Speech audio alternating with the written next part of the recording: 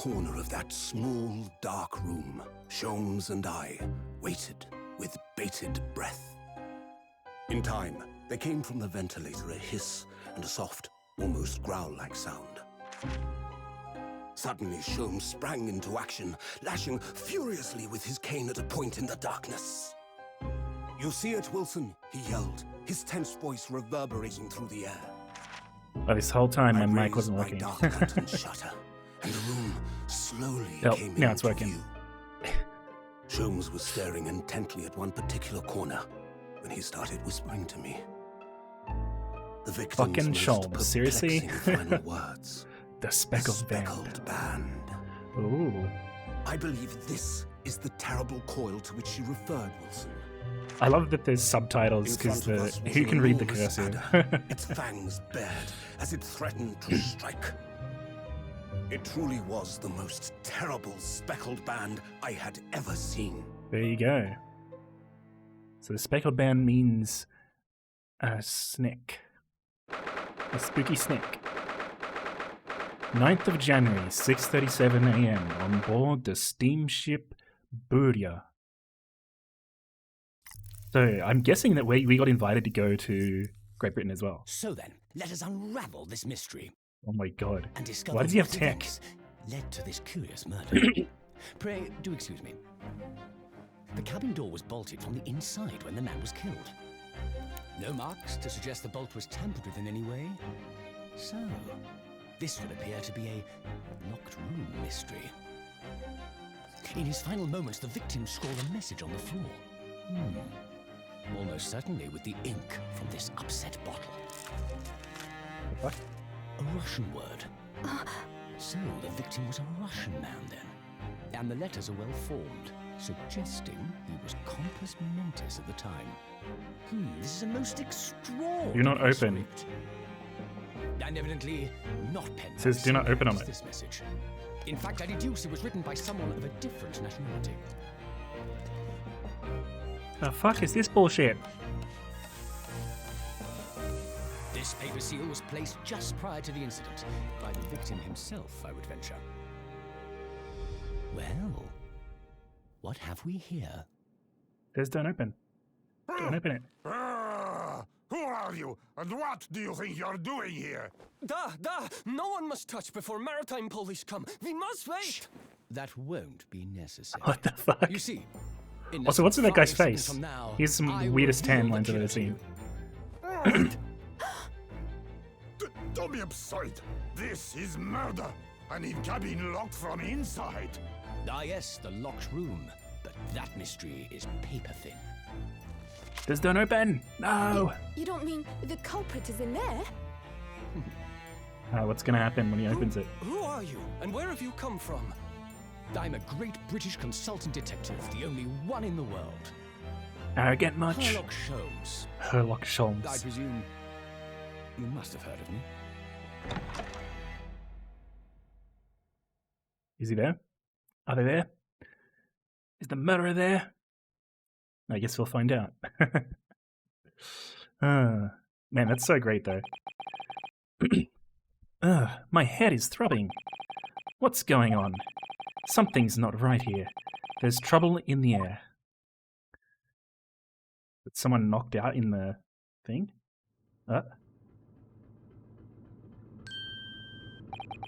Wait. I can't move. Oh shit! Wait, are we gonna be accused of murder again? Yet again? Oh, what the? Why am I in handcuffs? Humph. So you wake up now, hmm? It's this dude. We had to drag you out of the wardrobe. I do not believe how you could not wake up. You are a true cold-blooded man. You? You found me then. Duh, we found you. And now you pay, criminal. Hey, that's Crimbo, that's not me. How long are you hiding in that tiny wardrobe, huh? Sorry. Now you have been found. It is time to admit your crimes. Getting forcibly dragged out of the closet? That's right. Hey, Akagi Panda, welcome to the stream. It's good to have you here. Unless you want to find out how cold the ocean is, huh? No, I'll tell you everything. There's only one thing I'd like to know from you. Isn't that... Oh, it's a lady. Why did you do it? Why did you take his life? Man, I can't believe I'm being charged with murder again. God damn it. I just got out of, one murder. Now I have to do it again. God damn it. Miss Susato. Wait, what did you just say? Take his life?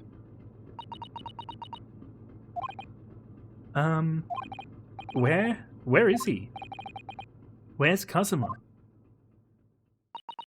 Don't tell me Kazuma's dead, no! Ha, you pretend you do not know? You are a wolf in the sheep's pelt. You are the killer. Do not try to make excuses. What? Kazuma-sama's body was discovered not long ago. What? No! Oh! Here, in this very cabin, that was bolted shut from the inside. Reda, just stop killing people. I can't help it. I just, my mind goes blank and then I wake up and it turns out I've killed people. So, his body... Please, do not try to tell us you were doing this terrible thing in your sleep. Kazuma's dead? But he can't be. And these handcuffs. Surely you don't think I have to know. Why did you take Kazuma-sama's life? Answer me, please. No. No! Damn, so your best friend's dead and you're blamed for the murder just after you got off another murder that you were blamed for. What the fuck? It was just 2 short weeks ago. Are you sure about this? Won't we get in trouble? Ha ha ha ha. Don't you find it fun being a stowaway? Besides, how else could you come to England with me to study? It was really something else when they brought your luggage in here earlier though. The way that Russian human just tossed your travelling case onto the floor. I thought I was going to die. Yes, I still can't quite believe that. I really didn't think you'd be able to fit inside my trunk. You must be even less of a man than you look. Wow, fucking burn. Hey, honestly, I thought I'd broken every bone in my body. Well, it's just about 50 days until we dock in Great Britain. But if you confine yourself to my cabin here, I don't expect anyone will discover you. Ah, I hope not. I get the feeling those Russians wouldn't be very forgiving of a stowaway. They're a sturdy bunch, that's for sure. What I want to know is, why do I need to keep it a secret from the young lady? From our faithful judicial assistant Mikotoba, you mean? From your close friend, more to the point. Surely we could confide in her, couldn't we? I don't believe she'd give me away. No, but if she knew what we'd done here, that would make her guilty by association. It's best that only you and I know about this. Huh, I suppose so. Anyway, it's about that time that the steward is supposed to come and clean the cabin. I know it's cramped, but you'd better get in there. I think it won't be for long. And anyway, compared to hiding inside my traveling case, it'll be a breeze. Oh no! Oh no!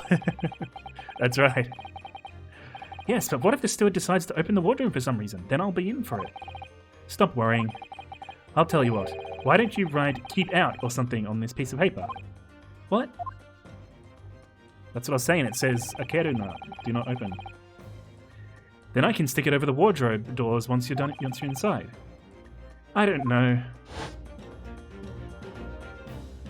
It's not like the random cleaning lady is gonna know, like, every single face on the boat. Well, I guess it depends how many people are in the boat, but still. We've only been at sea for 15 days. How can this have happened? We were supposed to be going on this adventure to England together. No, my bro.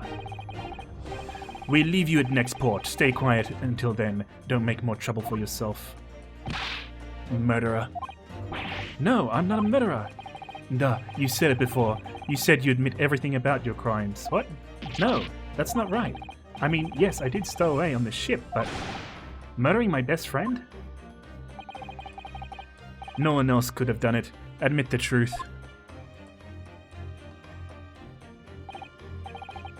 Susato-san? Please, tell me what happened. I need to know. Very well. But there's something I would like to ask of you too. Ah, those eyes. She looks like she's ready to destroy me. This nightmare is getting worse by the minute. I suppose all I can do is try and find out what really happened. Kazuma's death, let's go. He really has been killed, hasn't he? This isn't just a bad dream. And these handcuffs, they think I did it? They think I'm Kazuma's killer? When they found him, the cabin was locked from the inside.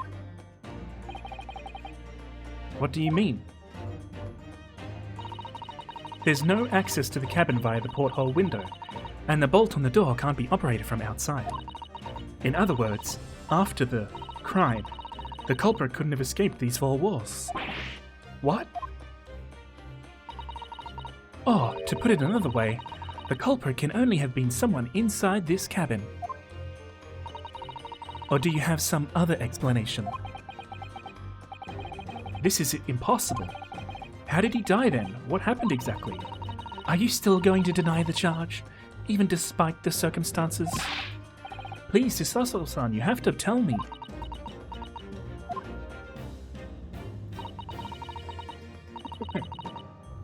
Or it was the most obvious framing ever because a killer probably wouldn't make such a stupid mistake. Yeah, pretty much. Unless the killer's really, really dumb. But... oh, excuse me. The cause of death is still undetermined. They don't know how he died? The ship's doctor is examining the body, but of course, he has no post-mortem or analysis experience. I don't suppose we shall learn more until an expert has been consulted at our next port of call. So presumably that means there was no obvious external signs of injury then. That's true, yes. So maybe he's not dead. Maybe he's pretending to be dead. Can't anyone tell me what actually happened here in this cabin? I don't understand it. Why would anyone want to kill Cosmo? Presumably that's something you know the answer to better than anyone. Please. Whatever you say, you were here in the cabin after all. I think that's the first time I've heard someone say next port of call and meant it literally. Yeah, that's true. I guess unless you've been on a boat that's done that before, you wouldn't ever really hear it that much in real life. Well, yes, I was, but... Wait, did I miss a line she said? Oh, wait, what? Oh. Whatever you say, you were here in the cabin after all. Well, yes, I was, but... He would always wake before dawn and do his training first thing in the morning.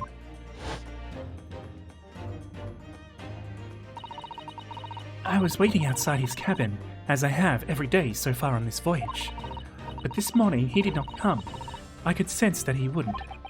Does this mean he was already dead when Susato-san arrived at his cabin door, I wonder? I knocked, but there was no reply. Then I started to become worried, so I went to find a member of the crew. Oh shit. But the fact that you were knocked out in the thing means like someone must have discovered in this last like 17 days that you were a stowaway and they drugged you and put you to sleep. Fine. The crewman forced the cabin door open, and when we managed to get inside, there was Kazuma-san, collapsed on the floor.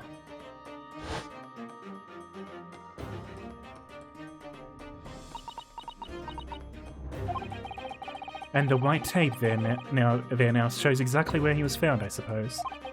I had no idea anything had happened. I must have been asleep in the wardrobe somehow. I wish it wasn't the case, but that's just very hard to believe.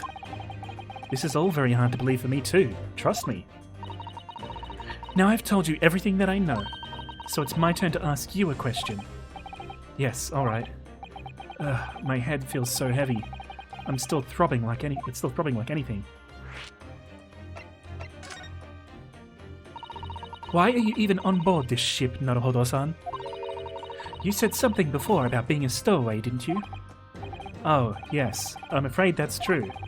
It's 2 weeks since we left Japan now, and I've been shut up in this cabin the entire time. I had no idea.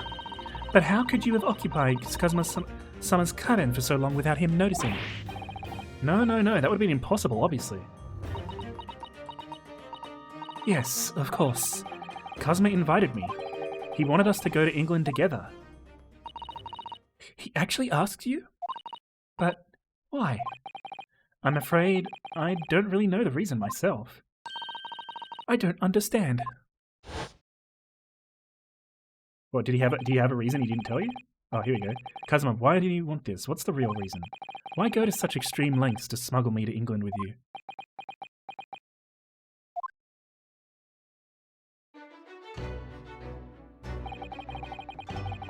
It's an idea that's been in my mind ever since the end of that incredible trial.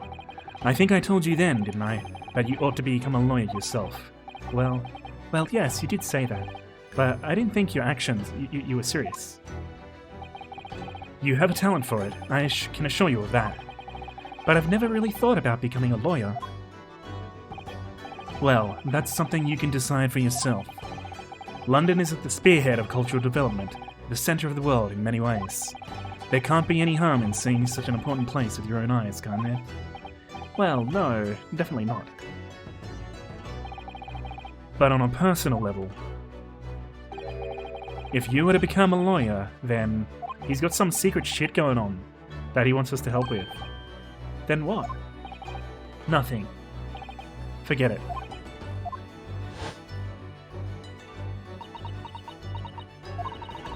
Kazuma-sama he was always saying the same thing, that he wanted to change the Japanese legal system. Perhaps he thought that he could do that with you. Yes, maybe, but something's still bothering me a little. The look in his eyes then. It was darker than I've ever seen it before. Susato-san? I'm sorry that we kept it a secret from you. My stowing away on this ship, I mean. If I know Kazuma-sama, I expect he was trying to protect me, to avoid me becoming guilty by association. That's exactly right, yes. Word perfect, in fact. If you're not the culprit, then tell me, what happened last night here in this cabin? Well, the thing is, I don't really remember. Kazuma brought me something to eat, just like he always did. And then I got myself into that wardrobe over there, just like I always did. After that, I fell asleep. Well, yes. So deeply that you didn't even stir when Kazuma-sama was killed. Well, yes. I know it sounds unbelievable, really I do, but it's the truth. If only I'd woken up, then perhaps I wouldn't be in this predicament. And for some reason, my head's still throbbing like anything. Really? Is something wrong? Oh, no, it's... Please, forget it. Susato-san, you have to believe me, I didn't do it. I really don't want to doubt you, but the trouble is, there is no one else who could possibly have done this.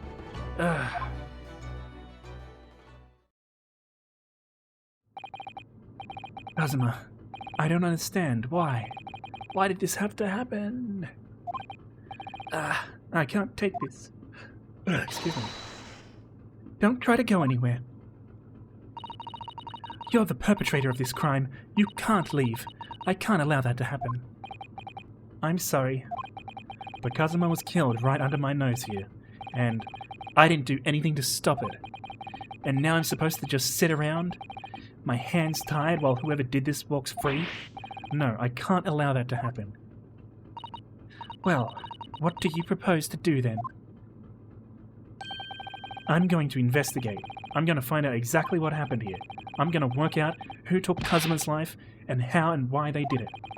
I'm so sorry, but you're going to have to excuse me. Hiya! Man, she just owned it, the shit out of him. She just fucking did a kotegaeshi on him. What the? That was a Susato takedown. Susato what?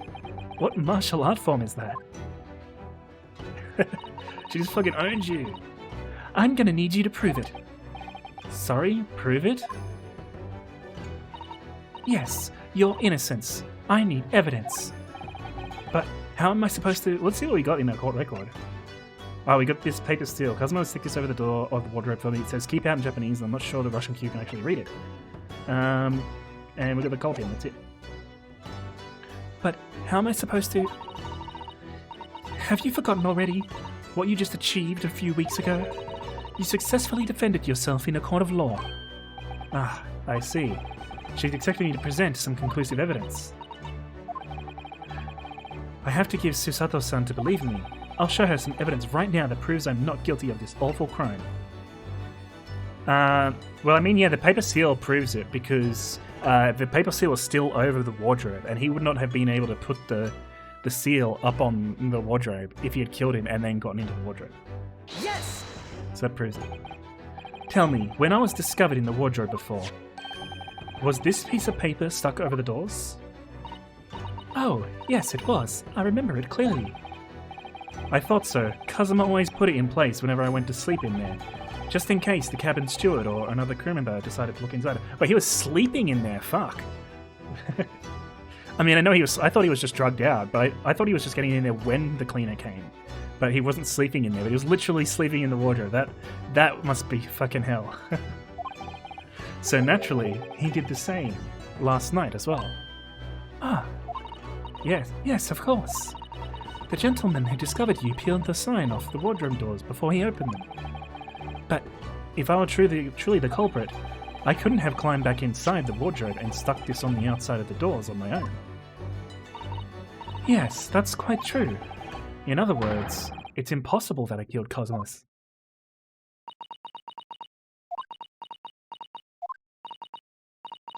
Well, even if you are sprawled hopelessly on the floor,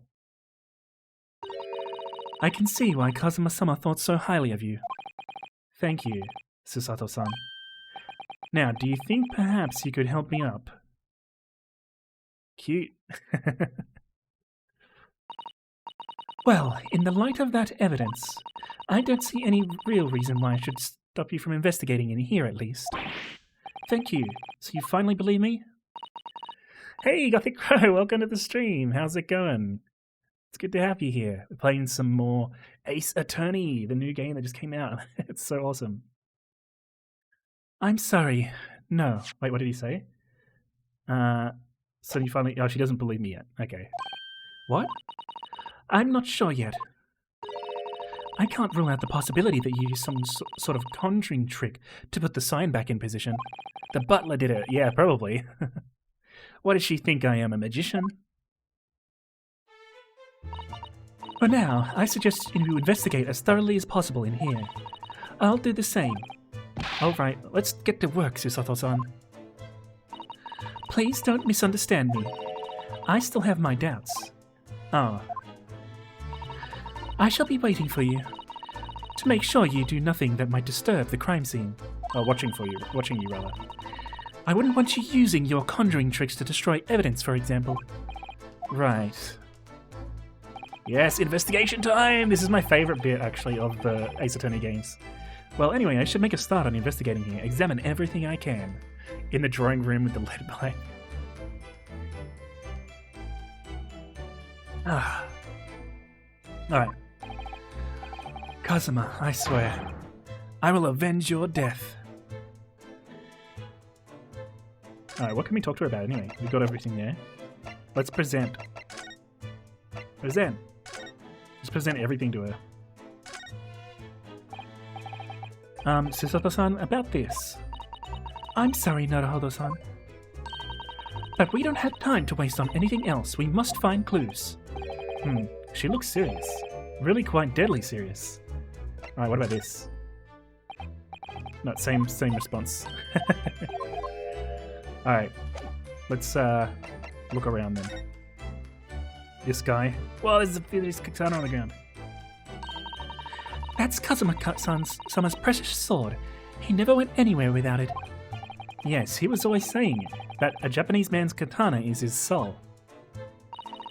I believe he had to work very hard to convince the government to allow him to bring it on this trip. I suppose that shows just how important it was to him.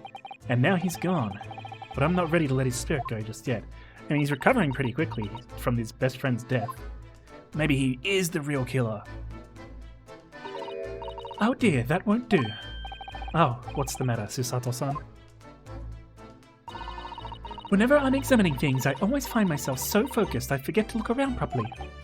Ah, yes, that's not good. I don't suppose you're as foolish as me in that regard, are you, Noraholo-san? Yeah, just saying we can change the view of the scene. I'm sure you're careful to look around using that, aren't you? Now let's investigate all corners of this cabin. Yes, let's do that. I suppose my field of vision has been rather small until now. What's this thing? That's my dinner from last night, a roast chicken. It was really tasty. Yes, it was very delicious, wasn't it? But did you eat it on the floor here? I'm not a dog, Susato-san. I ate it at the table, of course. Which begs the question of when and how the plate ended up on the floor. But Kazuma-sama didn't like chicken at all, did he? What? No, that's right. So he didn't touch it. Which meant all the more for me. Oh no, does that mean poor Kazuma-sama spent his last night on this earth with an empty belly? It's just too horrible. Now I suddenly have a guilty conscience and an achy stomach.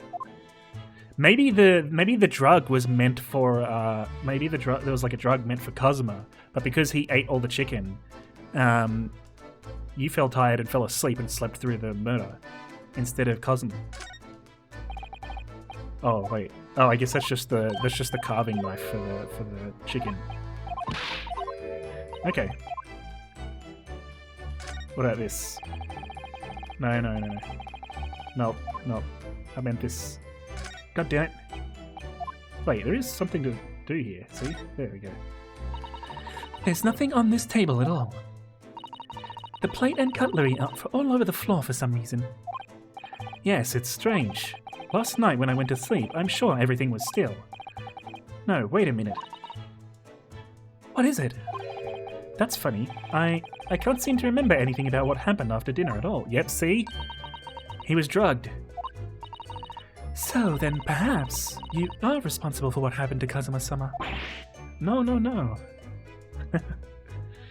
What else we got here? What's this thing? What do you think this is? It looks like a broken piece of glassware. Whatever the thing was, it appears to have been broken clean in two. The glass is such a beautiful color. It looks like a cute little Nesuke fastener from a kimono outfit. I'm not sure that sounds like Kazuma. He wouldn't have secretly carried a cute little trinket like this around with him, would he? And the mark beside it, what is it, I wonder? It has some sort of brick-like hue. Yes, you're right. It's the color of brick, isn't it? Even though I don't see anything of the same color anyone else in the cabin. What's this thing say? Bum, bum, bum, bum, bum. These are the rules of passage for travel aboard the SS Buria. It's funny you looked there. That was my first place that caught my attention. It's essentially a list of requests from the captain to all passengers aboard. Passengers must not keep weapons or other dangerous objects in their cabins. Pets are also strictly forbidden. I bet there's going to be a pet featured in this case. I guarantee it. What? Why are you staring at me? Oh, sorry. I was just thinking. Are you more of a dangerous object or a pet? I can't decide. Well, one thing's for sure. Either way, I wasn't supposed to be here. Alright, what's on here? The books have fallen over on the shelf. Look, they're all toppled the same way. And what's this? A statue of some god of the sea. Although he's fallen over as well. Yes, it's almost as if the whole shelf had been ransacked. and everything mowed down at once. I wonder if... perhaps it was Kazuma-sama doing his morning sword training, do you think? I seriously doubt it. Then perhaps... it was you, Naruhodo-san, in a fit of rage. I wouldn't have bothered leaving the wardrobe just to mess up a few books and a statue. Could the way these things have been thrown about have anything to do with the case, I wonder? Pets have been... oh no, I can't let them find out about the badger. Well, I'll just set everything straight again. I don't like to see a mess. No, don't. You're tampering with the scene. No, you've tampered with the scene. You Okay, let's have a look at the case. That's a very large travelling case, isn't it? Yes, it carries a lot of memories for me. Memories? What do you mean? Well, that's actually how I stowed away on this vessel. I was brought on board inside that case. Ah, yes, I see it says, "This way up" in Japanese. Which, in hindsight, I should have realised the foreign crewmen wouldn't be able to read. I was turned over and over and over, and then I was tossed on the floor in here. Oh dear. Being a stowaway isn't as romantic as it sounds. Well, it was less painful than a Susato takedown. Really? That was painful? That looked like it was fun. I don't know. Let's check the scroll. Seigi, the Japanese word for justice. The brushstrokes are straight and true, just like Kazuma. Yes, his calligraphy always was a reflection of his heart. Yet can you really look at those characters without feeling shame, knowing who drew them so thoughtfully? Of course I can. I mean, I'm innocent, so why shouldn't I be able to? Even though you stowed away on this ship. Now you're gonna bring that up, are you? I can't win. Alright, let's look at the location of death here. Did Kazuma write that before he died? It looks like it's written in ink. He must have knocked the ink pot from the desk when he collapsed on the floor.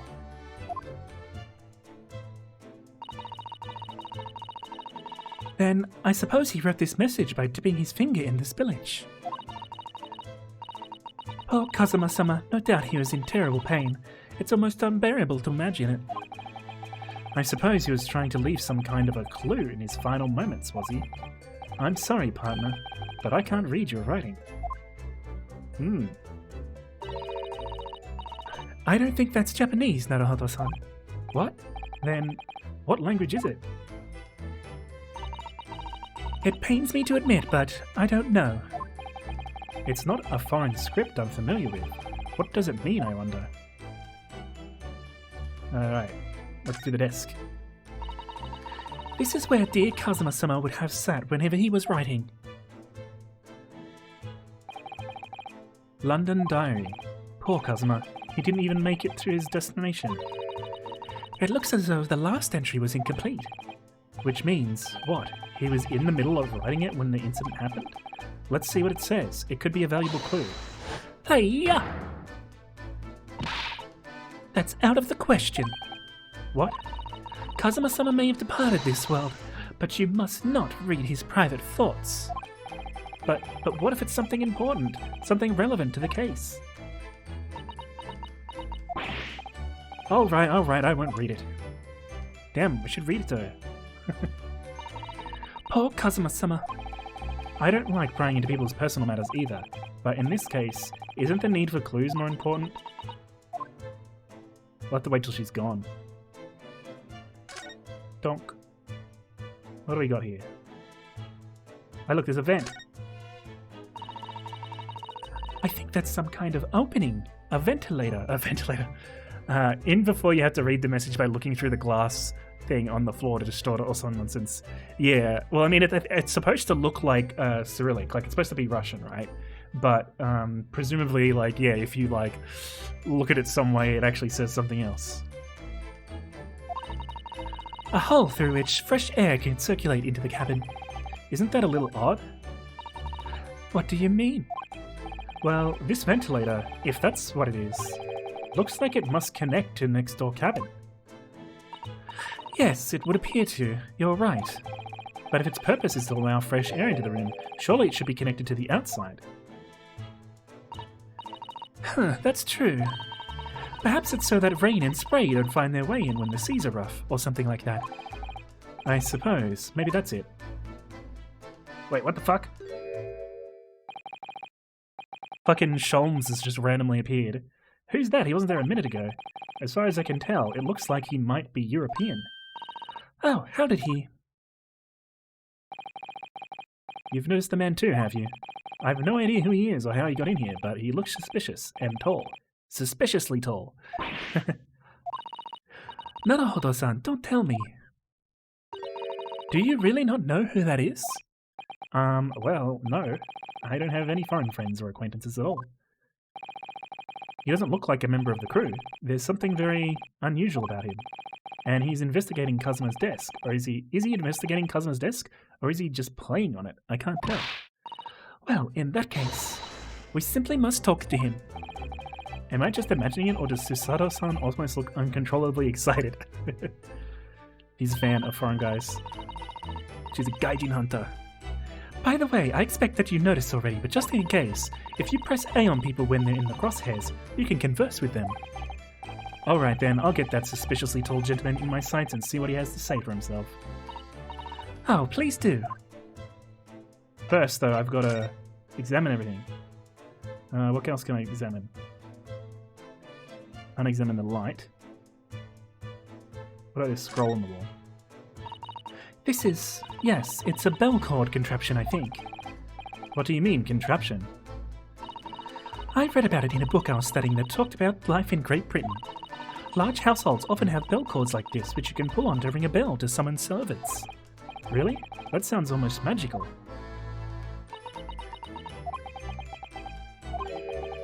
Shall we give it a little try? Yes. In the interests of cultural research, obviously. Probably should not give it a try. Yes, I have one of those. Yeah, I have like 5. I suppose nobody comes for lowly Japanese people, or maybe because it's a crime scene. No, I'm sure it's just that everyone is busy, that's all. Right, what about the wardrobe? To rally the peons, that's right. It's some 2 weeks since we set sail from Japan. Have you really been living in that wardrobe the entire time, Naruhodo-san? I think living isn't quite the right description. Oh no, I suppose not. Although it must have been rather exciting making this voyage in your own secret hideout. The trouble was, I never knew when a member of the crew might come in. So yes, I did basically have to live in the wardrobe. And last night was no exception. But because of that, you had no idea what was happening out here in the cabin. No, sadly not. Convenient for the murderer. Alright, I think we've gotten everything before we need to talk to this dude. Can't notice anything else that I need to do here. Except maybe talk to the guy. Can probably talk to the guy. Examine the door. Oh, hey! Crimbo, how's it going? Thank you so much for the raid. Did you end up winning those hunt games? How did it end up going? Let me give you a shout out here. Hey, Kari Tenchi, how's it going? Hey, Komi. Welcome, everyone. You brought friends. Thanks. We're playing the new Ace Attorney game. Ace Attorney is one of my favorite series of all time. So when I saw that it was out on Steam, I'm like, I have to play this game right now. So we're actually past the very, very first case of the game, where you classically have to defend yourself. So anyone who actually wants to play this game, thank you so much for showing up. Thank you so much for the raid. But there's obviously going to be spoilers for this game, so if you want to play it yourself, yeah, you might want to drop out of the stream. But I really appreciate everyone showing up. But yeah, right now we're on the second case, and well, I'll give people time to leave before I spoil exactly what's going on. But shit's going down. Shit's going down. But yeah, actually, I think, Crimbo, you're a huge fan of the Ace Attorney series as well, right? Like, I know you love the character design. It's one of my favorite aspects of the game. And, like, the way that they animate the characters is just so excellent. But yeah, did you end up winning your last games there with Sigrid and that? Yeah, actually, I should also give a shout out to Peony. She's here. Because you guys were all playing together, weren't you? Let me get the actual name, because I can't remember what it is. Here we go.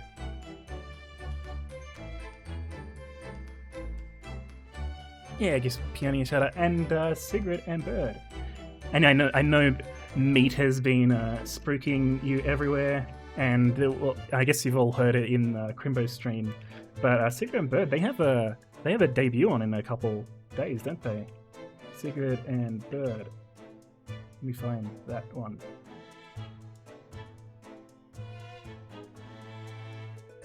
For some reason, it's my chat here is really screwing up. Here we go.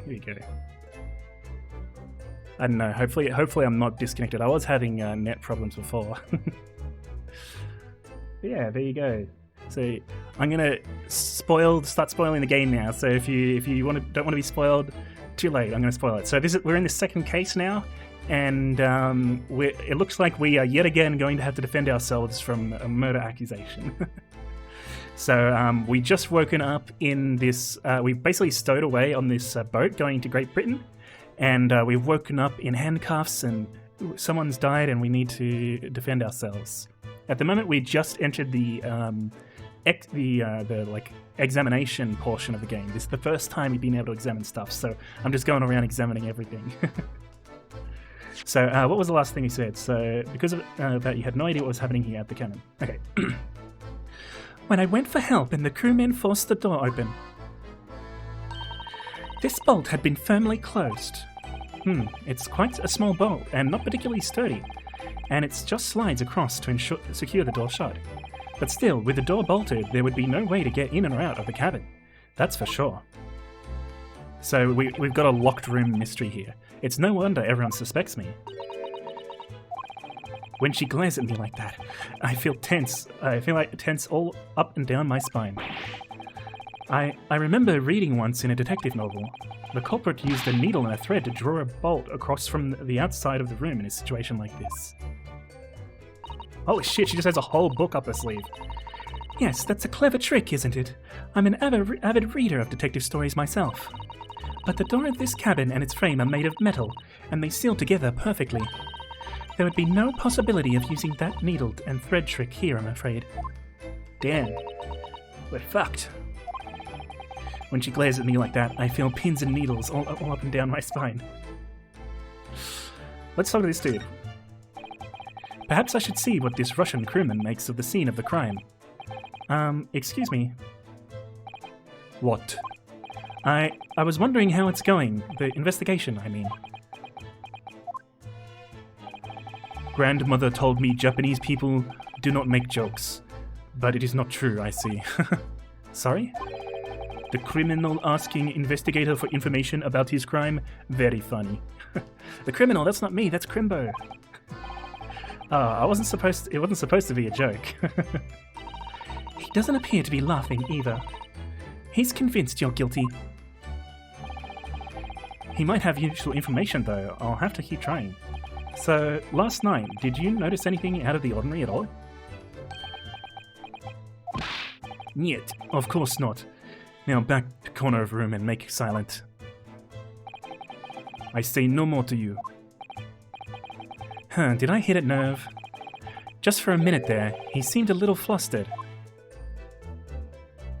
Alright, I think we've got everything. I think we've gotten everything that we can examine here before we can talk to Sherlock Holmes. Sherlock Sholmes, I should say. Alright, here we go. Excuse me. Excuse me, do you have a moment? Shush, this is a critical point in my investigation. He doesn't want to talk at all. Maybe I should leave him alone. He seems a little unfriendly. Yes, perhaps that would be for the best. But I think we've examined everything. Here he is! Greetings, I didn't even get to read it. Greetings, I hope I haven't kept you long. Ah. What exactly are you doing on Kazuma's desk just now? This guy. What the fuck? Ah, I see. Fascinating. Sorry? What do you see? It feels like he's looking right through me. Oh yes, everything is clear now. The train of reasoning has run its course. My deductions have crystallized. You have been in Afghanistan, I perceive. Recently returned, if I'm not mistaken. Sorry? What? And now, whilst venturing forward towards foreign climes, you find yourself in a most troubling predicament. Oh, well, that's true at least. But how? How the deuce did I know that, perhaps? It was really a most elementary deduction, hardly worth explaining. Have you, perhaps, managed to deduce anything else? But of course, a great many things. There is no mystery, my dear madam. For example, you have fled your native land of Russia, being, as you are, a merciless revolutionary. You leave 16 victims of assassination in your wake, and now travel to England to blow up the Crystal Tower. And when the Berrybond occupant of this very cabin discovered your identity, you ended his life too. Yes, I believe that summarizes the facts beautifully. No need to hide the truth now. Nothing deceives these eyes.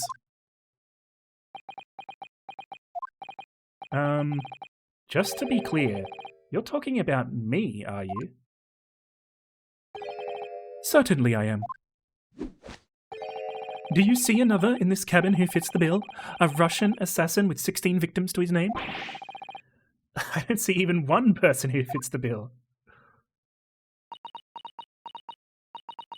So it's true.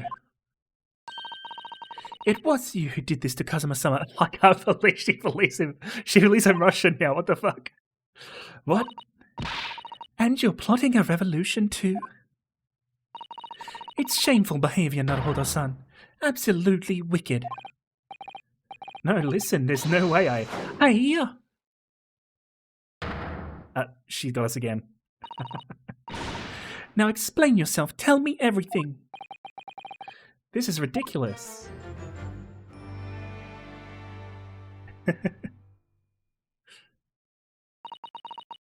How could you do it? For pity's sake, open your eyes. I'm not a Russian revolutionary, obviously. Oh, forgive me. And as for you, what kind of deduction was that? You were just saying the first thing that came into your head. Ah, but was I not right? Whilst venturing towards foreign climes, you do find yourself in the most troubling predicament, do you not? Well, yes, maybe. Ha! There you have it, you see. What do you make of that, Well, to be honest, this ship is en route to England, and I'm in handcuffs at the scene of a murder, so I'm not really sure you could call it a deduction. It's more plain observation. Indeed, an observation, my dear boy, is the basis of all deduction. My method is founded upon the observation of trifles. You see, I announce my findings with brassy certitude. And more often than not, I'm right. Huh. I don't think you introduced yourself. Ah, my apologies. How remiss of me. I am none other than the greatest detective of the century, known to men and women the world over. The inimitable Sherlock Holmes. So, it's really you, the actual Sherlock Holmes. The very same. Hey, Secret and Third, how's it going? Or Secret, I guess. Just got here, thank you for the shout-outs, doing stuff. Yeah, no problem. I see you're playing Avery Attorney. I'm playing Ace Attorney, the new game that just came out on PC. I love these games so much. Actually, I probably should actually play Avery Attorney at some point, because I guess it is a similar style of game.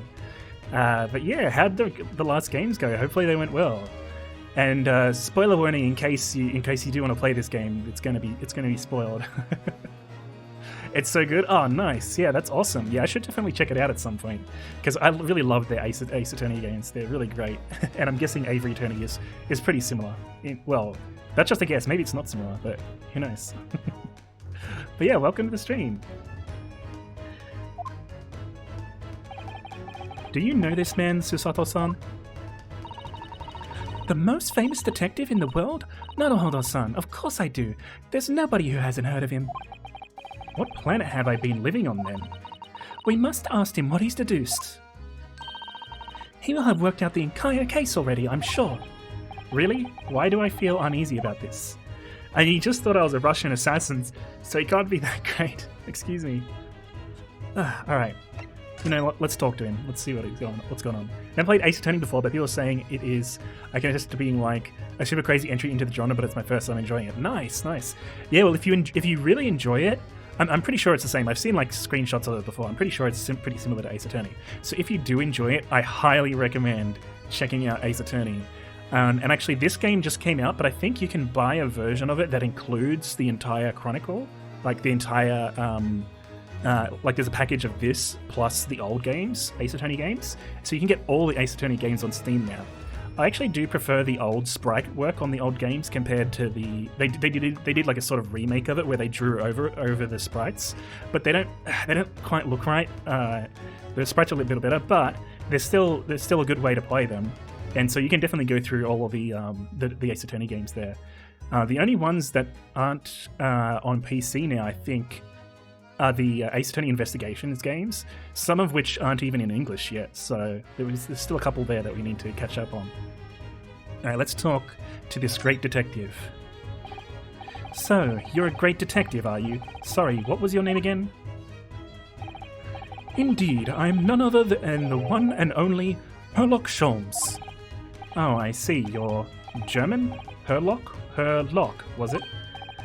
No, I have no her. I mean, I have hair. Please call me Sholmes. You can read all about my exploits in this exciting London publication. Oh yes, Ranced magazine, full of wonderful short stories and interesting articles from Great Britain. I never miss an issue. I have it sent from England. Ah yes, here it is, The Adventures of Herlock Sholmes. So, you're the protagonist in a series of short stories, then? Indeed I am. And you've read so many of your own stories, you've started to think you really are a detective. Make no mistake, I'm not the poor, deluded fellow you take me for. Your inference is backward. Backward? My trusty biographer records my greatest detecting achievements and chronicles them in the magazine. You have a biographer, do you? Doesn't everyone? Mine goes by the name of Dr. Wilson, presently keeping shop in London. Dr. Wilson? I must say, thanks to that publication, I've been frantically busy as of late. Why, this very moment I'm returning from Asia having solved the mystery of a cursed royal crown. Really? I can't work out whether I should take this man seriously or not. Deduction, you see, is to me a science. Logical reasoning in its purest form. A science? Really? The astute observer notices even the most subtle of reactions in his subject.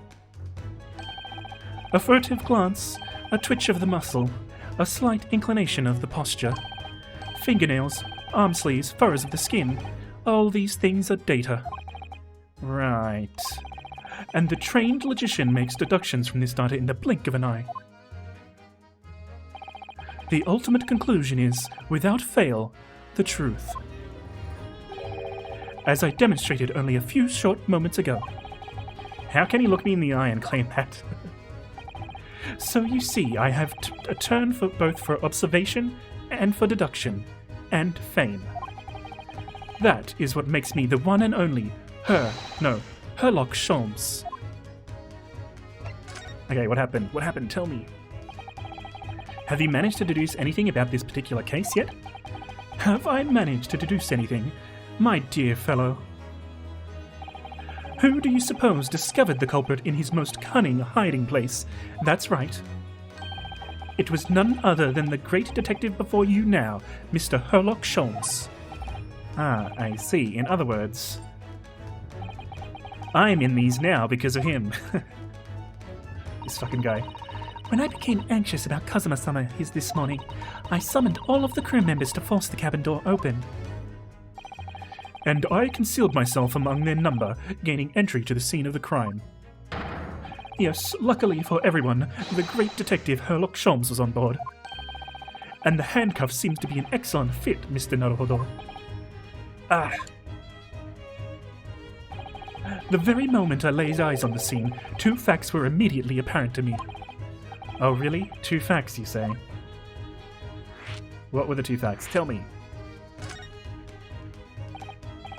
Mr. Sholmes, tell us please. What 2 facts were apparent to you when you came into the cabin this morning? Yes, but first, let us be precise.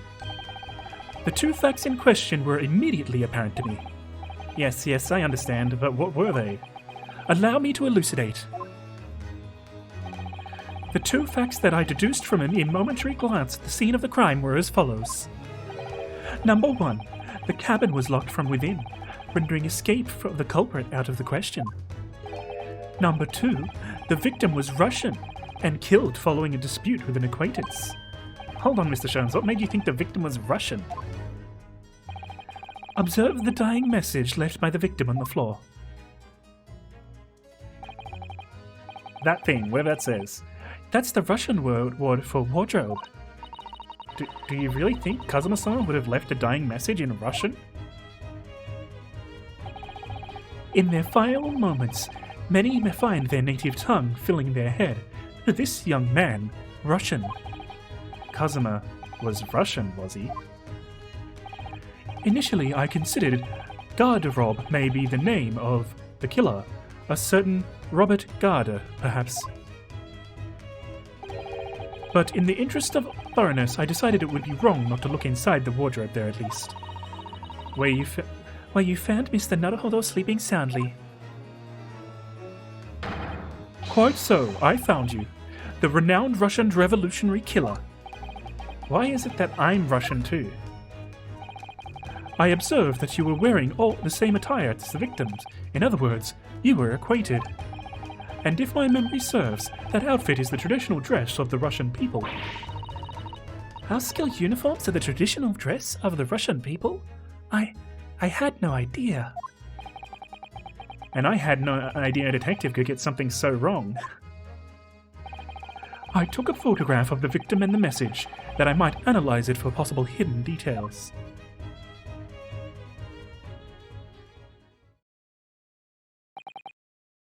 This was taken immediately after the young man... This was taken immediately after the young man was discovered, before the body was removed. Yes, Kazuma had already been taken away when I woke up. This is the first time I've actually seen him like this.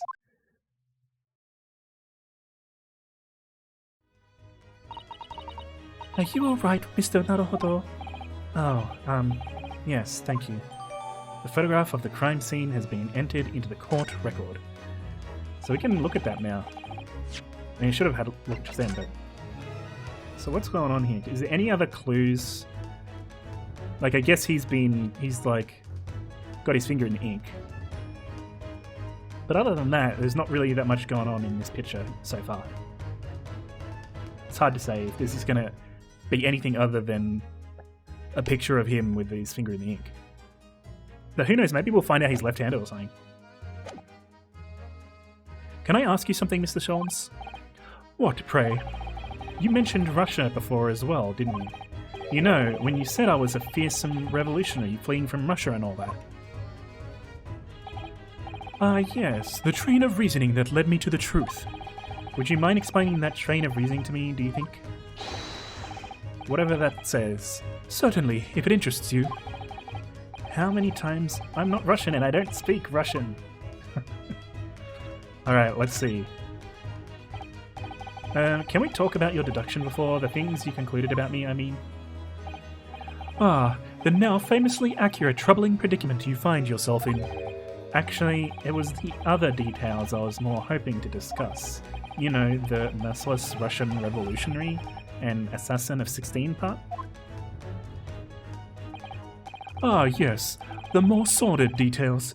It was a fairly commonplace deduction. Here we have this morning's paper. The main headline reads, Whoa! Revolutionary villain Bolshevik flees Russia via Shanghai. This vessel made a port call at Shanghai yesterday, and last night the young Russian was murdered.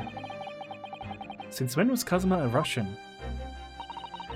It sounds like Mr. Sholmes has concluded he was a Russian because of what Kazuma-sama wrote on the floor. It was a simple act of reasoning to realize that the culprit of this crime was the same merciless revolutionary, maybe it is, one who would kill the very man who helped him escape after his true identity was discovered. Yes, you, villain Bolshevik. No, how can it be me? I don't look anything like this man, just look at his face. Well, you are a fearsome revolutionary after all. Therefore, you have no doubt learned to revolutionize your appearance as well. Please. And, I might add, your name does not appear on the ship's passenger list. Need I say more? Well, that's because I'm a stowaway. What about the other details? The 16 victims of assassination and blowing up the Crystal Tower? Ah, yes, the journalist clearly interviewed the man and printed those particulars in the article. The details the man has perpetrated thus far, and those he is plotting. Yes, everything about this revolutionary Bolshevik was included. There can be no mistake. Do revolutionaries usually agree to be interviewed with newspaper reporters, I wonder? And what about the part where you said I was just returning from it? Oh, that's Runosuke. Down. What about the part you said I was just returning from Afghanistan? Also quite clearly stated here in the article. Bolshevik has recently returned after a period of subversive activities in a war-torn region of Afghanistan. Where even is it anyway, this Afghanistan place? Here, take the paper for yourself, as a little memento of this great deduction. Oh, thank you. I've absorbed all that is of interest for me within its pages, but I see no rubbish bin nearby. Yes, we got the article. And you may find the article on the back page of interest as well. On the back? Cast your eye over it sometime if the interest takes you, though you may need someone to interpret. It's all written in Russian. I couldn't hurt to read it. Hey, if I need someone to interpret it, then that means he admits I'm not Russian. But I suppose it wouldn't hurt just to glance at the article. Maybe there might be a picture or two. Right, you know, I want to present to him before I look at the last things, but also let's examine this. So here we've got the dude. Look at him. Look at this guy. I'm afraid I can't read a word of Russian. No, me neither. I have no idea what any of this says. The pair of you floundering is a sorry sight. Allow me to offer some assistance. The article on the front page of this newspaper is concerned with a fearsome Russian revolutionary. It reads, Revolutionary villain Bolshevik flees Russia via Shanghai. Yes, you told us that before. It reveals also that those who see this man with this man's beard with their own eyes never live to tell the tale. Oh my goodness, he is fearsome. Well, presumably the newspaper photograph was alright. Photographer was alright, wasn't he? Yeah, what's that? The solution is obvious, of course. If he despises his beard to that degree, he need only shave it off. I'm not quite sure that's the problem, Mr. Sholmes. What else have we got here? Can we look at the other articles? No, just the reverse side. Whoa! She's pretty. Got a pretty princess here. This is interesting. Have you found something relevant, Naruhodo-san? Well, no, I mean, it looks like it might be interesting. I can't read a single word, I'm afraid. No, nor can I, but look at this picture. Perhaps it's about a beautiful young Russian princess, do you think? She is very pretty, isn't she? I suppose you enjoy articles like this, do you? I read them for the story. I read them for the articles. That's what. I don't know. I can't make any sense of it. I'm glad you've noticed this article. Allow me to give you a short summary of its contents. Oh, thank you. He pops up everywhere, this Mr. Shons. It's about the disappearance of a young lady last night. Renowned prima ballerina of the Novovich Ballet disappears from Shanghai. During a performance in Shanghai, the famous dancer was reported missing. She's, of course, the talented young Nikolina Pavlova. Why are Russians' names so hard to remember? It would appear the woman was in costume when she was found to be missing from her dressing room, wearing the diamond tiara you see pictured, which is worth some 20,000 rubles. Oh, how much is 20,000 rubles? I have no idea, but I'm quite sure. It must be an unbelievable sum of money. Susato-san's eyes are shining like diamonds themselves. The tiara is the property of the Novovich Ballet. It would seem the director is beside herself with worry. Yes, I'm not surprised. The company is most anxious to recover both Miss Pavlova and the valuable tiara. They've requested international assistance at all ports, with sailings to Great Britain. Could this be another case of a Russian fleeing his or her country? It does seem to be the Russian thing to do. I'm not even going to dignify that with a response, Mr. Naruhodo. So, we got some more info on the article. Nice. Alright. Oh, it's actually like two things. That's funny. Can I turn this one on the other side? No. Let's present this to our buddy here. Wait, can I present? Okay, present. Let's present this. Ah, the photograph I took earlier this morning. Yes, you may keep it. I still find it amazing that I can see something that happened so recently with my own eyes like this. Excuse me. What an incredible invention. And a convenient one, don't you think? I never travel without my trusty device. Shoms, yeah, exactly. I'm the most incurably impetuous devil, you see. I simply could not resist throwing it together. You threw it together? And I intend to throw together a new and improved model that will capture colour. It's my personal monthly goal to see the invention finished before the 31st. That would be useful, then you could see that the ink Kazuma used was purple. But no, he couldn't have left that message, not in Russian. What are these? I've never seen anything like this. Most extraordinary writing. You said the same earlier this morning, I think. Indeed, but its uncommonness is so remarkable, I felt the need to say it anew. Yes, I do believe these characters may be a crude attempt at a Japanese script. What? Mr. Naruhodo, I don't like to be the one to tell you this, but I think Mr. Shons is trying to say that your handwriting is a little untidy. Is he making fun of me? What does he say about my collar pin?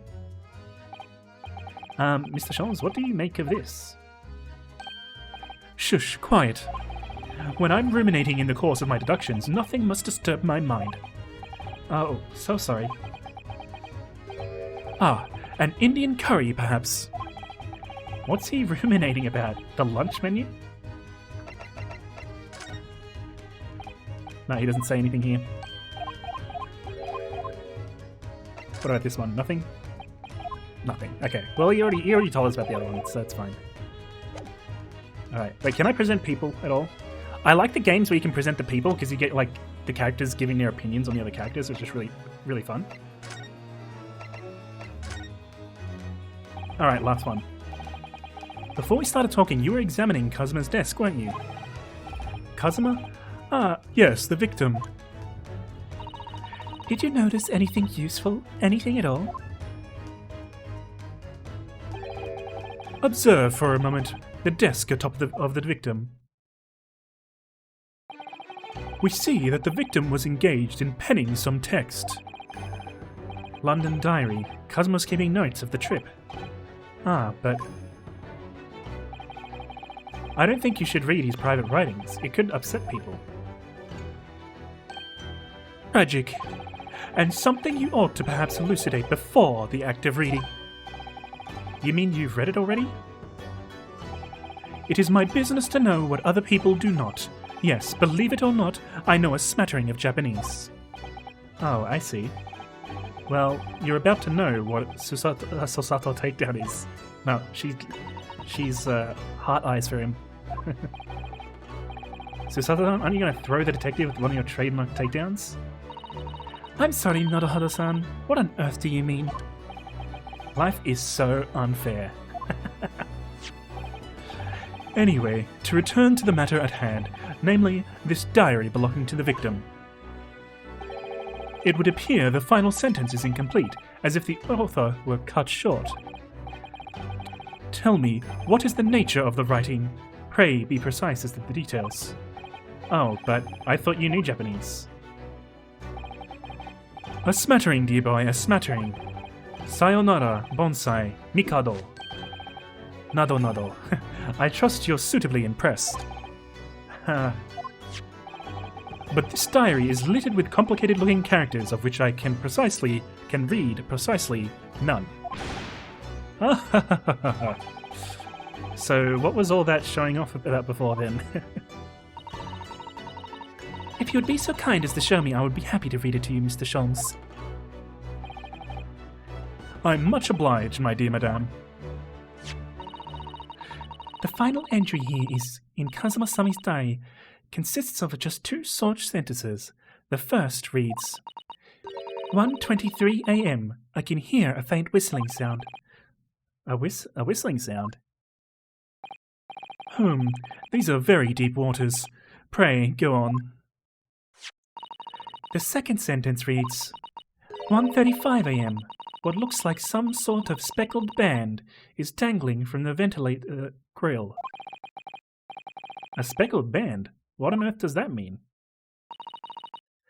I have no idea. I've never heard that expression before.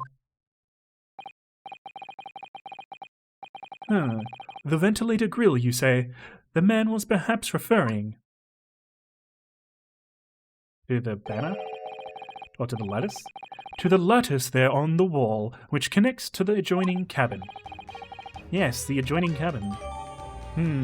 So someone snack poisoned him. That's what's going on here. We know what's going on. It's all the snack's fault. So, I believe I have given you enough to consider for the time being, at least. Do you have somewhere to go? As it happens, the victim's writing in his diary have piqued my interest. The matter warrants further investigation, I believe, and if I am still too long, the seasickness takes hold. Oh, I suppose. You're thinking of investigating the cabin next door, which the ventilator connects to. Great detectives are a curious breed. Our mind rebels at stagnation. We crave mental exaltation. So yes, I intend to investigate. Hence, the truth will become clear soon enough. Do you think perhaps that we could go with you? No. That would be somewhat complicated. What? But why? A simple glance at your wrist should reveal the answer. Oh, these. After all, you're the prime suspect in this matter. No? There's no point in trying to turn it into a question. You're the one who decided I was the culprit in the first place. Whatever do you mean? I have no recollection of naming you as the culprit at any point. You must be joking, you just said, only a moment ago. Dear me, you are clearly misguided. I would have no cause to say such a thing. Well, actually, Mr. Sholmes, I did hear you say that too. You're quite sure? Well, that's very strange. I wouldn't have said you had the face of a criminal, you know. No, not really. So what, you were looking at my knees before? Some great detective you are.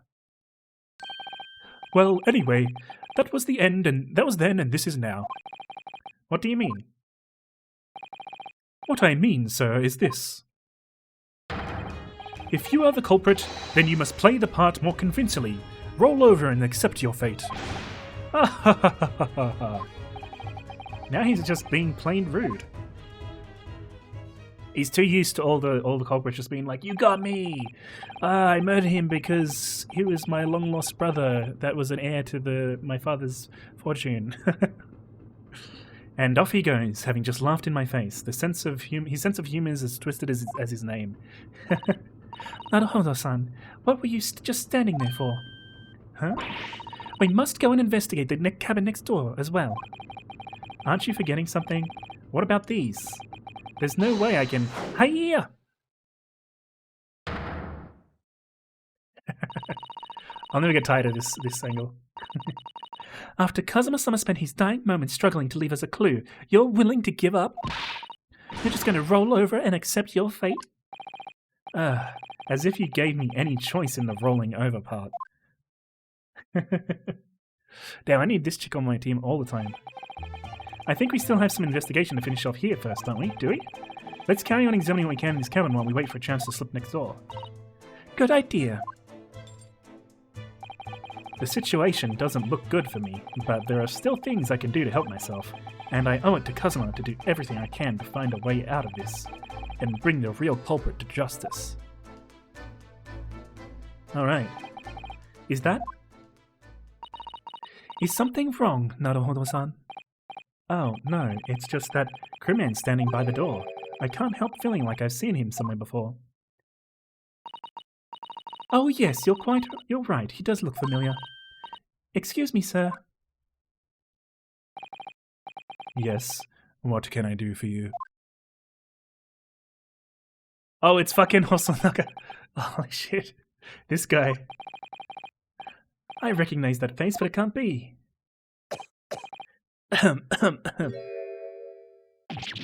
It is.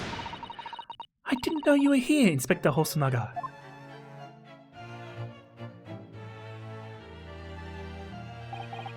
Hello again. What are you doing here? I think that should be my line. I was so stunned when I saw you, my heart stopped. Nearly stopped, I hope. Nearly stopped, I hope. I've received some special orders to go undercover as a member of the ship crew aboard this ship. Again? You certainly seem to enjoy undercover work, Inspector. If there's anything I can do to help you, please ask. I never expected to see this man on board, but perhaps his presence can help me out of this hopeless situation. Yeah, let's present him everything. Let's go. Inspector, can I show you this? What the? Is that the fabled Imperial Yume University pin badge? I'm not sure if it's really fabled exactly, but... Oh, you're a genuine student then. Sorry? Nothing like me with my regular schooling. You're something much greater. Is that what you were trying to say? Can I have my badge back, please? Ah, this is the paper seal that was stuck over the wardrobe this morning, isn't it? That's right, to try to stop the cabin steward opening it and discovering me. Wouldn't it have been better to write it in English if you didn't know Russian? Excuse me. Maybe, but orthodox paper amulets like this are part of our culture, Inspector. And I thought if I made it look creepy enough, people would be too scared to want to look inside. It isn't easy being a stowaway, is it? Have you seen this photograph yet, Inspector?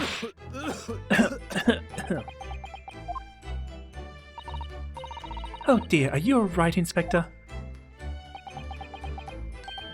Yes, sorry. I'm fine. I was hoping to hide my upset with a fit of coughing and spluttering. I'm usually very good at it. But trying to stifle my feelings seems to have stifled my cough this time. It's all so sad. Asogi-san was such a promising young man. The Empire had such high hopes for him. I had such high hopes for him, even though I'm just a detective. We're all going to miss you, Kazuma. Alright, what about this? Do you know anything about this guy? Can I show you this newspaper, Inspector? I'm sorry, but I can't read Russian very well. Oh no, that's alright. I know what it says. So, you just wanted to point out your university-level linguistic talents. Is that it? Sorry? Nothing like me with my regular schooling. You're someone much greater. Is that what you were trying to say? Sorry, forget I mentioned it. What about this one? Are you going to say the same thing? Can I show you this? Oh, it's the same thing. Oh, well. That's kind of funny though. Bum bum bum bum bum bum bum bum bum. What's that? It's Kazuma's diary. Just before he died, Kazuma-sama wrote something rather strange in his diary. Strange? In what way? He wrote, "What looks like some kind of speckled band is dangling from the ventilator grill." A speckled band? That is strange. Yes, we're still trying to work out what he meant by that, but I'd like to know. What I'd like to know is, don't tell me, the ventilator, is it? You're very astute, Inspector. That ventilator clearly joins to the next door cabin. That's right. So if we can investigate in there, we might be able to work out what that speckled band was. Alright then. I can't leave this cabin at the moment. I'm stuck here until we arrive at the next port. The captain has given me strict orders to guard the scene of the crime, you see. I'll have to entrust the investigation to you. Really? You're willing to do that? Yes, as long as you don't leave the first-class cabin area. I'm afraid I can't remove those handcuffs, though. But what about the captain? Are you going against his direct orders? I'm a man of my word. And I promise you that I'll lay my life on the line if that's what it takes to convince the captain. After all, if I failed to keep Asogi-san safe, this is the least I can do. Thank you. Let's seize the moment then, Naruhodo-san. Just select move and we can leave this cabin at last. Move. Alright, let's see what we can find out. Nice. But we still haven't really talked to him. Let's see what he's up to. So, what are your special orders this time, Inspector? Yes, and why are you dressed as a member of the crew?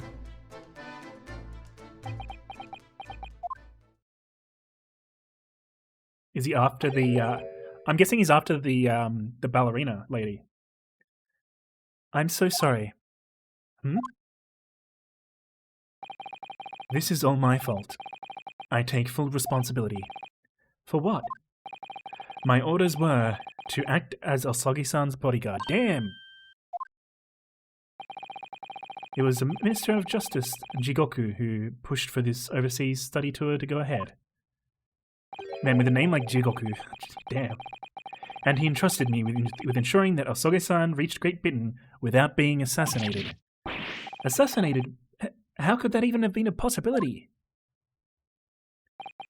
I'm not sure, but these are complicated times. There are tensions between the world's greatest powers. Minister Jigoku said we should be prepared for all eventualities. This is incredible. I don't believe it. Someone was assassinated? Obviously, we couldn't give Asogi-san a visible security escort.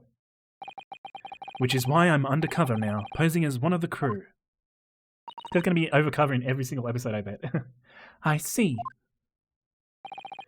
And I didn't take my eye off him the entire time we've been on board, from morning till night, every day. But I never imagined it would happen here inside his own cabin, not here on the first-class deck. Damn. I failed miserably at my assignment, and Asogi-san is dead as a result. I'm a disgrace. All I can do is humbly apologize. Inspector. So if there's anything at all I can do to help now, just say the word. Permission to investigate. I can't let leave this cabin at the moment. I'm stuck here until we arrive at the next port. The captain has given me strict orders to guard the scene of the crime, you see. I think we already know this. I'll have to entrust the investigation to you. We already know this. How come I can't skip it? I guess because I didn't do it, because I got it through presenting rather than through talking. We already read all this. Oh, I'll just go through it.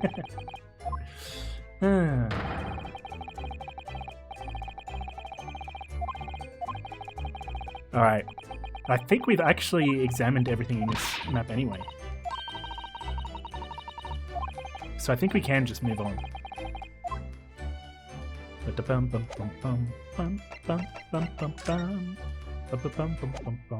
Let's just check before we move. So that's... I don't see... Oh, we can talk to this guy again. Excuse me. What? I was wondering if I could ask you a favor. Would you mind if I investigated a little outside? Grandmother told me Japanese people do not make... We already know this one. We already know this one. We already read this. The criminal asking prison guard to help him escape? Very funny. We're in the middle of the sea. There's no chance of me escaping. Niet. You stay in this cabin until next port. Then it is up to Hong Kong police to decide what they do with you. You stay. All right. There's no point in trying to appeal to this man's better nature. That's for sure. Well, I've already talked to him. Talked to that. So are there any spots I can investigate that I haven't already done? Got all these spots. And over here, there's sort of nothing here, nothing here. We've got the desk, got the wardrobe, got the grill, got that. Bed isn't examinable. So, I think we're ready to go to the next part of the next scene. Let's go! What the fuck is this random catapult on the ground? Or is it like a mousetrap? 9th of January, 7:48 AM, SS Buria, first class cabin passageway. Phew, I'm finally out of that cabin. I have to admit, this isn't quite what I was expecting. It's less spacious out here than I thought it would be, and this is the most luxurious accommodation. Yes, indeed. Kazuma-sama was being sent to any study tour by the government. That's why he was being put in a first-class cabin. Even still, this is about twice as large as my accommodation in steerage. Really? That must be awful. Man, it sucks for her. Oh, look over there. That's another crewman keeping watch. And he looks enormous, even if he's sitting down. The door next to him leads to the second-class accommodation. I suppose he's making sure that no one comes in here who shouldn't. I suppose. Like people in handcuffs? Like, probably. Naruhodo-san, you look like a little boy visiting a toy shop for the first time. I would have thought you'd be used to the ship by now. We've been at sea for 2 weeks already. I've been in a cupboard the whole fucking time. Well, yes, I know. But the thing is, I was inside Kazuma's trunk when I first came aboard. And ever since then, I've been shut up inside that little wardrobe. It must have been a very trying time for you. Please, don't give me that pitying look. Alright, time to examine. Let's examine here. We'll start on this side. So let's examine the door. First class cabin number 1. Yes, that's our cabin. Not our cabin, it's Kazuma-sama's. Sorry? Your accommodation is confined to the wardrobe inside the cabin. You know how to make a stowaway feel small, don't you? As small as the wardrobe I've been calling home. These cabins are the finest on the ship. My own cabin in steerage is number 539, by the way. Man, this must be a huge ship. 530, how many cabins are there? That's what I was going to say. Alright, what is this? Ah, a trap for catching mice. Yes, we have plenty of those back home in Japan, although they seem to be using a lump of chalk or something as bait. Let me see. Yes, I think that's what is called cheese.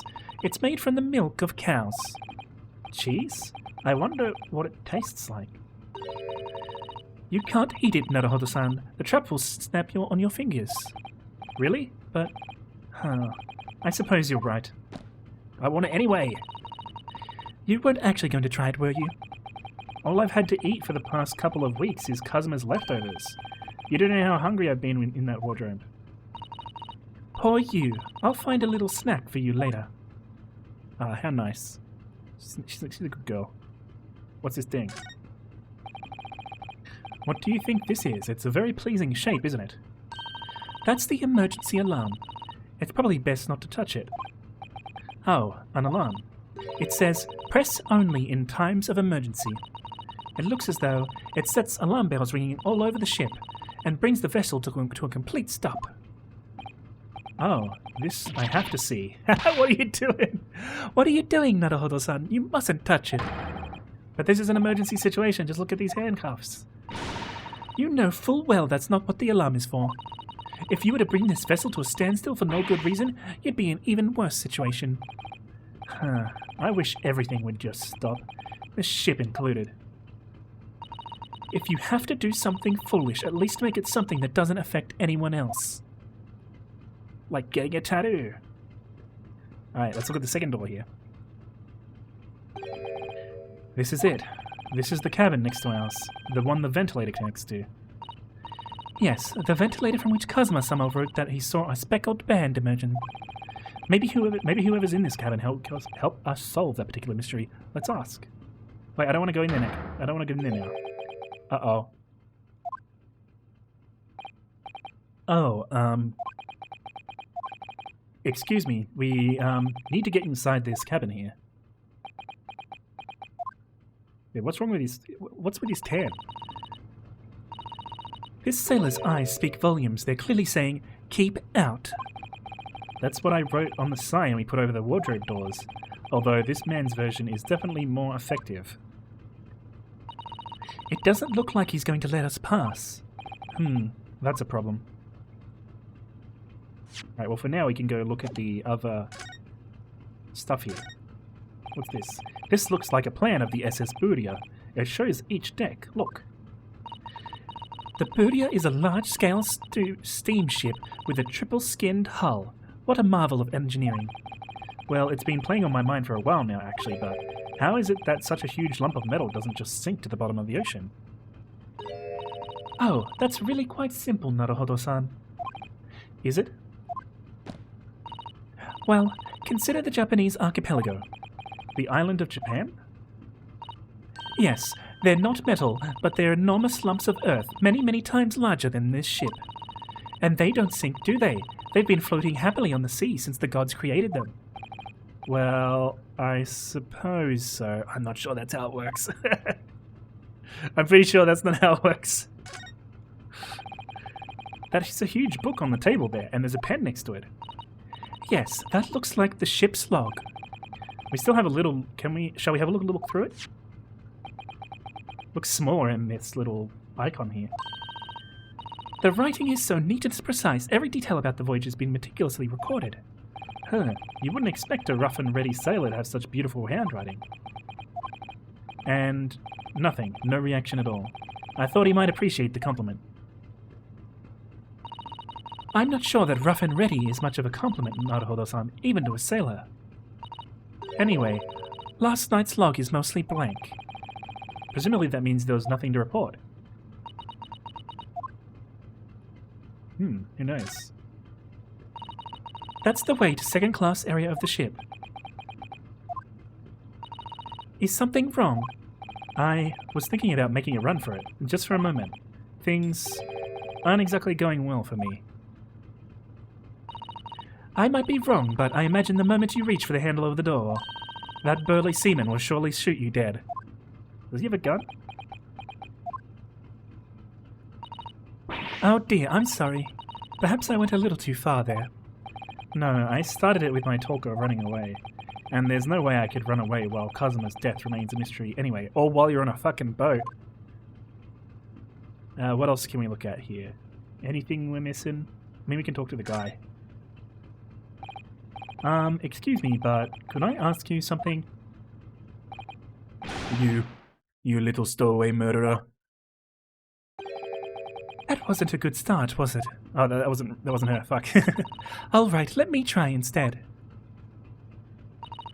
Good day, Mr. Sailor. I'm so sorry to trouble you, but could I perhaps ask something of you?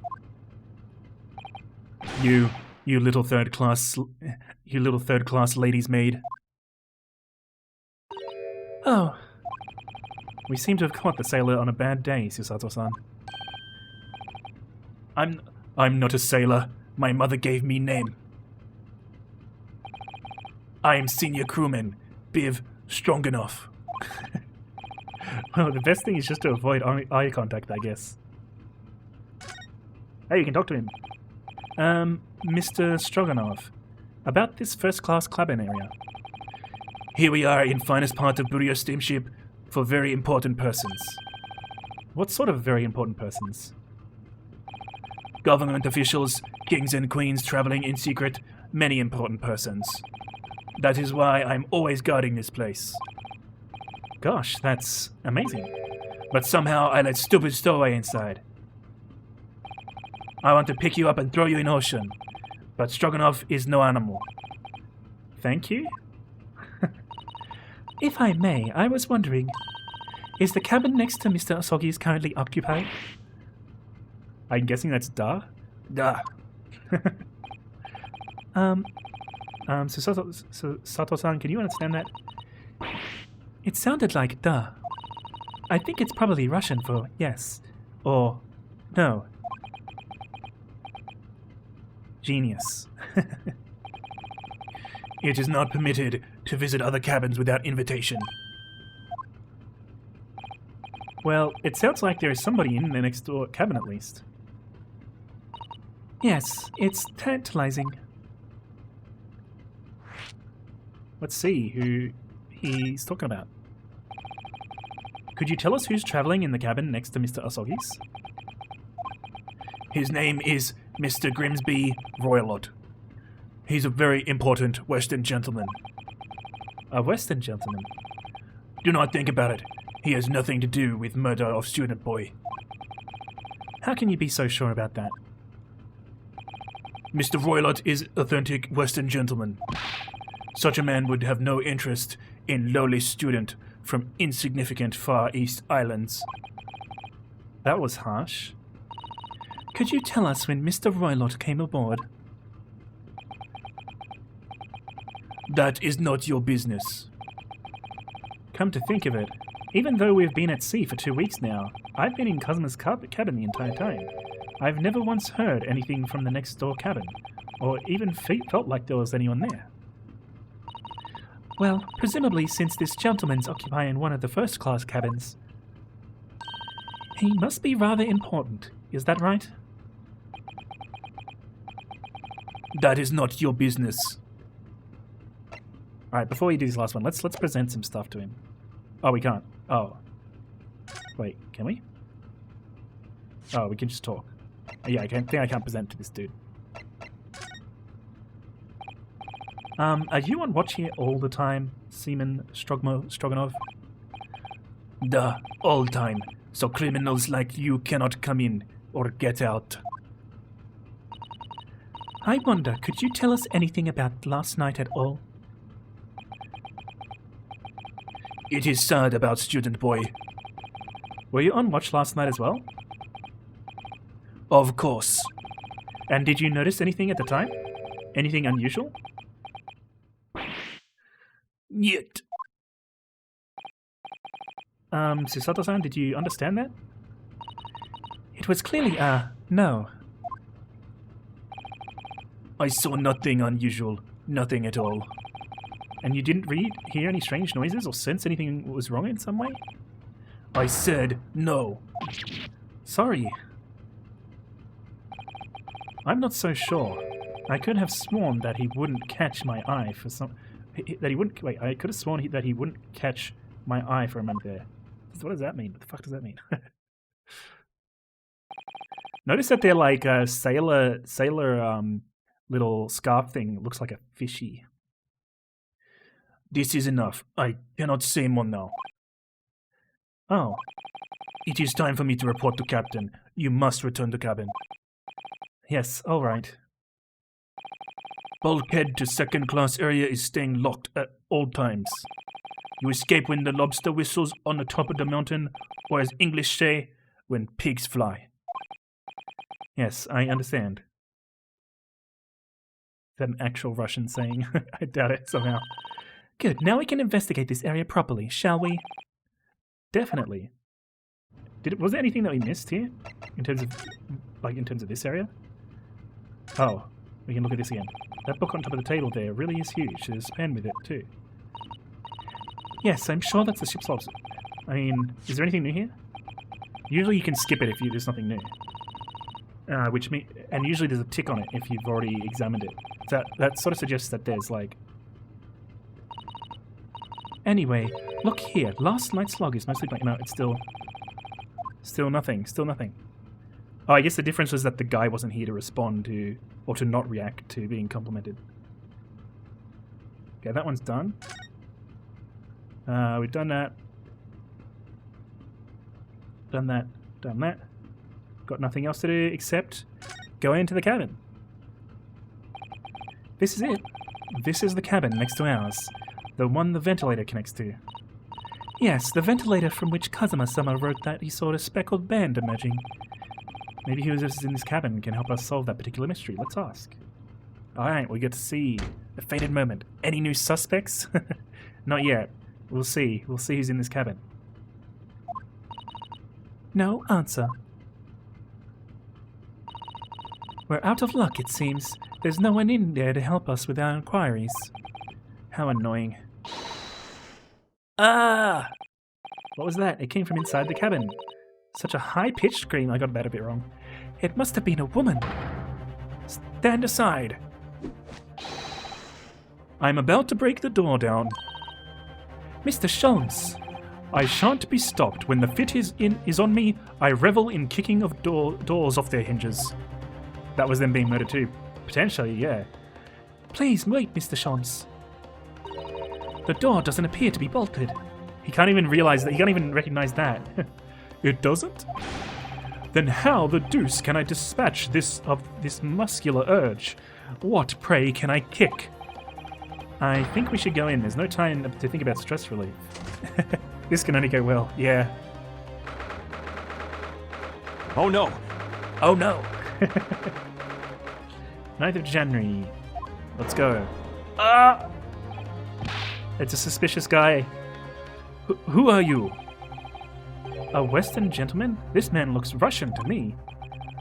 We heard a woman scream. A woman? Don't be absurd. As you can see, there's nobody but me in this cabin. Oh, I bet it's her. I bet it's this lady. She's got like an outfit on. As you can see, there's nobody in this cabin but me. Ooh, this old man does appear to be the only person in here. But in that case, who just screamed? This is definitely the ballerina lady. Get out, all of you, now. Please excuse the intrusion, but you're Mr. Grimsby Roylott, I believe. Yes, that's me. And you are? I am the one and only, the actual Herlock Sholmes. You've heard of me, no doubt. No. I'm a great detective among great detectives. One who adorns the covers of popular magazines, no less. So I assure you, you may trust me completely. Oh god, his name is actually Herlock Sholmes, yep. The man uses that magazine like a business card. A detective? Huh, I do not trust detectives. We distinctly heard a scream emanating from within these walls. But there wouldn't appear to be a lady concealing herself within the wardrobe this time. So, might I be so bold as to ask you to open that small traveling case? It's Yakuza all over again. Any moment now, Miracle Johnson's gonna be a suspect, that's right. What? Don't be stupid. How could anyone fit in a small trunk like that? Well, it's quite fashionable these days, is it not? Traveling inside one's trunk. Don't look at me. Oh my, did you see that, Mr. Naruhodo? Yes, the case just shook. Leave now, otherwise I'll call the steward. So this is Kazuma's neighbor, Mr. Grimsby Roylott. There's no doubt about it. This strange Russian man is hiding something. I couldn't agree more. Wait, was that a fucking thought, though? Did she just read his thoughts? Let's see if we can find some clues before that burly sailor returns. Is this you? Is this you? We have this Russian newspaper here. I heard the same newspaper in my cabin. Maybe they give it to all first-class passengers. Well, neither of us speak a word of Russian, so we can't read it at all. Would you mind telling us what this article is about? If you do not speak Russian, you do not need to know what it is saying. Russia must be a cold, cold place. That's true. Alright, what about this? Have you seen this? I don't know what that is. I can't read it. It's a travel diary written by a man who was killed. It's in Japanese. I haven't heard that language. Seriously? Is the Empire of Japan really that insignificant on the world stage? This word was written on the floor in ink next to where the man died, as if he wrote it in his last moments. It's Russian, isn't it? We believe it means wardrobe. Is that right? Yes, that's right. Could you tell us about how it's pronounced, please? That. Oh, that was pointless. Yeah, exactly. It is very sad. The steward told me he was a young man. Yes, he was my best friend. It's a terrible tragedy. What about this? Man, they've got something to say about everything. Have you seen this before? Oh, okay. I've never seen those strange letters before in my life. It says, keep out in Japanese. I haven't heard of that language. Same response, basically. They don't want to know about it. What about this? Do they care about this? Nope. Mr. Royal, what do you make of this? Listen, do you know why I'm wearing these dark glasses? No, not really. So I do not have to look at things I do not want to look at. Do you understand me? I wish I could point out that you can still see things, even when wearing sunglasses, but his chilly aura has frozen my lips shut. Alright, well, we've basically presented everything. Let's talk. Mr. Royland, we'd like to talk to you about something. No. Oh. I do not want to talk. Leave my cabin now. This is going terribly. We're not getting anywhere here. I agree, but there may be someone else who can help. Perhaps that great detective could get somewhere with Mr. Royland. Jeez. Alright, let's examine then. Let's have a look around. What's that? What do you think you're doing? This is my cabin. Get out. Could we just have a quick look inside your traveling case, perhaps? No. What a pity. I think we're out of luck. I think you're right. There doesn't appear to be anything more we can do. I agree, but there may be someone else who can help. Yes, we gotta get it. Herlock Sholmes in on it. Donk. Come on. Do you have a moment, please, Mr. Sholmes? You need only address me as Sholmes. That's what I just did, isn't it? Well, Mr. Sholmes, what were you doing in there? Why, I was resting, of course. Resting? Indeed, I was contemplating our sea voyage from the confines of the wardrobe whilst waiting. Waiting for the inevitable time that you would need to call my great powers of detection into service. Oh, and it would seem that the hour is upon us now. The time has come. Am I mistaken? Well, no, actually, you're spot on for once. Observe closely. Our Russian host in this cabin, Mr. Roylott, is clearly trying to hide something. And do you know what is the most effective weapon to use against a Russian hiding a secret? Why, the truth, of course.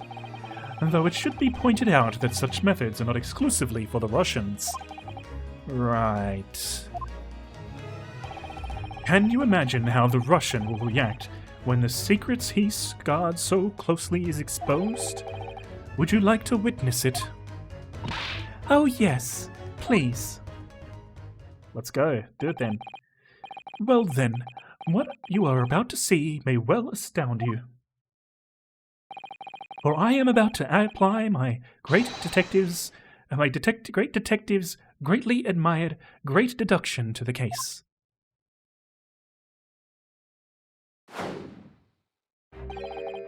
Could this man be be a more hackneyed portrayal of a dubious Russian, I ask you? What? From time to time it occurs to me. This is the fellow dubious on account of his Russianness, or Russian on account of his dubiousness. Wow, Sholmes, wow. I really don't think either of those things should be occurring to you. Or anyone. That's right, and Mr. Sholmes. I know this man's beard and dark glasses are hard to ignore, especially on first meeting, but I once read, it is a capital mistake to theorize before you have all the evidence. It biases the judgment. Shush, I must have complete silence. What are you doing? Why are you peering into my face like that? Ah, just as I thought. Yes, I have quite made up my mind now. Huh? There can be no other explanation that accommodates all the facts. Mr. Roylott, I have reached two incontrovertible conclusions. What do you mean? Number one, your true identity is that of a villain. Using those shears, you're about to end the existence of something most dear. Are you not? And number two, the other conclusion I have drawn. You are, at this very moment no less, in the midst of committing a most grievous crime. Beneath that beard, your mouth quivers with nervous tension as you realize you have been discovered. Does it not? Ah. Oh, Naruhodo-san, I never imagined I would witness one of Mr. Sholmes' great deductions with my own eyes. That was a great deduction? Nothing can deceive Mr. Sholmes. In a single glance, he can deduce all there is to know about a person. What an ineffable twaddle. Oh yes, I've read about it countless times in the adventures of Herlock Sholmes. And now I've experienced the astonishing impact of his great deduction firsthand. This is like a dream come true. I can hardly believe it, but all the colour has drained from Mr. Roylott's face. It looks like somehow both of Mr. Sholmes' conclusions are right. How? How could you? How could I possibly know such things you wish to say? Very well then, I shall elucidate. I shall explain how it was that I arrived at this pair of conclusions. So I do cordially invite you upon a journey of logical discovery. Let us board the train of reasoning. Put plainly, let us work through my deductions together. Alright, show us. What the fuck? Holy shit. The great deduction. The game is afoot. Topic 1. Old man's identity. So, the dubious-looking Russian, Mr. Roylott, obviously what catches the eye in the first place is the enormous pair of shears in your hand. Now, we must ask ourselves, what could you possibly want with such an implement? The answer, of course, is staring us in the face. You were on the verge of using the shears to cut away the copious beard you sport. Now, moving on. The question then begged this: why would you desire to rid yourself of this magnificent beard, Mr. Roylott? Once again, the answer is plain. We have clear evidence to shed light on the matter. Regard, if you will, this morning's newspaper, in particular, the fascinating front-page article, which it would appear you have read also, Mr. Roylott. I'm sure it needs no further clarification. The evidence that reveals your true identity is the article about the revolutionary. And they still look different. In the translation, The headline reads, Revolutionary Villain Bolshevik Flees Russia via Shanghai. As you cannot fail to observe, the subject of the article possesses an extremely copious beard. Having noted the article yourself, you decided to remove your incriminating facial hair before it gave you away. In short, your true identity is beyond doubt. You are the fearsome Russian revolutionary himself, Villain Bolshevik. Not that I've heard of you myself, you understand. Conclusion: a revolutionary on the run. Topic 2. Wrongdoing. Now, as for my second conclusion, you are at this very moment on the brink of committing a most grievous crime. And the proof of this crime? Over there. Oh yes, Mr. Willett. Taken unawares, people have a propensity to let their eyes astray, you see. And I assure you, the eyes speak so much more eloquently and honestly than the mouth. The answer we seek lies where the furtive glance falls. The proof of your crime sits before our very eyes, yes, that travelling case. I bet it's got snakes in it. It is time, I think, that the case be opened and its contents laid bare. No, I refuse. What could you possibly be concealing inside, we ask? By my estimation? A young lady, perhaps. One slight enough to fit therein. Jeez, they must be tiny. Don't be absurd. And what, pray, would be the identity of this young lady in the travelling case? Maybe the ballerina? I guess. If she's really fucking tiny. Dear me. We are not well suited to a life of crime, are we? Your careless coup d'etat betrays you. No idea what that is. Once again, we need only follow your furtive glance to find the answer. Yes, the reason you refuse to open your travelling case can equally be found in the passages of this newspaper. For there is another, most stimulating article. If we turn from the fleeing revolutionary to the back of the page, renowned prima ballerina of the Novovich Ballet disappears from Shanghai. Such a headline can lead us to but one conclusion. Your crime is that of abduction. And according to the article, the young lady's name is Nikolina Pavlova. Kidnapping of a young ballerina. I bet it's the opposite way around. We'll see though. Thus concludes Sherlock Holmes' great deduction of this Russian enigma. Elemensky.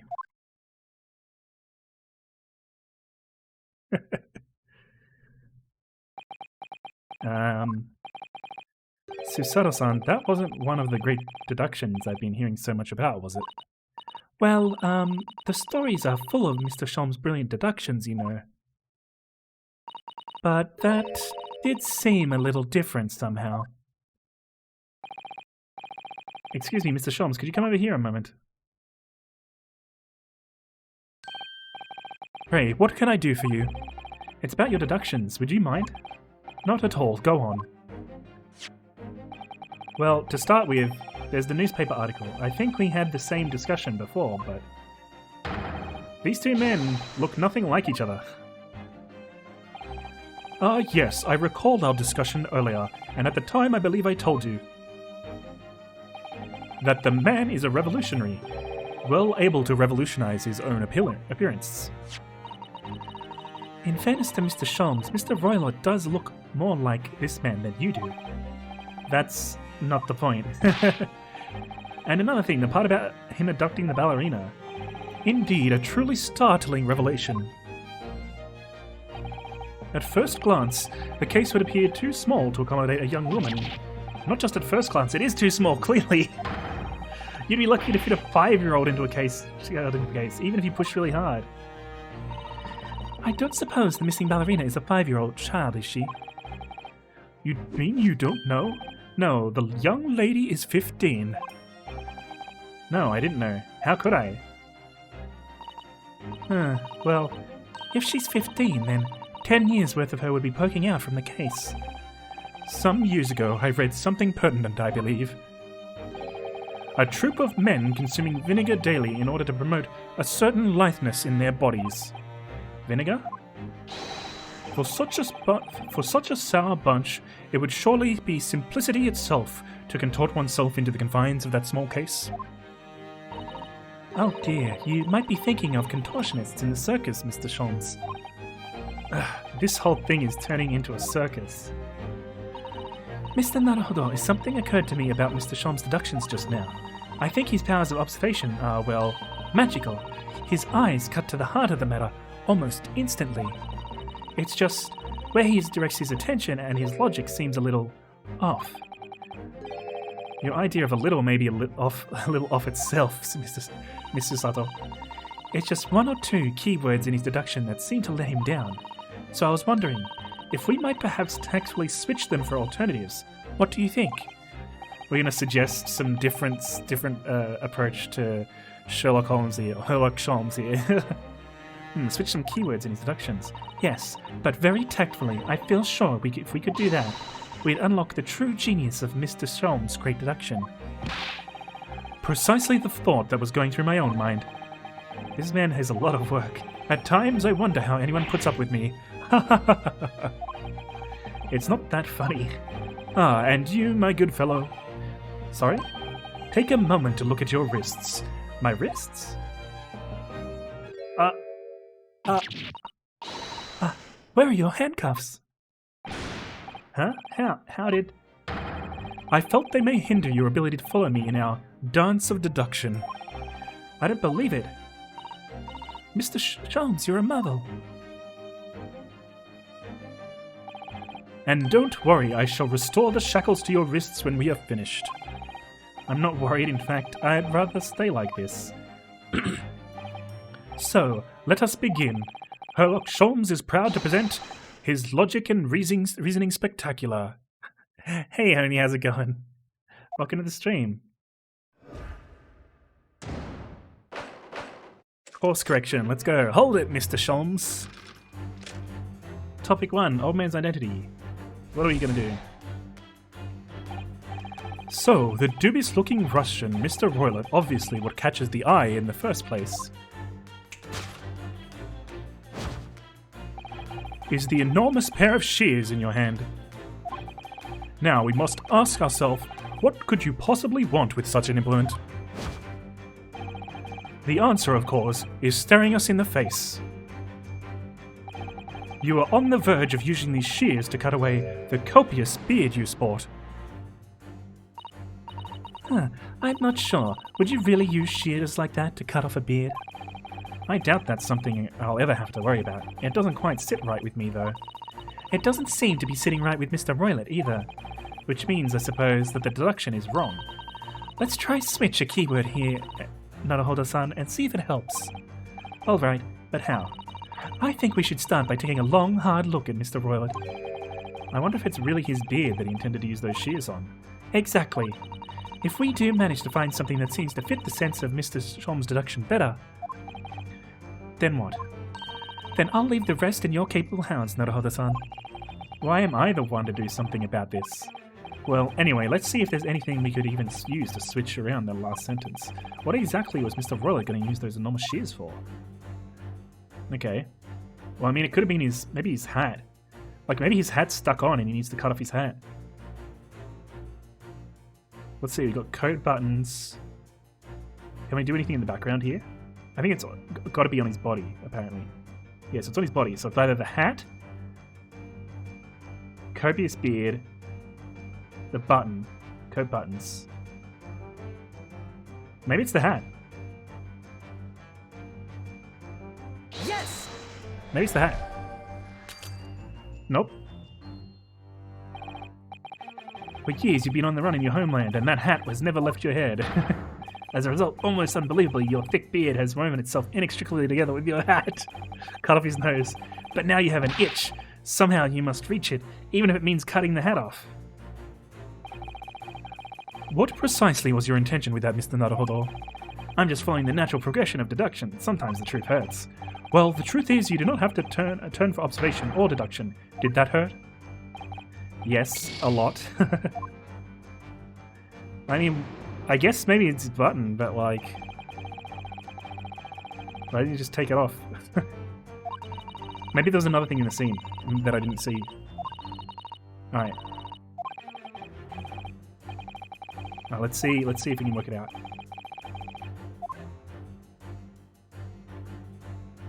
So we got beard, thick hat. Is there anything in between them? No. So it's got to be the buttons then. So that's the only thing left. Coat buttons. Don't know why, but coat buttons. Let's go. No, it wasn't. So there must be another thing that I didn't see. I thought that was the only thing there. For years, you've lived in the icy climate of your homeland wearing a thick coat for warmth. For so many years, in fact, something terrible has happened. You've forgotten how to undo buttons. Now, in this warmth of the cabin, you find yourself sweltering and desperate to remove the outer layer. That deduction was wanting in every way.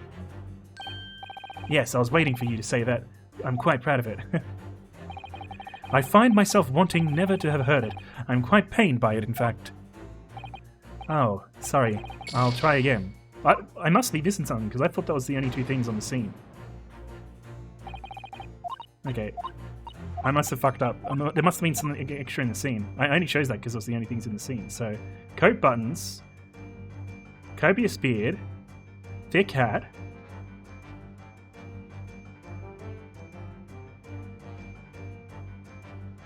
There's literally nothing else in the scene.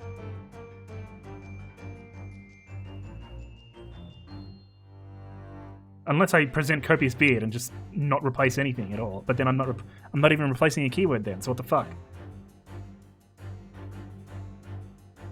Like there's nothing off his body here that you can cut. And it's oh wait, there we go. Fucking hell. You can actually turn this stuff. Golden locks. There you go. So it is her. That's what I thought. The instant I saw her, I'm like, the instant I saw this guy, I'm like, I bet it's the lady actually. There you go. So that's what they mean by every angle. You're literally supposed to turn the screen. But they didn't show the buttons for it. There you go. Oh wait, how are we even like looking around this person? Surely they wouldn't let us see behind them. I think you should keep kicking the beard. Yeah, see what happens until I die.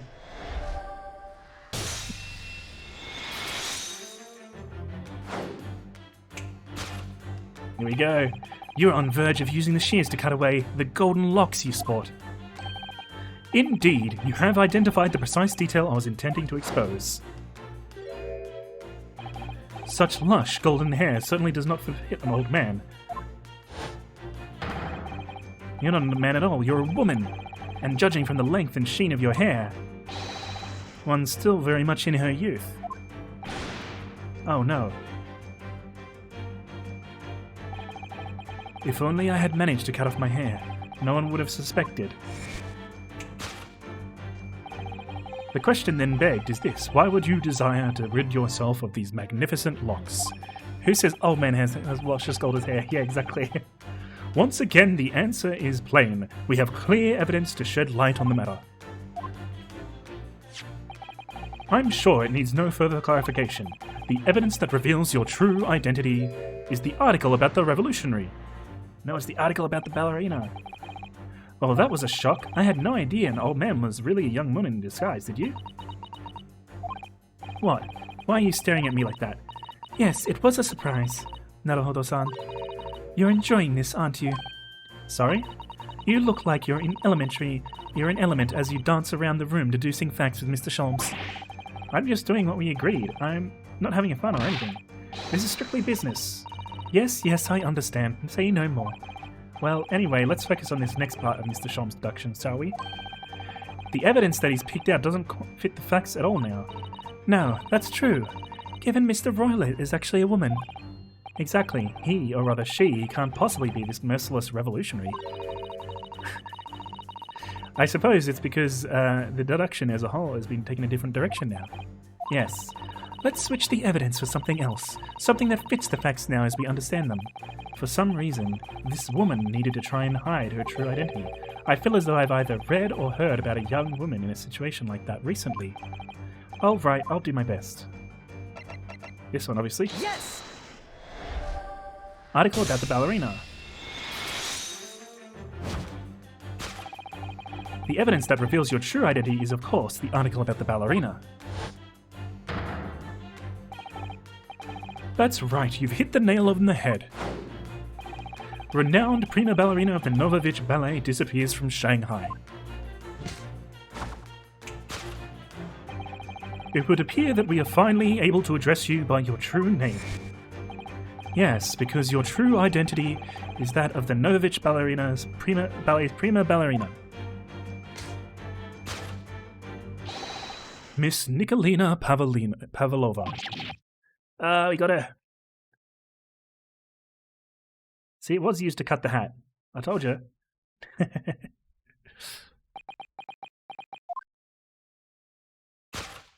Here we go.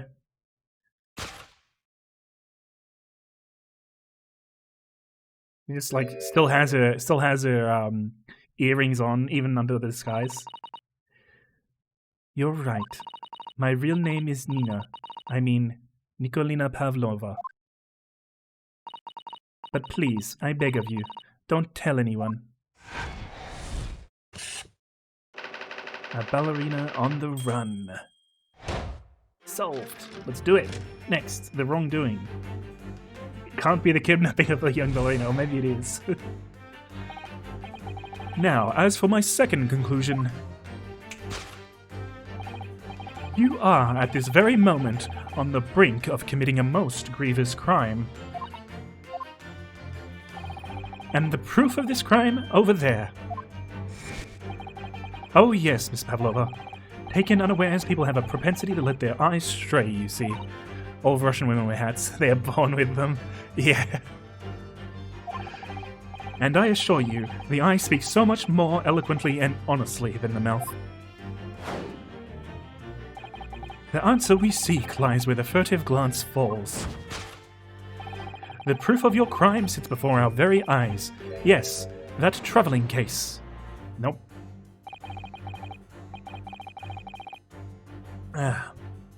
This woman is the ballerina, and she's right in front of our eyes, so clearly she can't be inside that traveling case as well. No, that's right. It seems she wasn't abducted after all. In which case, what is the crime this young woman is apparently committing? I can see I'm going to have to step in and fix the great detective's mistake again. You seem to look pleased, Naruhodo-san. Do you like the idea of another chance to dance around with Mr. Sholmes? Stop it. Anyway, there must be something else here that shows what this woman is up to. That case contains Ernie's nugget collection. Well, there's a tiara that she stole. So there you go. But what could we have said? Excuse me. Traveling case. You basically can't say anything except the traveling case or the waste paper basket. Or the tiara. Well, it's the tiara. Yes! Let's go.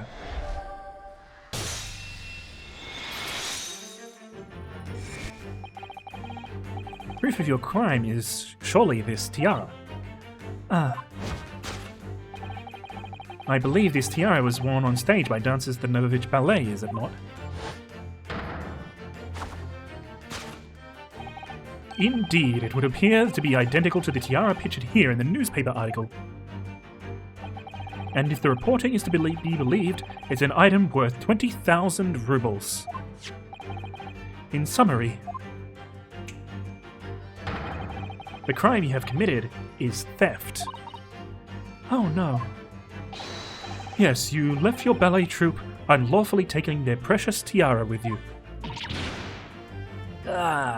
That's not a lot of rubles, but...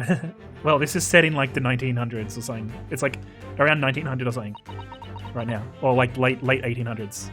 Hold on, let me find out how much rubles were back then. Yeah, I don't know. I have no one, no family, no friends. I'm all alone, and I need money. But I did not steal the tiara. It was a present from, how do you say, an earl? of Prussia. It belongs to me. This girl is only 15 years old and she's run away all by herself. She must have been extremely lonely. All right, I will tell you everything. There is no point in hiding it now. Come, let us not be hasty. What? There remains one unsolved mystery about you. Mystery? What do you mean? You have staunchly refused to open this traveling case of yours in our presence. It is reasonable to conclude, therefore, that there exists some reason why you wish it to remain closed. Is that not so, Miss Pavlova? My dear girl, there is no sense in playing games with me. Nothing escapes my attention. Indeed, I have a very good idea of the contents of your case, even before I've ever laid eyes on them. It's full of undies, yep. Magical undies that jump around. Dear me, we are not well suited to the life of crime, are we? Your careless coup d'etat betrays you. Once again, we need only follow your furtive glance to find the answer. Yes, the reason why you refuse to open your case is written in the books on the shelf. Nope. He's completely changed tack with his deduction now. I think Mr. Sholmes is adapting his logic to the changing circumstance, don't you? Maybe, but why has he suddenly brought the bookshelf into all this? Just a wild guess, surely. Oh, do you think so? Well, it doesn't seem likely that the reason why this young woman doesn't want to open her case would have been written in a book that doesn't even belong to her. Yes, that's true, but still. Miss Pavlova certainly did cast her eyes in that direction. I noticed it myself. Then there has to be another reason why she won't open her case. Was it 20k rubles? Yeah. And it must be somewhere in the same area if that's where her gaze was involuntarily drawn. I agree. That's the only answer. Whatever she has hidden inside that case should be revealed by following her gaze in the direction of the bookcase. Hey, Wikimizo, welcome to the stream. We're involved in some logical deduction here. We've got a picture, we've got a bookcase, we've got the rules of passage. Oh, I know what it is. It's the rules of passage because the rules of passage say you're not allowed to bring pets on board, and obviously there's a snack in her case. This is what's going on. The rules of passage. Yes, the reason why you refuse to open your case is written in the rules of passage. Passengers must not keep weapons or other dangerous objects in their cabins. Pets are also strictly forbidden.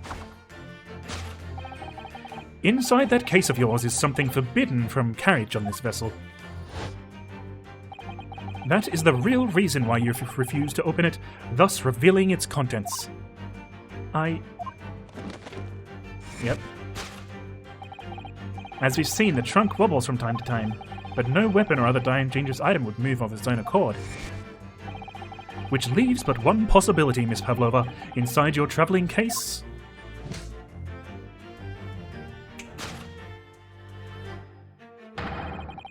is the last item listed as forbidden on the vessel's rules of passage, a pet. Yeah, we figured it out. Wrongdoing. Possession of a prohibited animal. Solved. We've solved it. Deduction complete. Hell yeah, elementary, of course. When Sherlock Sholmes wasn't fucking it up, it was elementary after that. So clearly you aren't who you said you were. No, I am not Grimsby Roylott. My real name is Nikolina Pavlova. Everything you said was correct.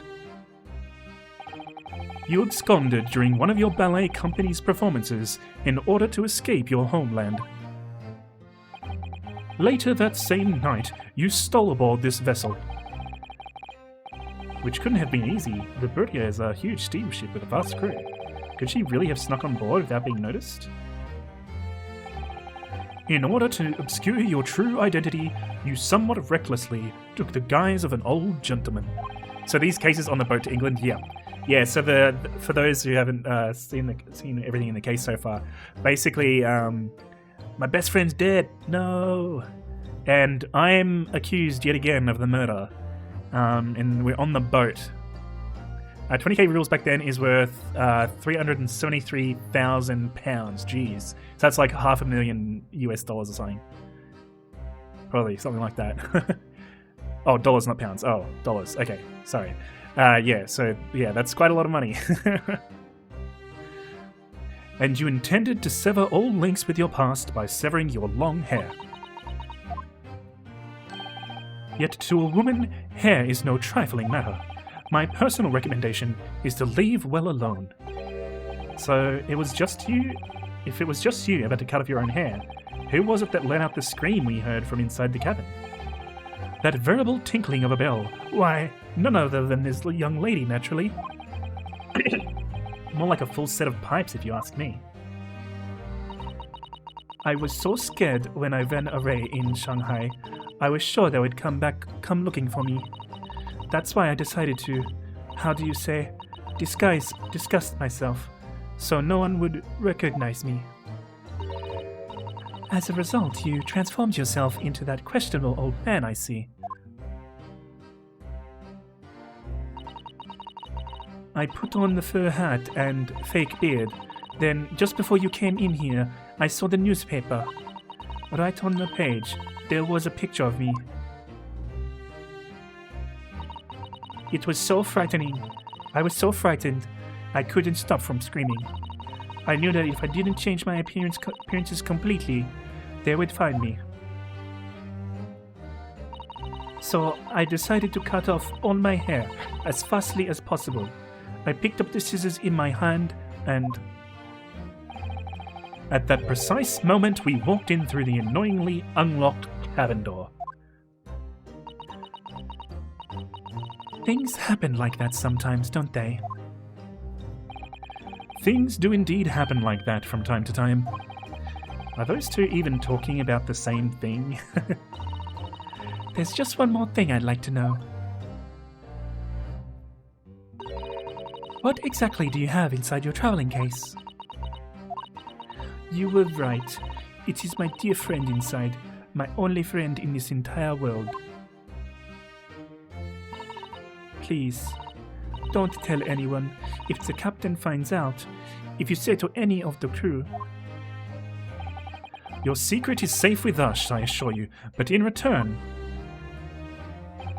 You must tell us, in as much detail as you can muster, about the events of last night.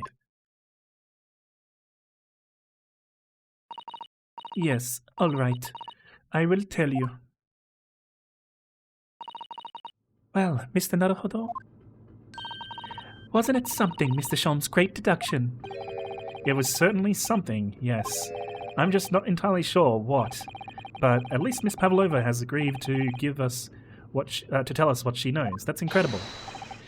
Indeed, it is incredible. Ah, and one more thing. Oh, yes? What? Observe your wrists. Oh. Ah, your hands are cuffed again. What? But how? True to my word, I have restored your shackles. When and why? There's still a shadow of guilt cast over you, Mr. Naruhodo. I'm sorry to say, it can't be helped at the moment. Can't it, really? Anyway, let's listen to what Miss Pavlova has to say. I can't go on not knowing. I have to find out what the speckled band that Kazuma-sama wrote about in his diary really was. Alright, we can talk with her now. What happens if I present stuff to her, though? Miss Pavlova, about this article. You look so beautiful, like a fairy. I'm scared if my picture is in the newspaper. You poor girl. She's so young, just 15 years old. For her to have to run away all by herself, she must have felt very, very alone. What about this? Does she know anything about the assassin guy? Ms. Pavlova, about this article. Did you know about this merciless revolutionary already? I wish I could be as pretty as an anime Russian girl. You can, with the power of VTubing. No. But when I saw the picture, I couldn't believe it. He looks just like me in my disguise. Huh? Am I the only one around here with eyes? The other man, he was wearing the brown. He also said so. He said we looked the same. Yes, he says a lot of things, but I have a strong feeling that besides you, the great detective, you won't find another soul in this ocean who thinks there's any similarity there at all. You're as pretty as a real Russian woman. Carrying log? Mr. Naruhodo, I won't allow you to speak ill of Mr. Sholmes. No, I wouldn't dream of it. Miss Pavlova, would you take a look at this? I don't know. I don't know anything. Mr. Naruhodo, you're frightening the poor girl. Oh, sorry. I wasn't trying to. What about this? Can I show you this? I'm actually a university student from the Empire of Japan, you see. That means nothing to me. No, why would it? Yeah, what? Mr. Naruhodo, if you're determined to flaunt your Yume badge, at least choose a Japanese person who might recognize it. What's this thing? Oh, it's like some meme. Miss Susato, so can I show you this? Maybe later. Oh, I could show Inspector Hosonaga too. Alright, let's examine. I want to see what's the pet. I think it's a snake. Let me see. Don't touch. Huh? I will tell you what I know about last night, but please, you must not touch my things. How do you say, forbid it. Oh, sorry. As you should be, young man. What vulgar manners you have. Poking around in young ladies' private belongings. Neither shall I allow it. Hypocrite. Right, what else is here? We've seen all this, seen that, seen this, seen that. Looks like we've looked at everything here. So we just gotta talk to her. What happened last night? I was thinking more of the woman in this picture with the incredibly long, suspicious link. Oh, it's not embedding. The fuck?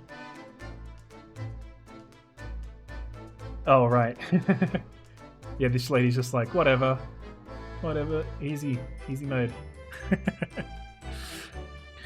Did you notice that someone was killed in the cabin next door to this one last night? One of the crew members told me this morning when I was eating breakfast. The man who died, he was a friend of mine. Oh. That's why we're trying to find out what happened. Did you notice anything unusual last night? Perhaps you heard a strange noise, for example. Perhaps people talking? Perhaps the ship was absorbed in a wild tempest. Perhaps its steam engine exploded. Perhaps everyone on board would have noticed if that had happened. Miss Pavlova, is there anything you can tell us? I don't know. I'm sorry, but all I can think about last night was what I had done and whether they would find me. I didn't notice anything that was happening around me. Oh, I see. You've run away from your ballet company, haven't you? The Novovich Ballet? Yes.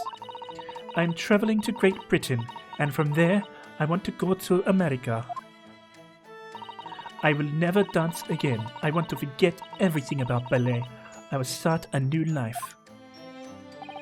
You wish to forget a challenging proposition when you have that striking tiara as a reminder. But how are you guys? Yeah, I'm going well. How's chat? How are you, Oni? How are you, Kagi? Reda's Russian accent is turning Welsh. It's not supposed to be an accent. I'm just like trying to, I don't know, do a voice. But the tiara is mine. I need it to live. I have no money on my own. It's drifting. It's not supposed to be Russian accent. I can't do accents. She's supposed to be a voice. The Novovich Ballet gives only a little food and water, and we must dance all over the world. I had to run away. I had no choice. If I stayed, it would have killed me. I'm surviving. Blah. Surviving's better than not surviving, I guess. But hopefully, you know, things are looking up for you. She's French now. She's everything. So you ran away to protect yourself? Yes, and the crew of this ship, they have all been kind to me. They let me come on board, and they said I could hide in this cabin. If that is indeed the truth, Miss Pavlova, it creates the most intriguing conundrum. Yes, it does. What do you think about it, Mr. Naruhodo? Me? Oh, well, yes, of course. I think we should hear Miss Pavlova's explanation. To what conundrum, I'm not sure, but... Conundrum. Miss Pavlova, allow me to pose you a riddle. According to this newspaper, it was only yesterday that you absconded from the ballet. Now, that being the case, it must have been last night that you boarded this vessel. However, the SS Boodia stopped by no port last night. Ah, that's it, of course. So, how is it, pray, that you came to be aboard?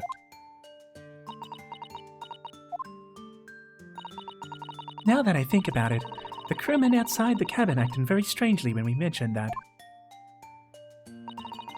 It was just after we asked him about when the occupant of this cabin came aboard. This guy. That is none of your business.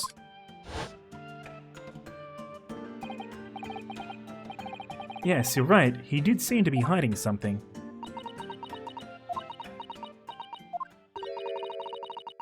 An angel descended from the heavens, bringing grace and beauty to the stage. He'll be back, yeah. Sorry, what was that? It is how the Russian newspapers described one of my performances. And that is how I came here too. I descended from the heavens, because I'm an angel. Considering English isn't your mother tongue, your description is very vivid.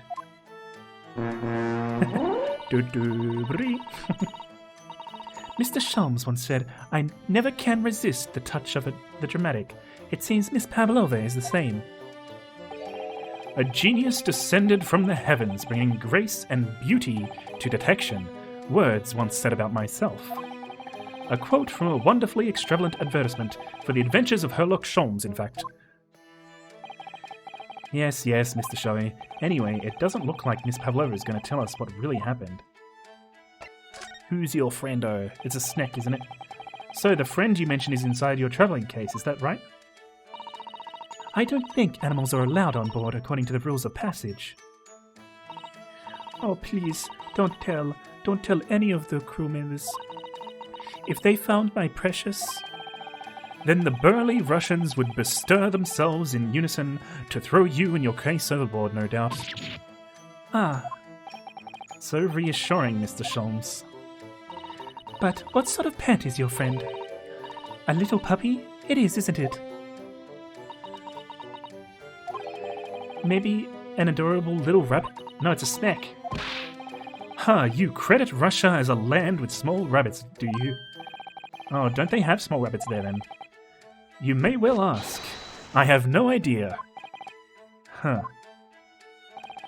You two are miserable bunglers when it comes to understanding the nature of young ballerinas' friends. Isn't it obvious? It must be a chicken. Really? Consider the benefits. A rousing wake-up call, daily fresh eggs, and when an adversity strikes, it could satisfy the needs of sustenance. So you'd eat your friends. I'll remember that.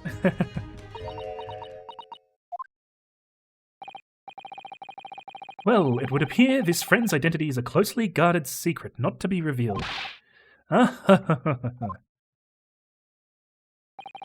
He obviously doesn't quite trust us yet. There's something I should like to show her, I think. Maybe she might be able to shed some light on it. Oh, if we show the diary saying speckled band, you would eat your friends. Doesn't surprise me, Panda. This is the diary of my friend who passed away. His diary? Yes, and he wrote in it last night before he died. Something a little unusual. It reads, 1:23 a.m. I can hear a faint whistling sound. And then a few minutes later, 1:35 a.m., what looks like some sort of speckled band is dangling from the ventilator grill. A speckled band? I don't understand. It's strange, isn't it? But the ventilator he mentions joins to this cabin, you see. It's up there on the wall. In other words, this cabin and the victim's cabin are connected together. Wow, do I give off friend eating vibes? I guess so. Miss Pavlova, has something occurred to you? Does the speckled band the victim mentioned mean something to you? Or the whistling sound, perhaps?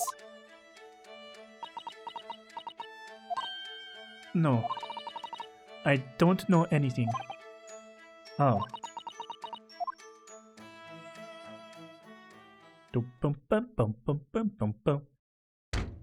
Knock, knock. Oh, we're in trouble.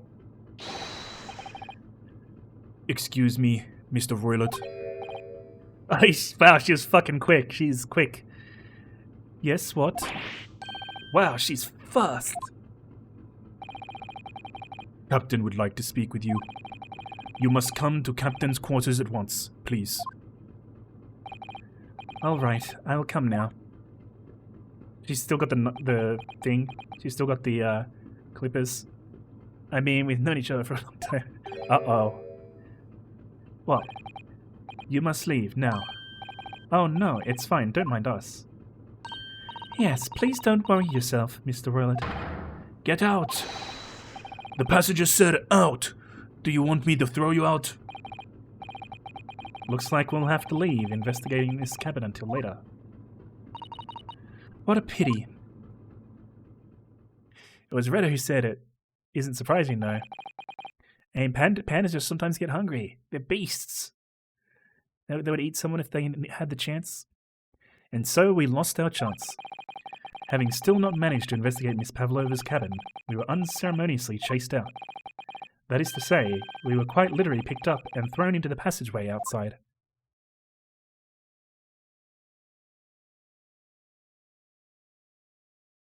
To be continued. All right. We're making some progress here.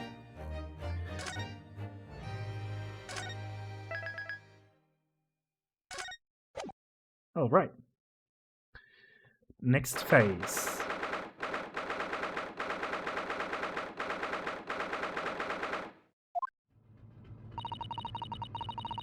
I wish we hadn't been thrown out like that. I wish we managed to find some clue as to what that speckled band might be. We didn't manage to investigate at all. And I imagine that we won't be able to for a while longer. We'll never get past that sailor guarding the door. He's clearly glaring at us as if to say, don't even think about it. Excuse me. Oh, wait a minute. What is it? Well, what happened to our great detective friend? Where did he go? Oh yes, he's completely disappeared. When did he do that? He slipped away as quietly as the wind, but not before ensuring these were securely back on my wrists. Alright. Can we talk to him? What is he going to say? I really wish we'd have a chance to look around in Miss Pavlova's cabin. What? Why do you look like that? You want something? Huh? Maybe. You want me to throw you out again? Oh no, definitely not that. Next time I have to throw you out, I show you where lobsters spend winter, understand? Understand? Maybe I should steer clear of him until he's forgotten my face. I don't think he'll ever forget your face, Naruhodo-san. Alright, is there anything new we can see? We can look at my old door. What about over here? Anything new? That's got a new thing. That door leads to the second-class area. It's locked. I can't open it. No, well, that stands to reason. No one wants to let the murderer escape. Gosh, she gave me a very stern look when she said that. I bet that by the end of this investigation period, we'll prove that we're not the murderer, so we won't be on trial. But the lady will be, and we'll have to defend her. I'm guessing that's what'll happen. Alright. First class cabin number 1. Yes, that's our cabin. Not our cabin, it's Cosmo-sama's. Oh, we already did this. Already did this line. But there must be something new in there because we can't skip it. You know how to make a stairway still smell small, don't you? As small as the road drop I've been calling home. So, I wonder what the new line is. Oh, I wonder if Inspector Hosonaga has managed to uncover any clues. Yes, we should probably find him and ask. That was the new line that we got. Okay. Well, let's just move back in and see what Hosonaga has got us.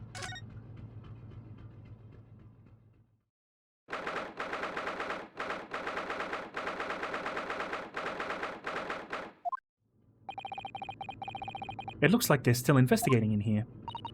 Yes, on that subject, I wonder if Inspector Hosonaga is unscathed. What do you mean, unscathed?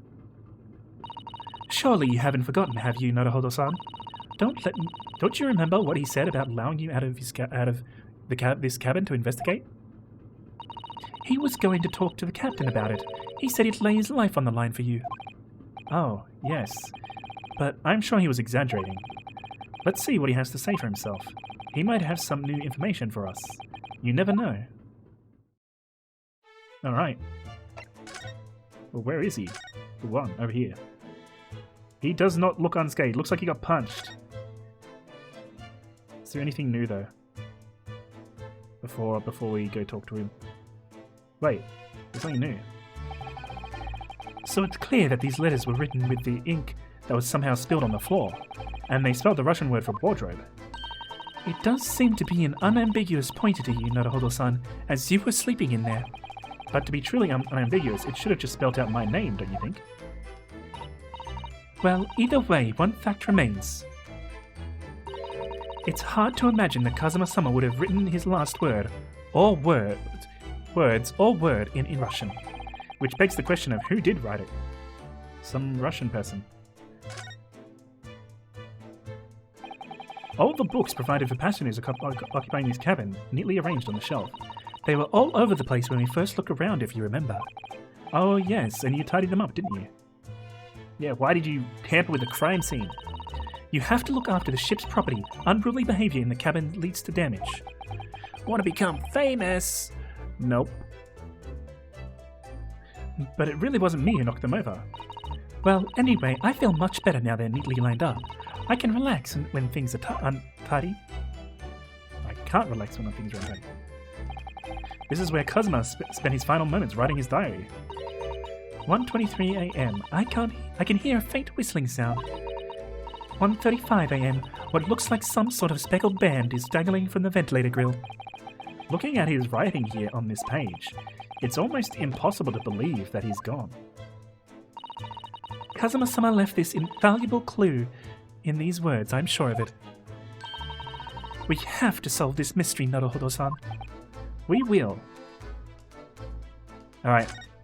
It doesn't look like there's anything else to examine that we haven't examined. Oh, it's the rules, maybe? Or the dude.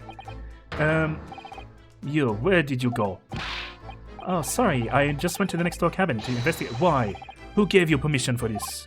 Hydrate shopping.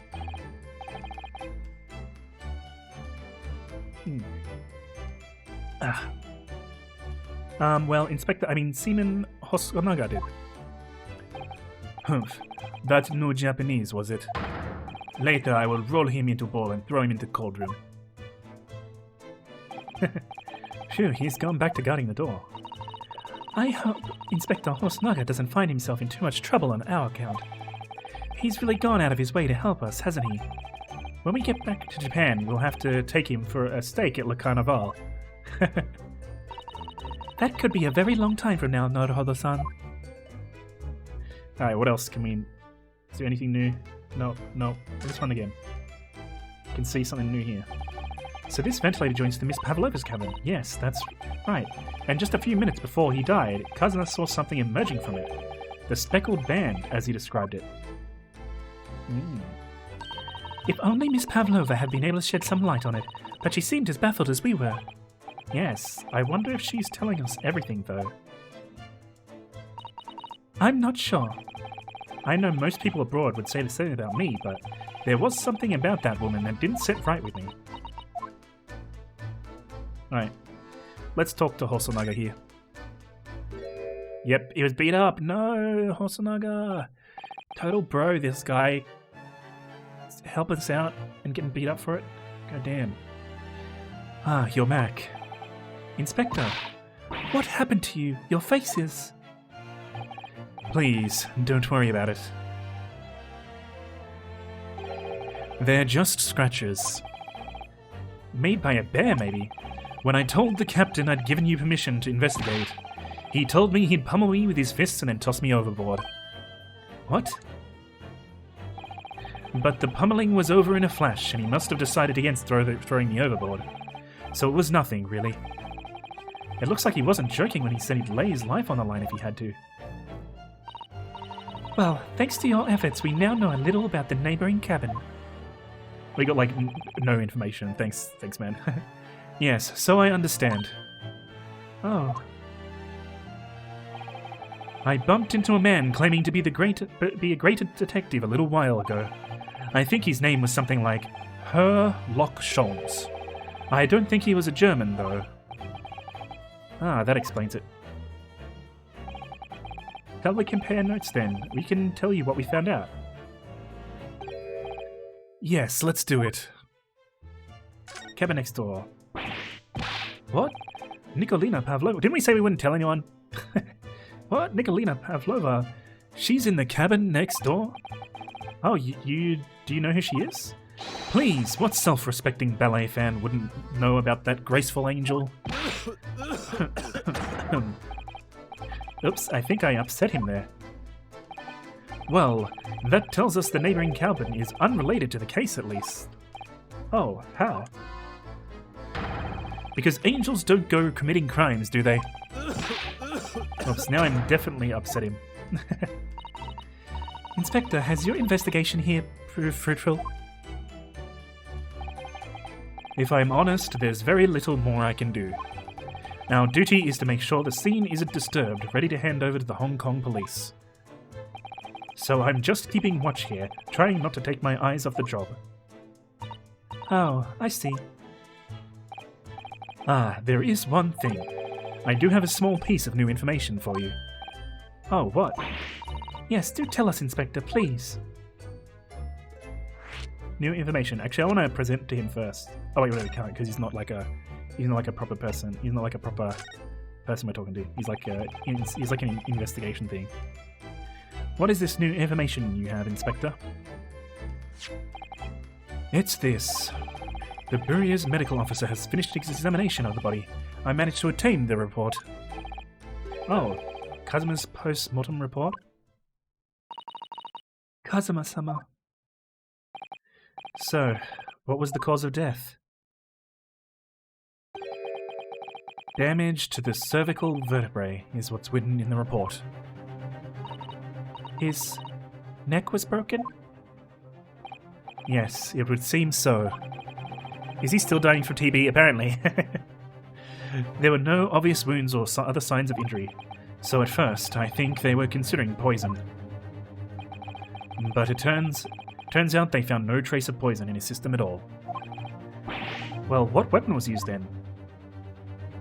Well, there is that smashed thing on the ground. Nothing has been found as of yet, but the fact that there are no signs of a wound suggests it may have been a blunt object, something that wouldn't leave a mark. Oh, I see. I mean, other than like a massive bruise or something. All the body's nerves run through the spine to the brain. A strong enough impact could induce death. It's a possibility, and no obvious wound would be left. Poor Kazuma. I have a second copy of the report. If it might be useful, you're welcome to have it. Really? Are you sure? Yes, it's fine. I trust you. After all, if I didn't trust you, I'd never have agreed to you leaving this cabin in the first place, would I? Ah. Susato is like feeling guilty for not trusting us yet. Post-mortem report has been added to the court record. Yeah. Let's have a look at it though. Alright. Male Far Eastern, sometime between 1 AM and a little past 2 PM. Time of death. That's really like specific time of death for this period. But okay. Damage to the cervical vertebrae resulting in instant death. The victim's neck was almost certainly broken as a result of a strong blow to the area. No obviously external injuries or traces of poison. That's it. Alright. Let's, oh that's right, we can't present to him, so we'll just do the last one here. Oh, Mr. Sholmes was here, wasn't he? Yes. He seemed to be enjoying himself a little too much as he crept about on the floor investigating. But then he suddenly left. I suppose he must have become bored. Did he say anything at all? Actually, now that you mention it, yes. Just one thing, but he practically shouted it. It's shoe polish, was all he said. Shoe polish? I wonder what he meant. Maybe that brown shit on the floor? It was when he was over there, by the piece of broken glass. Yep. Do you see? So perhaps he was talking about this brick-colored mark, do you think? Ah, yes, that must be it. But how could Mr. Sholmes know that it's shoe polish? That leaves me cold, I'm afraid. I have no idea. What is it, Susato-san? Well, Kazuma-sama was wearing leather shoes with a very dark tan hue. Dark tan? A sort of dark brownish red, then? Yes, a little like the colour of red wine, but darker. I often repaired them for him. Oh, does this mean that the mark was made by the polish on Kazuma's shoes as they were scuffed on the floor? The mark on the floor has been entered in the court record. Hell yeah! Like a brick, yeah, like a brick coloured, apparently. They seem to have better forensics on that ship than they did in Japan. Yeah, apparently. That's really all I can tell you at this stage. I should return to my post.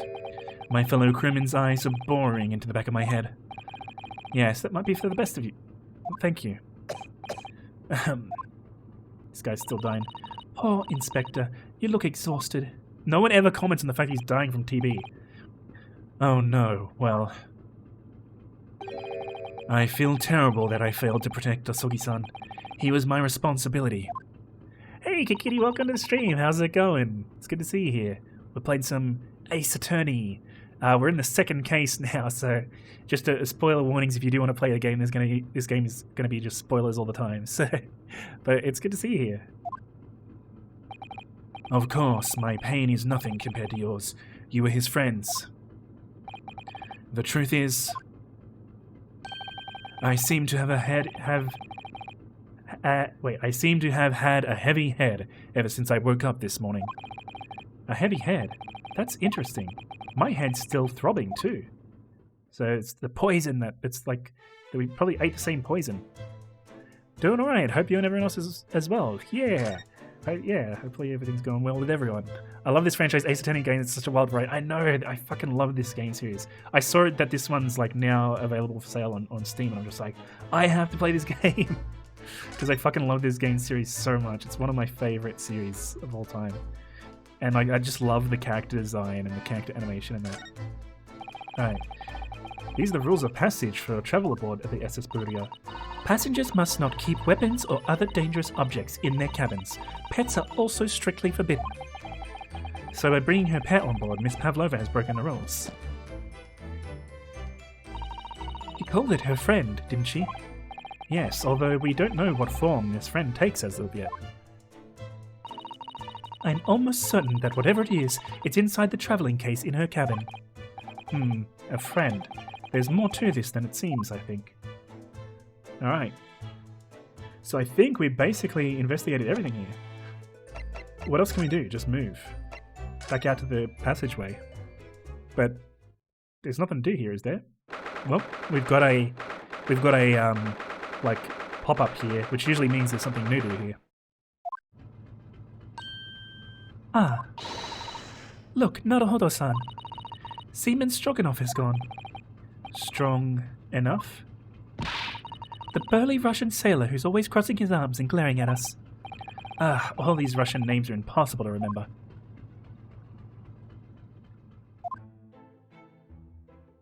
Tra-la-la. Someone singing? Did you hear that? It sounded like someone singing. Seaman Stroganoff delicious. Yeah, that sounds awesome. Give me some of that.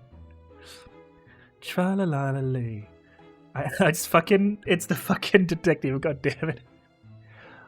I did it great in... I did it the great detective way. This caroling. I know that lark-like voice. Hey, Congo, welcome to the stream. How's it going? We're playing some great Ace Attorney here. One of my favorite game series of all time, and I was just seeing that it just came out on Steam. I had to play it. How's it going, Congo? Well, never mind that now. This is a golden opportunity for us. Yes, you're right. We must seize it. What do they call Sherlock here? They call him Herlock Sholmes. Let's get inside Miss Pavlova's cabin while we can and investigate. Definitely, before that stringy knot crewman comes back. You can't remember the name Stroganov. It's Stroganov, not stringy knot. Just making certain. Truly the great detective, indeed. And this one, he's a bit special.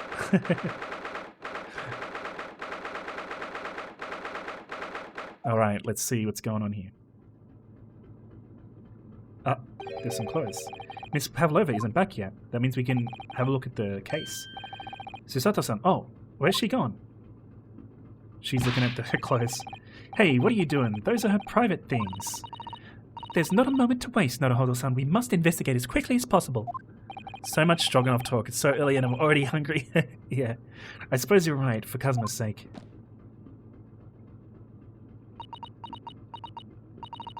Not just for Kazuma-sama. What do you mean? It can't be long now until we arrive at port, in Hong Kong. I don't want you to be in those handcuffs when we get there. Really? We must solve this case, Naruhodo-san, by ourselves if we have to. And his partner, Juan Jatson. Actually, it's Dr. Wilson, apparently. I definitely want to play this game, though. The Meiji aesthetic is ideal. Yeah, that's the thing, though. Yeah, if you do want to play this game, there's going to be a bunch of spoilers. But if you don't mind, feel free to stick around. Alright, time to examine the room. I love examining everything in this game. So let's start in the corner and just do a clean sweep. It would seem this teapot is empty. So the natural conclusion is that the Russians are very thirsty people.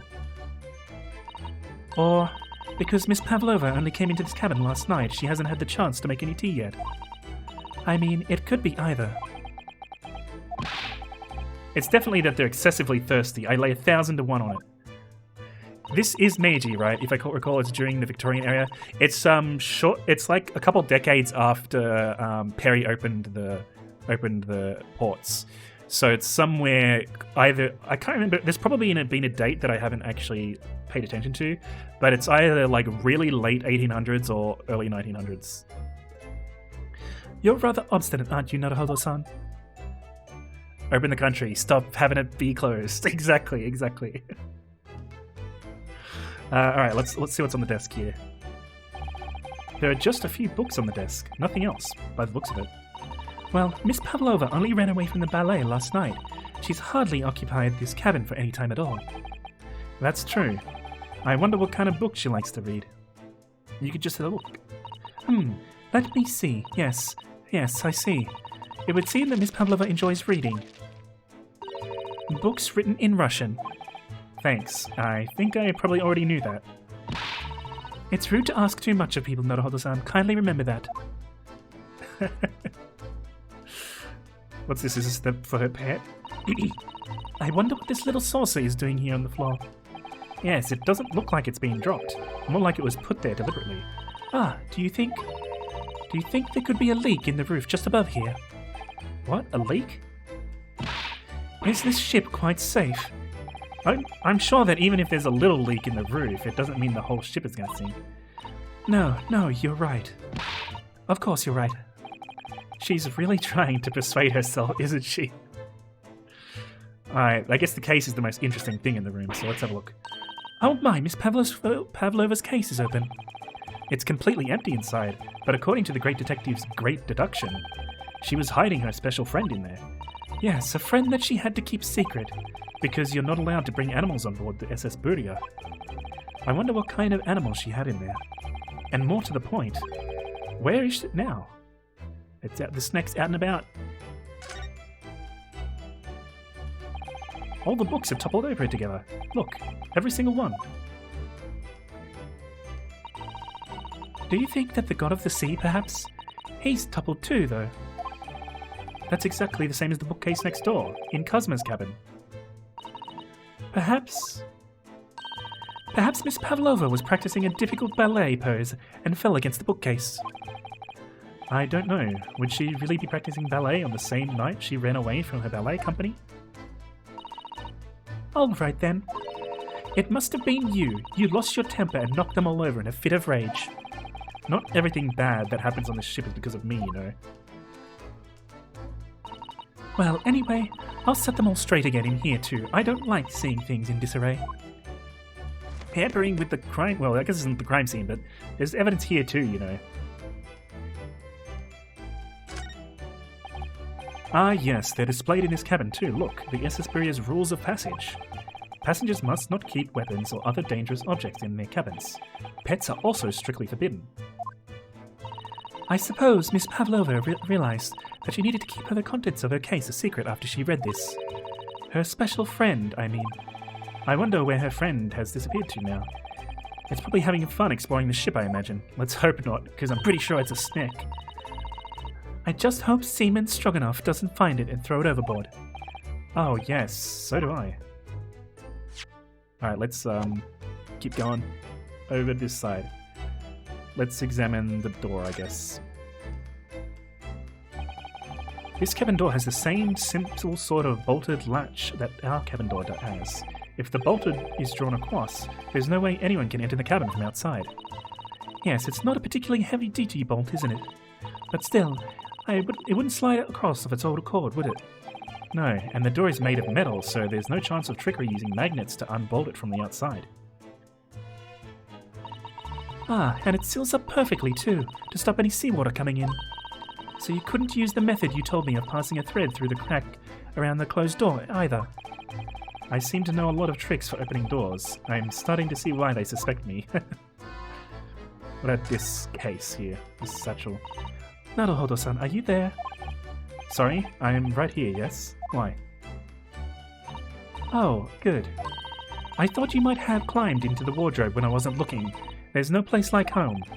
Believe me, I don't have some strange compulsion to jump inside every wardrobe I see, you know. Well, anyway, I'm not sure anyone can fit inside this one. It's full of beautiful outfits. I suppose they're all stage costumes. I was rather hoping we might find Miss Pavlova's friend hiding in there, but no such luck. What else are we missing here? Just the vent. So this ventilator connects to Kazuma's cabin next door. Yes, although what a fool of a shipbuilder must be to open a ventilator into another room. Ah, maybe it's so that if there's a gas leak next door, the occupant of this cabin would notice and raise the alarm. Or the occupants of both cabins would die of gas poisoning. That is a possibility. Anyway, last night Kazuma wrote that he saw a speckled band coming out of this ventilator. So far we've got nothing in this room. There's one of these next to the bed in Kazuma's cabin too. Yes, that's a bell cord. I can't resist. Dong. Uh-oh, someone's gonna come. She bravely hesitated there, and she gave it a good tug too. She barely, rather.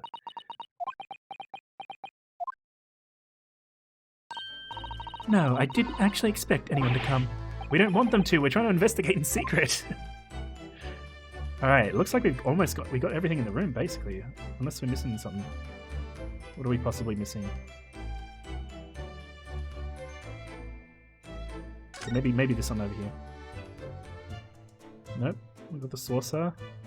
Oh, the waste bin. I suppose every cabin has a waste paper basket.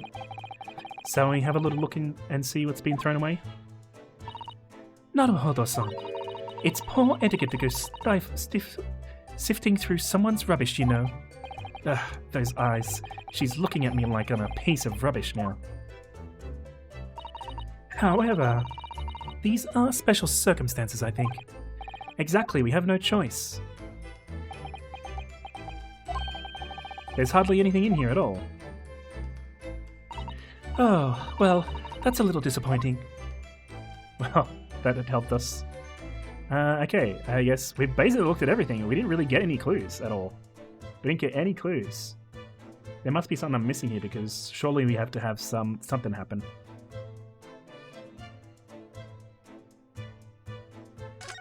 It doesn't seem to be on this side.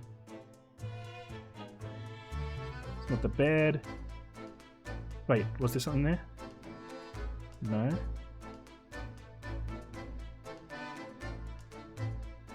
No. Nope. Got all of it. We got everything basically. So I'm not sure what we actually got in terms of clues here. I don't think we got any clues, did we? Nope. Wait, did we actually get no clues here? I mean, legitimately looks like we got no clues at all. So what was the point of coming here? Do we just move back out into the passageway? No, there was no like location and time ticker thing, whatever you want to call it.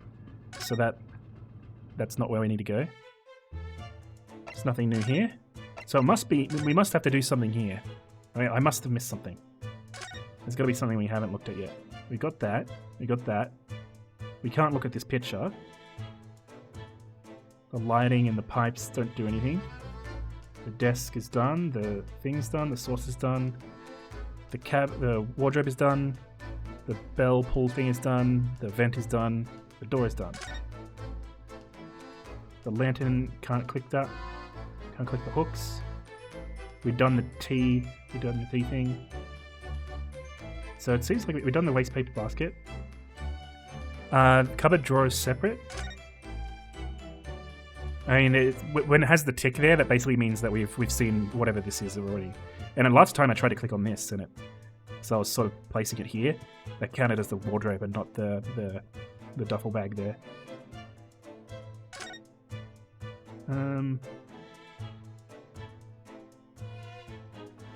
Strange.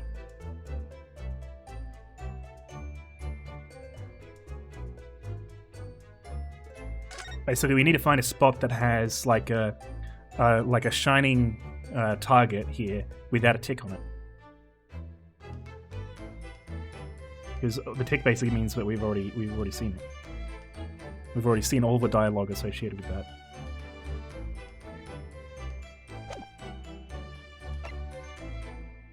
I can't even talk to her. I can't even like talk to my assistant girl, Susato-san, and ask her.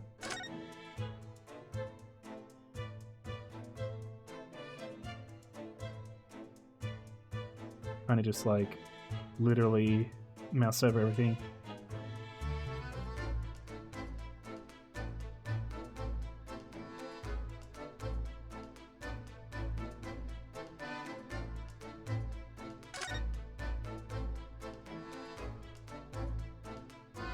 I mean, I'm pretty sure I've gotten everything.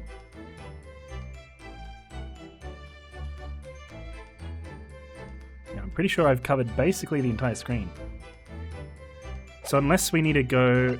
maybe we do need to go somewhere else. I don't know. But usually what happens is if there's something to do on a particular map, then you get like a little ticker pop up saying this is the location. Oh, okay, we can talk to this guy. Oh, it's Mr. Sholmes, look.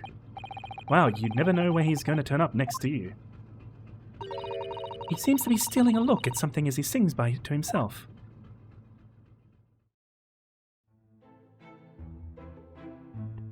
Tra-la-la-la-lira-lay.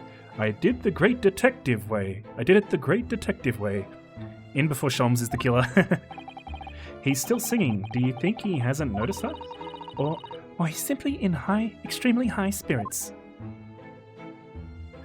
Yes, there were times, I'm sure you knew, when the yard bit off more than it could chew. And through it all, when there was doubt, it's lucky Herlock was about. Excuse me. I solved it all and I stood tall. I did it the great detective way. Mr. Sholmes! Ah, what is it? You want to fight, Honestly, interrupting a fellow when he's singing, and I was just about to reach the climactic finish. Sorry, I thought you were never going to stop, so I figured now is as good a time as any. I very nearly dropped you to the floor with one of my famous right hooks. Oh right, I get the picture. Now could you please put those fists away? Jeez, this guy. Mr. Sholmes, you seem to be examining something before we interrupted you. Ah, yes, that. I was immersed in the study of the ship's log, as penned by the stockily built crewman who's usually on guard here. Oh yes, the ship's log. And did you find anything useful from it? Well, after 2 a.m. this morning, the majority of the entries are blank. Which means there was nothing to report. Nothing of note happened, so... You truly are a student from the land of the rising sun. You've been utterly blinded by it. Sorry? Your logic, my boy, is inverted. Whatever do you mean, Mr. Sholmes? Observe the other pages, and all shall become clear. It would seem the same crewman off stands sentry in this first-class passageway, and he has an almost religious practice of recording nothing to report every half hour. Oh, he writes that every 30 minutes? Nothing to report? Precisely. Put simply, the seaman writes nothing to report when there's just that. And yet, the ship's log from last night is largely blank. He didn't even write nothing to report. Do you mean? Yes, there were circumstances afoot last night which led to the seaman being absent from his post. What kind of circumstances? What happened? That remains a mystery for now, but we can be sure of something significant took place. So significant that it caused the seaman to forget his regular habit of scribbling nothing to report in the log.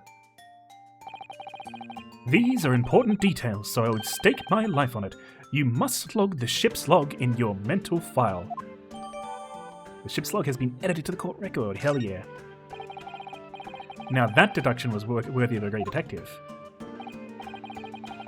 Ah, you're starting to understand what my way is, I see. What makes Sholmes' brilliance. Oh, ouch. He's got a headache as well. What is it? Are you hurt? Oh, don't worry yourself. I seem to be afflicted with a throbbing head this morning for some reason. Nothing more.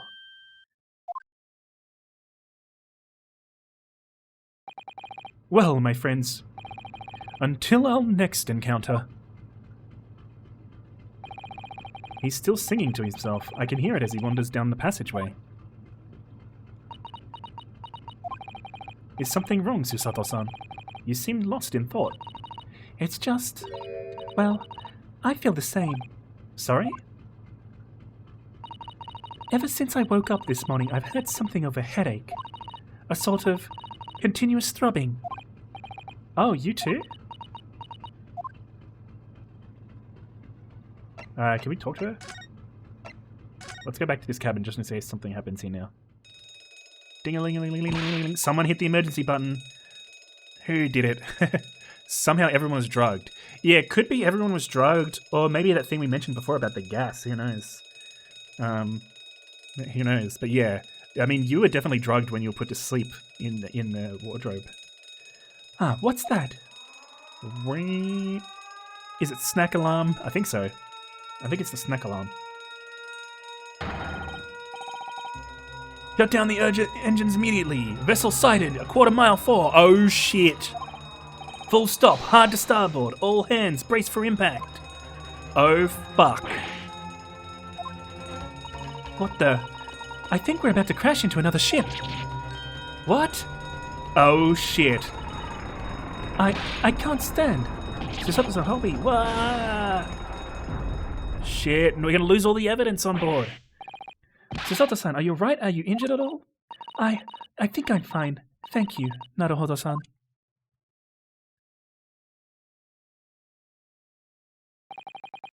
It looks like we avoided a collision. I think... Yes, the ship has come to a stop. Oh my goodness, what about you, Naruhodo-san? Are you hurt? No, I'm fine. All those books that we fixed are now over again. Hello, is anyone there? Shout if you need assistance. Oh, that sounds like... Inspector Hosonaga. Is that you in there, Naruhodo-san? Unbolt the door quickly. What? The bolt? The door got bolted with the lean of the ship. Look at that. The door's bolted. Did you do that, Susato-san? Ah, so there's the clue. Because the books are fallen over because the ship lurched. And the door... This is like a locked room mystery, so the other door in the murder room was locked shut. And clearly it was just locked shut because the thing lurched, and the evidence of that is that the books were fallen over. Done. Did you do that, Susato-san? No, I didn't touch it. Well, that's strange. How did... And look at that, all the books. They're just like they were before again. Naruhodo-san, aren't you going to open the door and let the inspector in? No, first let's investigate. I'd better tidy this place up first. No, investigate. Our violent emergency stop has solved one mystery at least, in a very vivid way, but I knew that what awaited us on the other side of the cabin door would not be pleasant. I hurried around tidying up the cabin with a new sense of foreboding in my heart. Eat the books. Yeah, I'm hungry. Let's eat the books. Knowledge. We need to get some knowledge. Alright, time to save. I'll just save over the same one. That's fine. Overwriting. Done. Alright. So at least the ship didn't sink and we lost like all the evidence.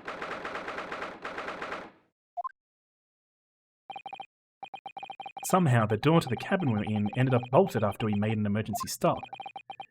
Susato-san took a deep breath, then gently slid back the bolt.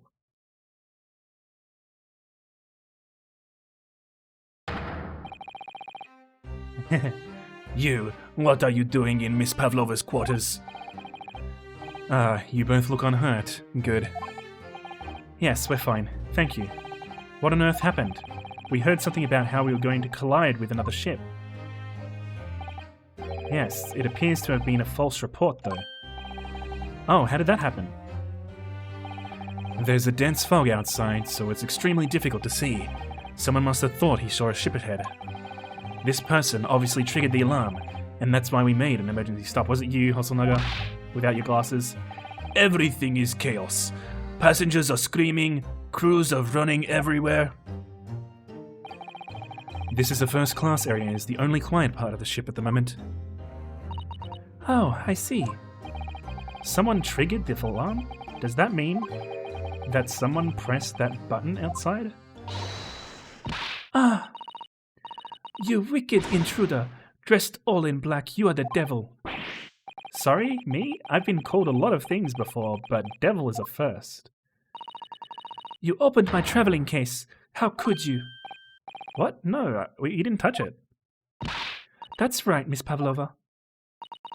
It was already open when we came into your cabin. Inspector. Yes? Arrest this man. I know he did it. He is a criminal. It is not enough that he has killed a man. Duh, and he is stowaway as well. If Vixen promises not to steal chicken, do you believe?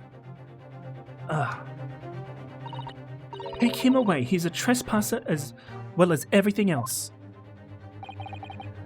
Stowing away, trespassing, killing. She is right, you are devil. It doesn't look good, does it? There is cell below deck, throw him in. Tomorrow we dock in Hong Kong, then we give you straight to police. Wait, a cell? Please, Inspector Hosonaga, is there nothing you can do? This is a Russian vessel. I really have no jurisdiction here. After my last effort to appeal to the captain's good nature, I think I'm out of options. This is terrible. This is a real crisis. I've got to find a solution. Immediately. Alright. What can we examine here? Oh, we can re-examine everything, get different dialogue, I guess. Now that other people are here. Should we do that? Fucking Sherlock Holmes, what are you doing? Herlock Sholmes, rather. What are you doing up there? Mr. Sholmes! He's got the tiara on. Naturally, I was analyzing what a weight of 20,000 rubles feels like on one's head. Have I not told you that as a detective, it is my business to know what other people do not? This isn't mere tomfoolery, my boy. Oh, no, no. Well, why were you hanging from that hook before then? Isn't it obvious to properly assess the weight of 20,000 rubles, naturally? I wish to determine if it would bend that conceited-looking hook on the wall, so full of brag and bounce. I never knew whether to take this man seriously or not. You again, the great detective. Inspector, I confess I've been looking for you. I have something to report to you most urgently. Well, you might try looking for me somewhere other than a hook on the wall next time. What is to report? Speak. An urgent report from the great detective can mean but one thing. Yes. The case of the curious murder that took place last night here on this vessel, the steamship Burya. You wouldn't download it. Has been solved. By me, naturally. What? Really? Yes, I have eliminated all other possibilities. No other explanations exist. So, allow me to illuminate all your minds. For I am about to reveal my great detective's greatly admired great deduction to the case. Here we go. Here we get another deduction. Ha! You have solved it. Even Hedgehog understands this case. We all knew who was responsible for killing student boy this morning when we found criminal in wardrobe. It is this stowaway, and he has handcuffs to prove it. I didn't do it. The trouble is, there doesn't appear to be anyone else who could have killed the victim. Because as everyone knows, the cabin door was bolted shut from the inside. That means the culprit must be someone who is inside the cabin. Yes, it's what's called a locked room mystery in detective stories. Duh, locked room. That is point. The room was locked. Well, I can't deny that. There's no way the bolt could have been drawn across from the outside of the cabin. You are all quite mistaken. The cabin next door is not a so-called locked room after all. What? Oh yes, there is another entrance. An entrance used last night by the culprit in order to gain access to the cabin despite the bolted door. What other entrance? We never discovered one. Why, it gapes open-mouthed at you even as we speak. The ventilator, man. The ventilator? You think this is funny? I cannot even put my arm through that hole. That's because your arms are as thick as tree trunks. You're suggesting that the culprit entered and left the victim's cabin through that tiny opening? It's not possible. Ah, but it is. And last night, the victim even witnessed the intruder in the act of passing through the ventilator. Mr. Sholmes, do you mean... Are you referring to the words Kazuma-san wrote in his diary? 1:33 a.m. I can hear a faint whistling sound. 1:35 a.m. What looks like some sort of speckled band is dangling from the ventilator grill. Precisely, my dear madam. But what does it mean? What is this speckled band? The answer to that particular conundrum is in this very cabin.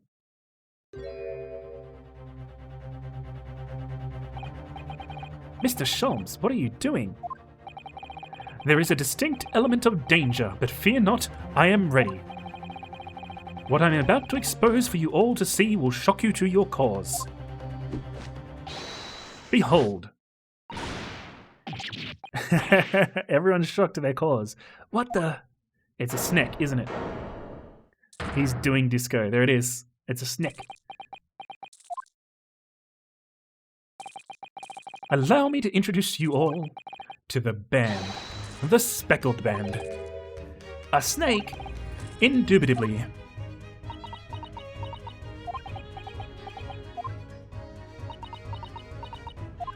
Everyone is just stunned, silent. Stroganoff was just like, whatever, I don't care. Mr. Sholmes, just one thing. Pray, what troubles you? Well, that snake isn't really speckled, is it? It looks more stripy, wouldn't you say?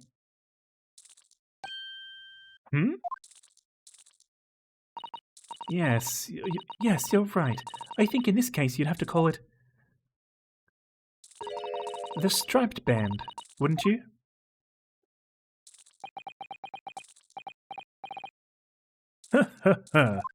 I've gone to lunch at 13:37 every day this week. I'm going to keep it up until someone notices. Nice. You both see and observe with distinction. However, do you not think that this is precisely the trap into which the culprit wishes you to fall? Oh my goodness, really? It's a trap? How exactly? I think perhaps it is time I explained the intricacies of my train of thought. Please do. Are you ready, Miss Pavlova? I'm sorry for the young man who died, but that is all. His death is nothing to do with me. This whole thing is nothing to do with me. There are two conclusions I have drawn from the facts. Number one, last night your friend infiltrated the victim's cabin. And number two, that same friend was responsible for the victim losing his life. No. She's turned as white as a bowl of rice again. Sholmes must be right. He's hit the nail on the head. This young woman's friend killed Mr. Asogi. You can't even say anything. It looks like he can't speak with that snake coiled around his head. I would advise as little movement as possible, Seaman. You wouldn't want the fangs of that long friend in your neck. So everyone, let us begin. Herlock Sholmes is proud to present Logic and Reasoning Spectacular. Here it is. The Great Deduction. The game is afoot. Topic 1. Intruder's Identity. Miss Pavlova, moments ago you claimed the following. His death is nothing to do with me. This whole thing is nothing to do with me. Yet you cannot deceive yourself. Yes, when you recall these horrid events, your aching heart smarts with pain. And it is that very pain that evidences your inextricable link to the victim's death. So we ask, what was the nature of this intruder that stole into the victim's cabin on that portentous night? Why, naturally it was the friend with which you boarded this vessel, was it not? Ah, as I suspected, another telltale glance. Without a doubt, your friend, the writhing serpent we see before us. No, it's Stroganoff then. And yet the fact leaves us in a quandary. The victim's written observations on the night in question tell of a speckled band, whereas regrettably, this specimen's markings do not fit that description in any way. What explanation can we give then, pray? What was this sight that fell upon the victim's eyes last night?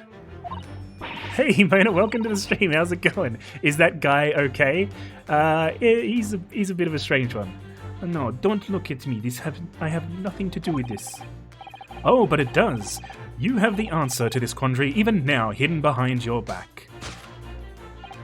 Yes, that which you are trying but failing to conceal can only be the snake's sloughed skin. Oh, the guy with the snake. I think he's okay. He's dealing with it. Evidently, after the subtle and horrible climb, this most deadly friend of yours shed its original skin, no? I don't know what you're talking about. Yeah, this is my life. He's just like, I'm just gonna deal with this. Last night, through the ventilator visible in this cabin, your then speckled friend slithered next door. Man, I don't king shame, shaking my head. Using the bell cord on the other side as a bridge, the serpent silently descended into the victim's quarters. In the dim light, it appeared to the young gentleman who was about to lose his life as a speckled band. In summary, the nature of this friend of yours, which last night infiltrated the scene of the crime,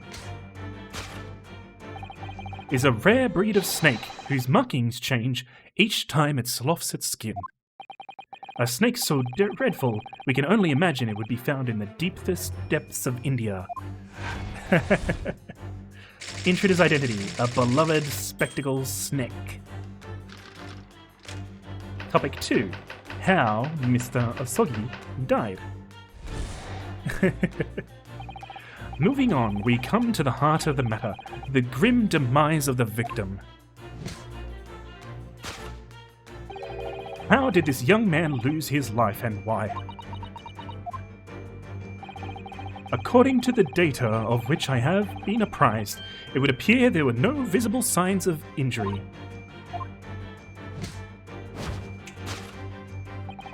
In fact, the circumstances of the victim's death can only be explained by a terrible venom. Now, if we take that as fact, we can reasonably imagine that there remains evidence to affirm it at the scene of the crime. I love the cinematic camera work in this game so much. I know, it's so good. I just missed the line, fuck.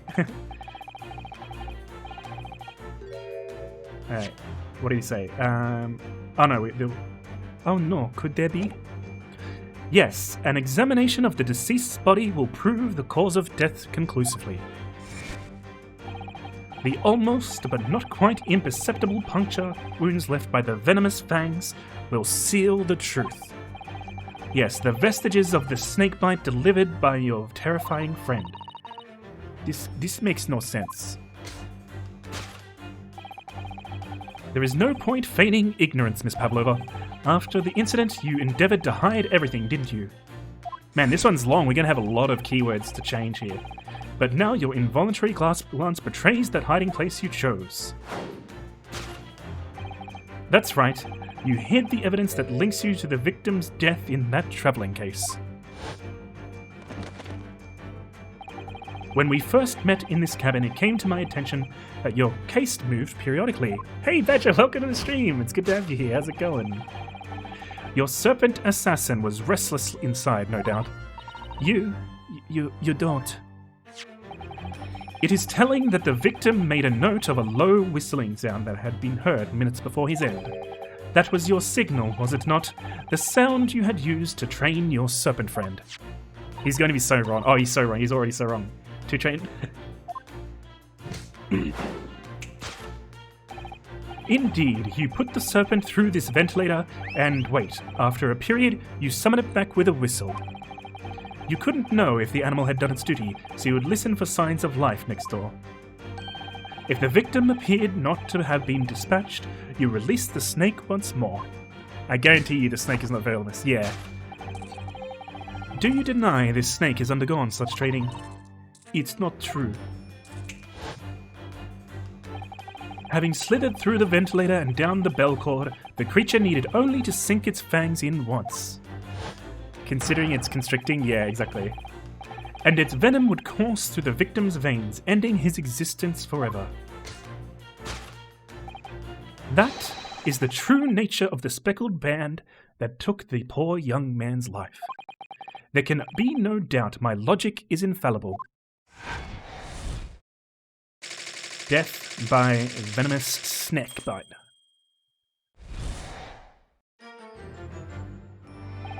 Thus concludes Herlock Sholmes' great deduction of the speckled band. Now I'm going to have to fix him up. We're going to have to correct him. Everyone's just like, what the fuck was that? Miss Pavlova has trained her pet snake as a killing machine. There on the floor you will observe a saucer of milk. The promise of food is the key to training any creature. Except he died of a broken neck from the forensic report. Exactly, yeah, so we already know he's totally wrong. But also that's the whole point of this. Incredible, you solved the mystery. Amazing, your great deduction really lives up to its name. I see why Herlock Sholmes has become such a household name. My dear man, it was nothing remarkable, as the Russians say I could have done it with one left hand.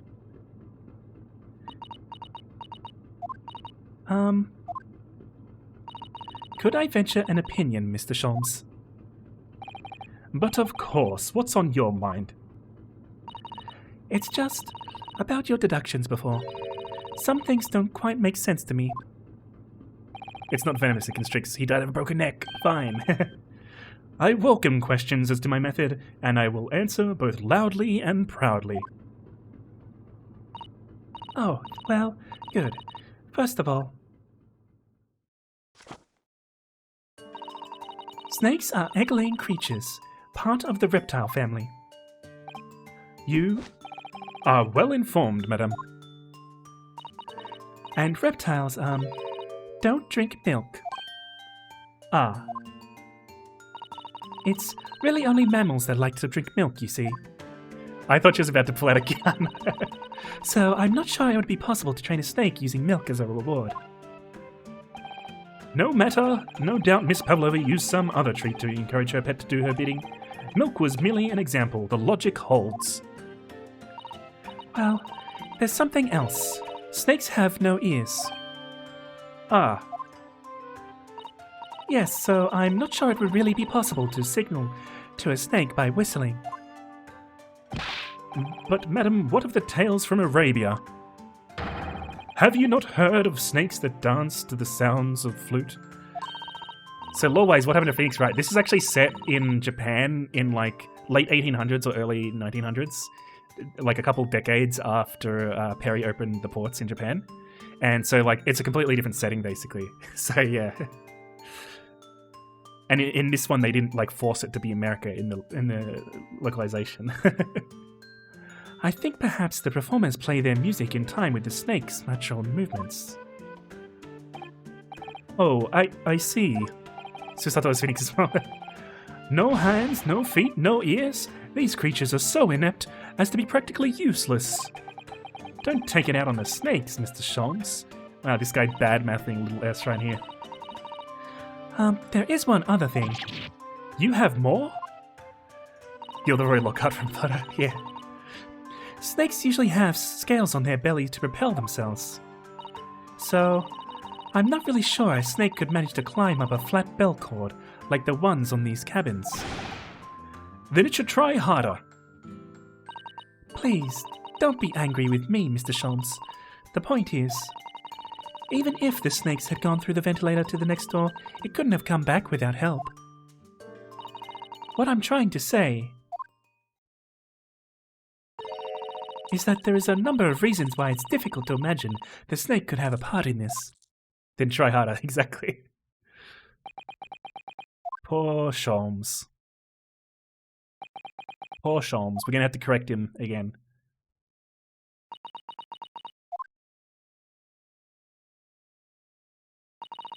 I think We need to step in and help again, Mr. Naruhodo. Oh no, you don't mean... Yes, we need to modify Mr. Sholm's latest deductions and turn them into great ones they ought to be. Snakes are useless. I had a feeling that was coming. Alright, let's give it a try. Just what I was waiting for, Mr. Naruhodo. Yes, right. So, cast your eyes down to your wrists once again. What? You've done it again. Your handcuffs are gone. Where did they go? Fear not, I shall see that they're restored after our work is done. I really wish you'd leave them off. Now, everyone, let us begin. Herlock Sholmes is proud to present his Logic and Reasoning Spectacular. Let's go. Course correction. Hold it, Mr. Sholmes. The intruder's identity, supposedly a speckled snake. Miss Pavlova, moments ago you claimed the following. His death is nothing to do with me. This whole thing is nothing to do with me. Yet you cannot deceive yourself. So he's right there. Yes, when you recall those horrid events, your aching heart smarts with pain. But here she's like, what? She does have a pain expression on her face. Yes, that's true. It looks like her wrist or her hand is the problem here.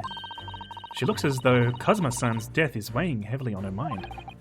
But you're not sure Mr. Sholmes has quite read her quite correctly. Is that it? Could there be some other way to interpret her expression then? Let's take a moment and really look close at Miss Pavlova. Yeah, it looks like her hands. So we can have a look around. What can we suggest? We can suggest aching heart, which is what he suggested, which is obviously not right. We can suggest claw scratch. So she must have had another pet then, and that's what the milk's for. She must have a kitten with her. Snake. Must be the claw scratch. That's the aching pain. Yes! I knew it was on her hand. Claw scratch. Or a chicken. Maybe it was a chicken all along. Yes, when you recall these horrid events, that claw scratch smarts with pain.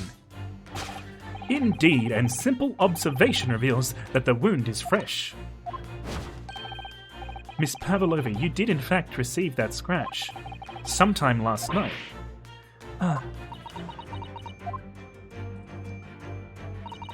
When I think about the young man who died next door, I feel so sad.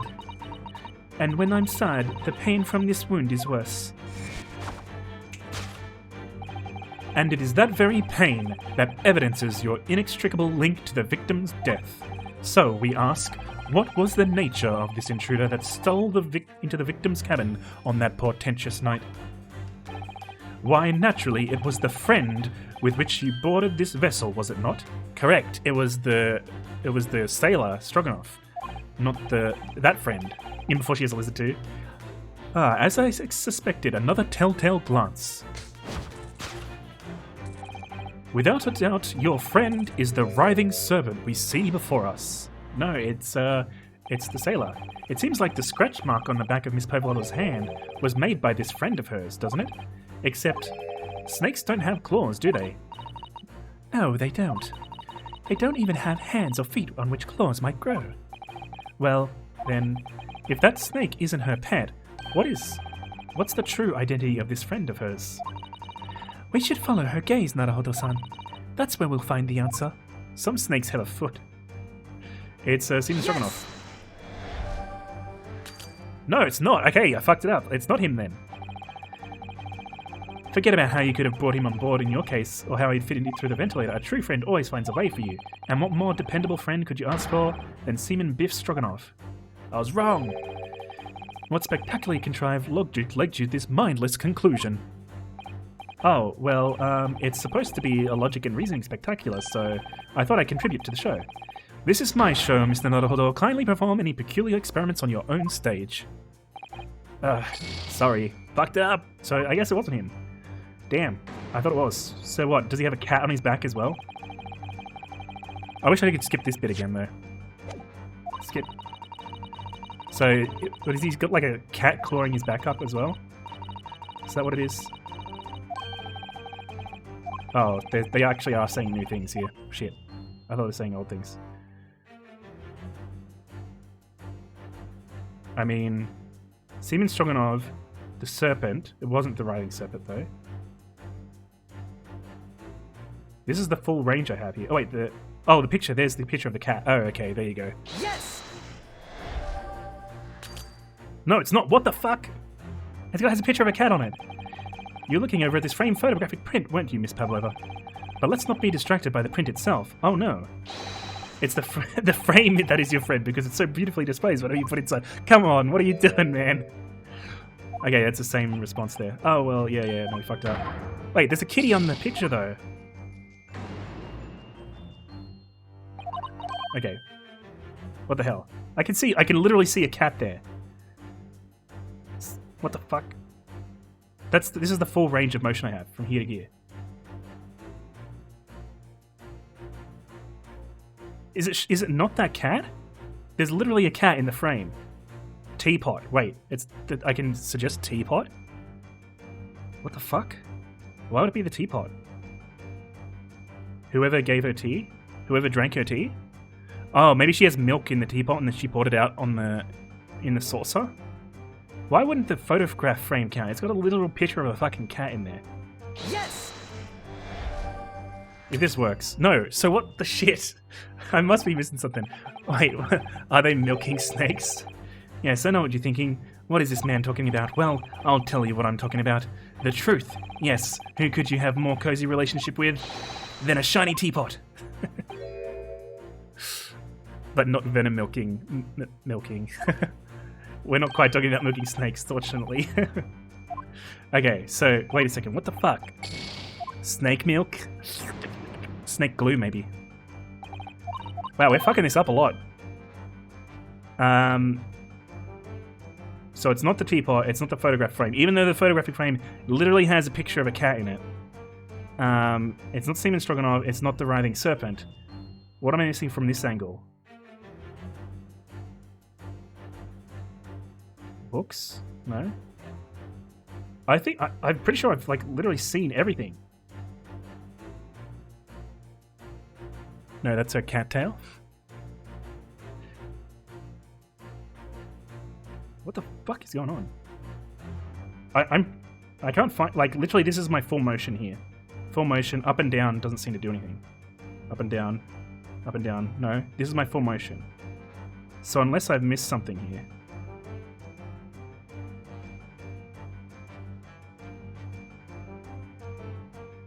Pixel Hunt, go, yeah, I guess so. I mean, the last time that this was difficult, it was because I didn't realize I could even move the camera.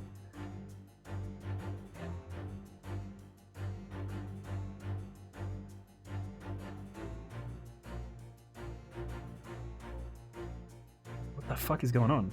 I could have sworn it would be the picture frame because it literally has a picture of the cat in it. Why would he say the picture frame is a friend, the photographic frame is a friend, and not the picture of the cat says that she's got a cat?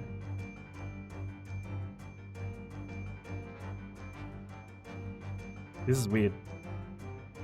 Wait, is the port window there? No. Have you guys seen anything pop up at all? That's not the things that I've already done? Other than saying the riding serpent again, which is obviously wrong. From this angle, I don't see anything. Wait, what was that saying? No, it was just moving the dialogue up and down.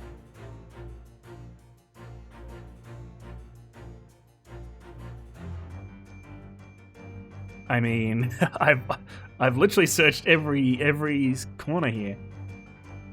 Unless there's like one particular angle where you can finally see something.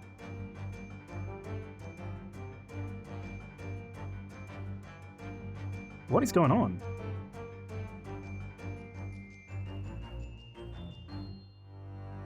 I don't know what's going on.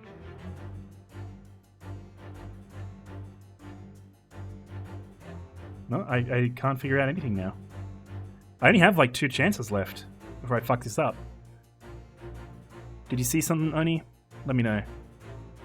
What you tell you? I mean, yeah, I guess.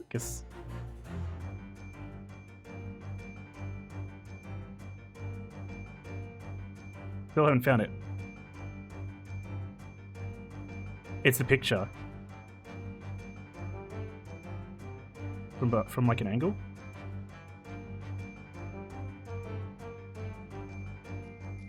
I don't know. It's not letting me do anything different than photographic frame. I mean, I've already done the picture. I already presented the picture, and my character says that her friend is the frame, apparently. I don't know why he says that, but... Examine it in your... Well, I can't examine anything here. The only thing I can do here is point at something and then present it. I mean... there's no, like, accessing anything here. I just have to click on something. Maybe it's useful later, but, like, in the story, but, like... I can't pick up anything right now. I literally just have to click something. That's how this part of the game mechanic works. So unless there's an ability... You present any of these items just by looking at them, you'll lose. A strike can be told to guess again. The friend is obviously small enough to fit in the suitcase, blah, blah, blah. Look at the right picture frame on the right side, but instead of presenting it, examine it as you would evidence in the court record. But I can't, though. I can't examine it. There's no button for examination. Oh, okay. You literally just click on it. It doesn't say. It literally. It doesn't say in the bottom corner that you can press this button to look at it, but you can press a button to look at it. What the fuck? Look at the photo in this frame. This must be something Miss Pavlova brought with her when she ran away. She's accepted. That's so fucking stupid. Why wouldn't they put examine down the bottom? A button examine. Like, what the fuck? Yes, that's true, but personally, I wonder if I could have done that in the other scenes as well, because I never was able to do that in the other scenes. I don't know. It's a little black creature that's caught my eye. Maybe we better take a quick look. It's so fucking stupid that they didn't just let you present the frame, because after all, yes! The thing in the thing, without a den, well, I guess it does say the friend, but like, still, that's fucking dumb. Without a doubt, your friend is the little kitten we see before us. Yes, the scratch on the back of your hand makes that abundantly clear. Oh no. That's so fucking dumb. The whereabouts of this black kitten isn't clear, but what is clear is that you brought the animal with you when you ran away, didn't you? Ah. It's a fatal frame. The cat was framed, that's right. Darka is my best friend. I couldn't leave her behind. And Darka would appear to be a Russian blue. And yet, the fact leaves us in a quandary. The victim's written observations on the night in question tell of a speckled band, whereas, regrettably,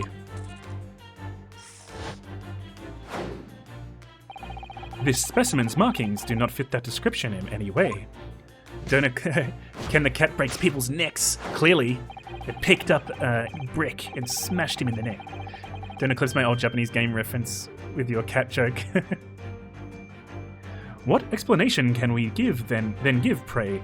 What was this sight that fell upon the victim's eyes last night? No, don't look at me. This has nothing to do with any of this. Oh, but it does. You have the answer to this quandary even now hidden behind your back. Yes, that which you were trying but failing to conceal can only be the snake's slough skin. Well, we're not talking about snakes anymore. Did you see that? She just took something out of her pocket and hid it behind her back. If she'd just left it in her pocket, no one would ever have known. Oh yes, ploys like that are Mr. Shom's speciality. He's ever so forced her to reveal something.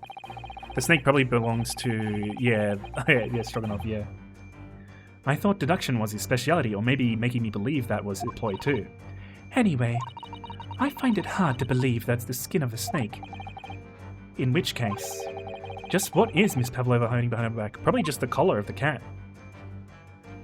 So wait, can we literally examine everything here?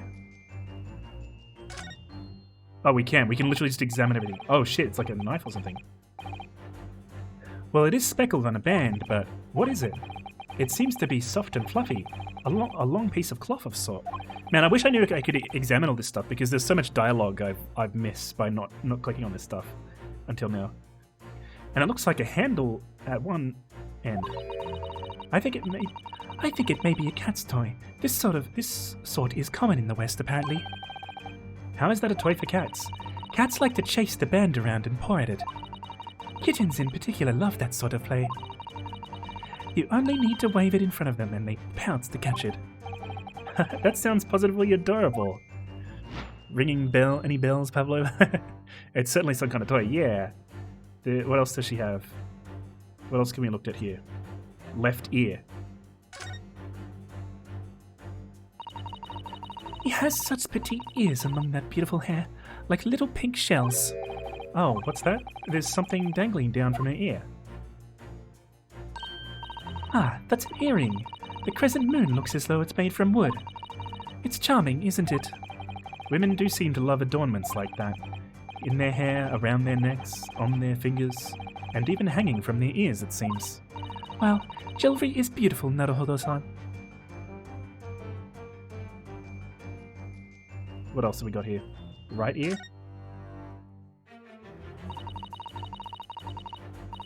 Same thing. Oh, what's that? There's something attached to your ear. The earring's gone. Ah, I expect that's what's called an earring. It's a little piece of jewelry. An earring, is it? It's really tiny. Perhaps part of it is missing. Maybe it broke off.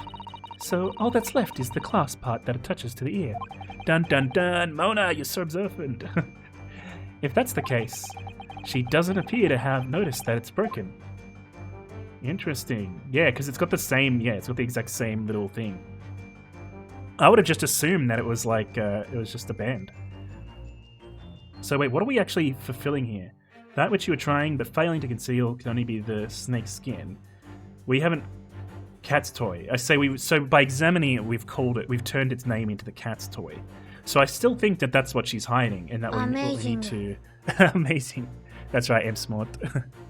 I think that's what we need to put in there. But it is interesting to note that that dropped, which means it's probably somewhere else. We're probably going to come into this. So let's put in the... Oh, I meant to present that one. Let's use the cat's toy. Cat's toy. Boom. Must part for work and have fun with it. Yeah, thanks for stopping by. I really appreciate it. I hope you have a good time at work. Yes, the thing you were trying but failing to conceal is, a cat's toy. Precisely, and the true nature of the now infamous speckled band. Ah. And what? It was this toy that you dangled through the ventilator. You waved it around, I presume. Naturally, the victim could not fail to notice. But why? For what reason? My dear boy, there can be only one answer to that. And after her feline friend disappeared through the ventilator into the neighboring cabin, Miss Pavlova attempted to use the speckled cat's toy to incite the creature to return. Ah. In summary, the nature of this friend of Miss Pavlova's, which last night infiltrated the scene of the crime, is a blithesome Russian blue breed of cat by the name of Darka. Yeah. A truly troublesome feline young Darka is proving to be. She must be caged once found. You'll forgive us for borrowing the photograph of your pet, Miss Pavlova? Yoink. Yoinked. We yoinked it. Yoinky spoinked. Yeah, I think Russian Blue is probably my favorite breed of cat. They're really nice. It was after I gave her food last night. That's when it happened. She scratched the back of my hand and then ran up the bell cord. Before I could do anything, she had disappeared. My favorite breed of cat is orange. They're very soft. Yeah, they're really, really nice cats. Darka, she's so naughty. They look like they have been carpeted. Oh, Russian Blues? Yeah, I suppose. How Mr. Asogi died. Moving on, we come to the heart of the matter, the grim demise of the victim. How did this young man lose his life, and why? According to the data of which I have been apprised, it would appear there are no visible signs of injury. So that's right, she exclamation mark there. Yeah, the coat's really nice, yeah. In fact, the circumstances of the victim's death can only be explained by a terrible venom. What Mr. Shom says is true. There were no signs of a wound anywhere on Kazuma-san's body. That's right, but Mr. Shom seems to be unaware of one very important detail. Kazuma wasn't poisoned. Yes, it would seem so. Let's give him the information he's missing now. Yes! Post-mortem report.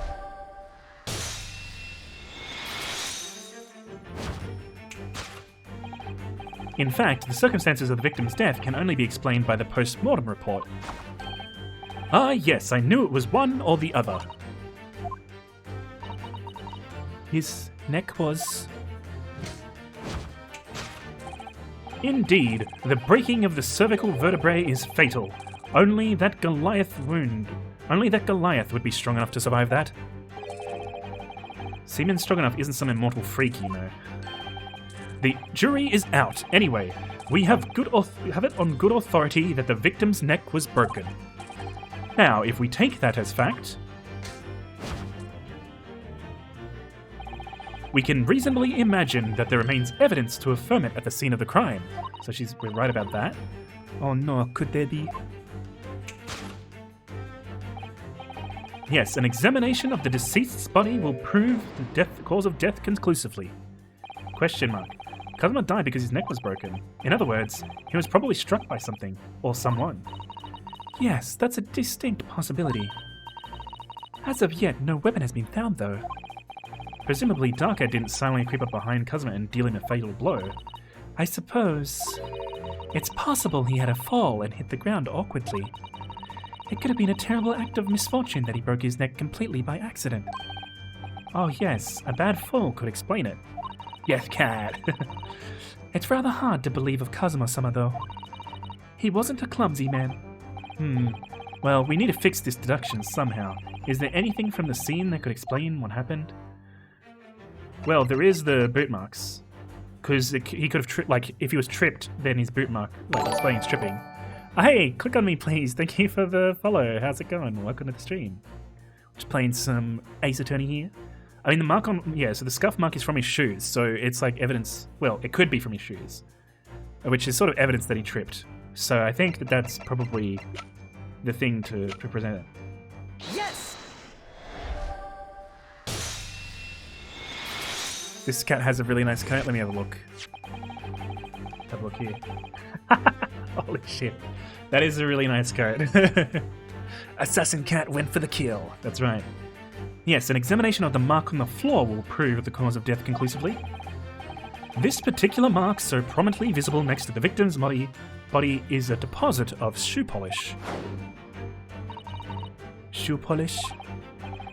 Indeed, positively identified by a little analysis device I constructed, which I carry now as a matter of course. Beeswax, tallow and dye were my results. The undeniable ingredients of shoe polish. And the colour of the polish is a perfect match to the colour of Mr. Asogi's laced leather shoes. Looking at this mark, it's not hard to imagine what happened. For some reason, Mr. Asogi must have caught his foot at that point on the floor and tripped. Please, no. And by a dreadful turn of misfortune caught his neck against some immovable object as he fell to the floor. Suffering a fatal blow to the spine, the victim's vertebrae shattered, and in that instant, he lost his life. No! I don't know. I don't know anything about this. Is that really true, Miss Pavlova? What about the evidence left at the scene where Mr. Asogi lost his life? Yes, the facts are as clear as day to me. You did all you could to conceal the incriminating evidence.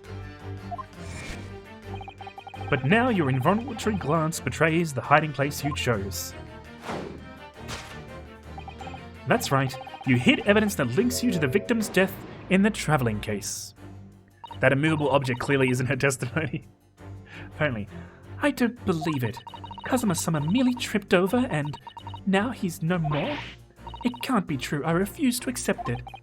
I know it's hard to believe, but the mark on the floor does just seem to suggest that's what happened. But... And if this part of Mr. Sholm's deduction is right, Miss Pavlova is trying to hide some evidence that would prove it. Probably her, like... Maybe her earring. Maybe it is her earring, and she, like, had to go to his... She had to go to his room to get her earring back or something? I don't know. Where, I wonder? Let's have a good look around. The answer must be here somewhere.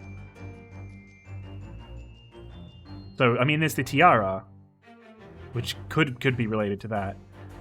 We checked the waste paper basket before, but let's examine it.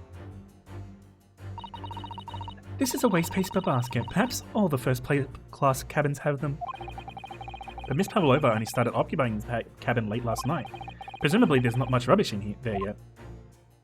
Ah, there it is. Oh, what's that? It's a broken piece of glass, isn't it? Yes, it is. And I feel like I've seen it somewhere before. It looks familiar. Perhaps it's more than your mind simply playing tricks on you. Alright, well that's it. Yes! We found it. Bam!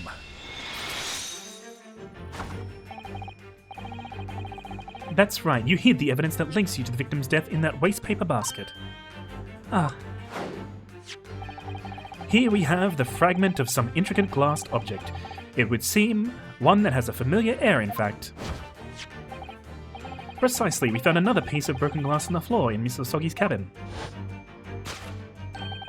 And as you see, the two pieces fit together perfectly. Oh no.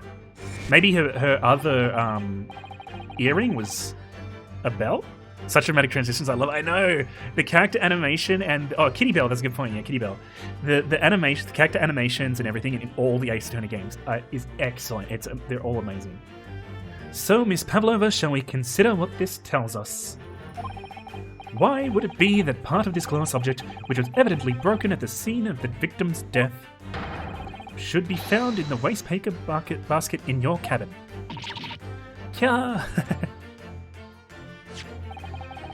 You're well acquainted with this glass bell, are you not? Bellend? I don't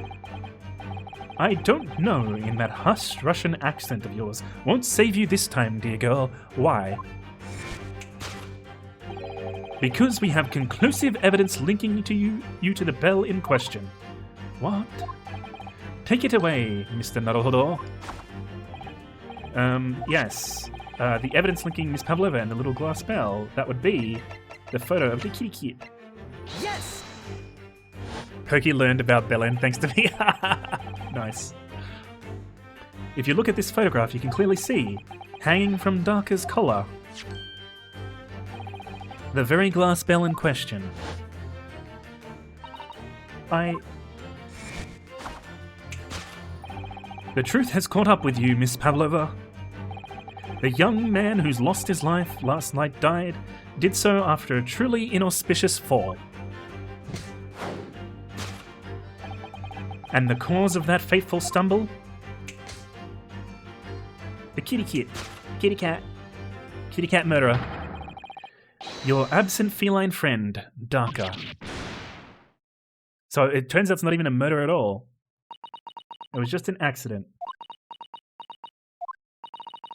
Unless she's trained her cat to kill people with falls, and the whistle was just a ploy to get the cat back to the room after the cat assassinated him. I couldn't tell anyone. I'm sorry.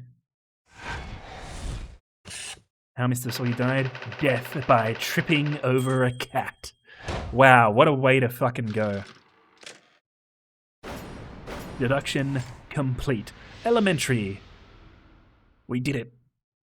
So there might not be a court case this chapter. It might literally just be this series of deductions. That's kind of cool. Why don't you tell us now, Miss Pavlova? Tell us exactly what happened last night. It was a little after 1 in the morning.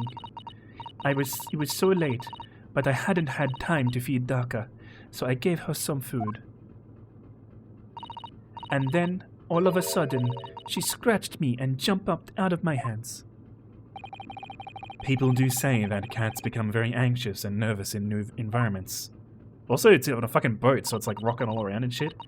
She was so fast, she disappeared through the ventilator before I could stop her. And that is how you acquired that rather nasty wound on the back of your hand, I take it. Yes. And I had read the, rules on the wall. I knew that I was not allowed Daka with me. Yes, modern science suggests that animals can carry infectious diseases. It's a precaution, really. So I listened and listened, trying to hear if there was some noise in the next cabin. It was very quiet. I was sure if someone was there, he must be sleeping. So at that point you thought it safe to try and lure the kitten back again, by dangling the end of the toy through the ventilator into the adjoining cabin. Daka always loves this toy, but it didn't work. Nothing worked. I tried using her favorite toy. I tried whistling to her softly, but nothing. She didn't return. So the faint whistling sound Kazuma wrote about in his diary was Miss Pavlova trying to retrieve her pet. Cats have a propensity to remain hidden in the shadows when frightened. Yes, so there was nothing else I could do. I just had to wait until she had calmed down. But then...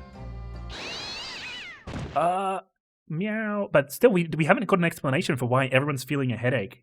Like, feels like they're poisoned or something. I nearly passed out with shock. I heard her cry out and then... Oh, it was such a dreadful bang. Then afterwards, nothing. It was totally silent. Kazuma was... killed by a cat. From the appearance of the brown marks on the floor, it seems likely that what you heard was the victim stepping on the glass bell and tripping. The SS Birya is a large vessel, but even she can pitch and roll violently without warning. If Mr. Sogi was already off balance as a result of the ship lurching when the kitten got on his feet, the combination of unfortunate factors could easily have caused him to fall over. But what became of the kitten afterwards? In the end, I managed to get her to come back through the ventilator. Yet Daka is nowhere to be seen. I must have forgotten to lock my case. And now she's disappeared again. If he fell over and hit his neck on something, that would definitely leave a mark. Yeah, I mean, they said that he was hit with a blunt object, which doesn't leave a mark, or something, and it's like, there definitely would have been massive bruising, right? Like, in addition to a broken neck. Gracious, that cat is as unsufferably restless as I am. Well, he knows something about himself, at least. When I woke up this morning, I heard that a young man in the cabin next to mine had died, but I couldn't bring myself to tell anyone what had happened. Look at that hook, that hook braid thing, that's so cute. I was too scared. Scared that they would send me back. Oh, hold on a minute. What about the snake? You're right, where is it? If the snake isn't your friend, Miss Pavlova, then whose is it, and where did it come from? Oh, he's had his mouth this whole time, so it's probably his pet. What on earth is such a dangerous creature doing aboard this ship? Oh, I didn't say. Snake is my friend. His name, Piroshko. Huh? What? What? That snake belongs to you?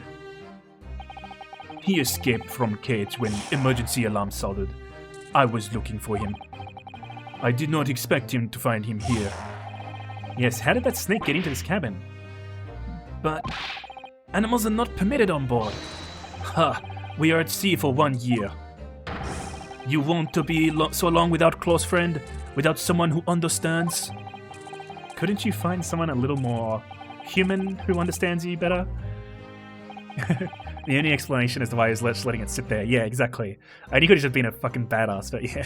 Obviously it belongs to him. He's stood comfortably with it wrapped around his face for ages, exactly. He did try to say something, but the snack stopped him. But my dear burly fellow, a gargantuan venomous snake, surely you can appreciate the danger you're putting everyone in. It's not venomous. Yeah, exactly. No venom. Huh? Piroshko does not have venom. He is harmless, very long, but very gentle. He is adorable, like Granny. It's venomless? Yes, now he is hungry, so he's in bad mood, but once I feed him, you will see big smile. All that constricting can't be good on the blood flow. And you feed him what? Milk, I suppose. Ha! Like they say milk chickens? Like they say they milk chickens? Ridiculous. Snakes that drink milk are only in stupid stories. Proshko eats mouses. Big fat round mouses. That explains the mousetrap. So is that what the mousetrap in the passageway out there is for? Of course. How else can I catch my friend's favorite food? Poor Oni, getting rat-trapped. Nothing says top of the food train like the look in their eyes right now. Sholmes.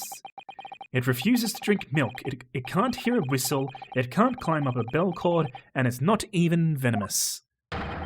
How the deuce did something so inept land a starring role? It's not my fault. I do not make up stories.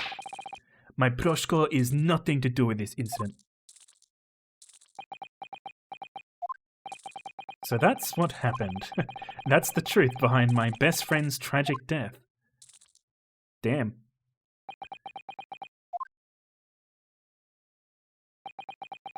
Damn. Oh, his scarf is a fish. Yeah. All the neck scarves are like fish or whatever. Miss Pavlova, I understand the difficult situation you found yourself in, and I do sympathize. But please remember this. A young man lost his life.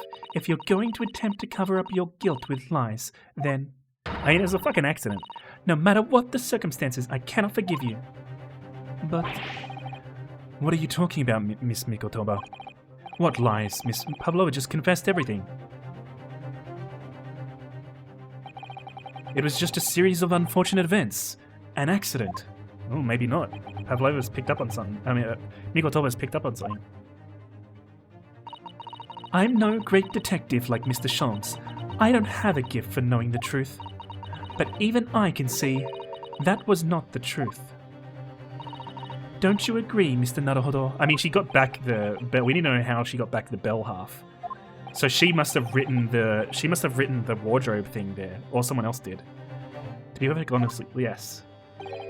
There's a discrepancy in Miss Pavlova's story, I'm sure of it. I just can't quite put my finger on it.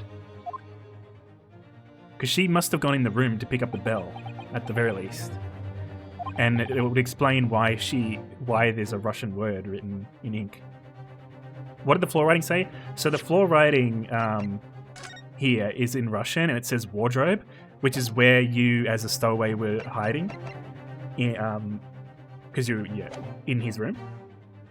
And you were, like, knocked out, so they blamed you initially. I confess, I was intending to let Scotland Yard deal with any outstanding issues on this matter. Oh. I am only present here for a very specific reason. The truth is, you, Mr. Naruhodo, are simply a distraction. A distraction? I do hope you've not been finding your shackles too uncomfortable. Not again. When did you do that? Especially as they're on your wrists as a result of my intervention. I was rather hoping I could resolve matters before we made our next port call. You were Mr. Sholmes?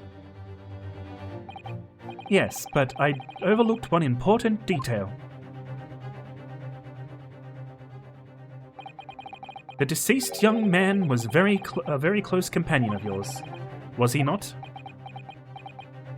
Yes, Kazuma-san was my closest friend. I owed him my freedom, even.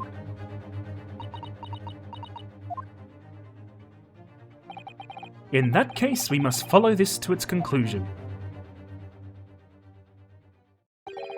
No further distractions. You must uncover the real truth out here, Mr. Naruhodo. Alright, let's do it. Yes, whatever it may be. Final push, maybe. Sholmes is effective with the handcuffs. I know, he just slips them on like that. The key to this is the discrepancy in Miss Pavlov's story, I'm sure. If we can chase that down, maybe the truth will become clear. My bro. The truth about how you really died. Bro. And about how that scene in your cabin really came to be. Alright, I'll see what I can do.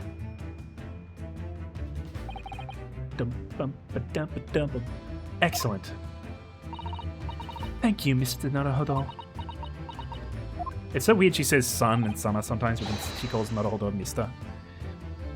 I guess that just means they're speaking English in that line and not Japanese, I don't know. So then, shall we begin? Yes. Are we doing another deduction? What we should ponder first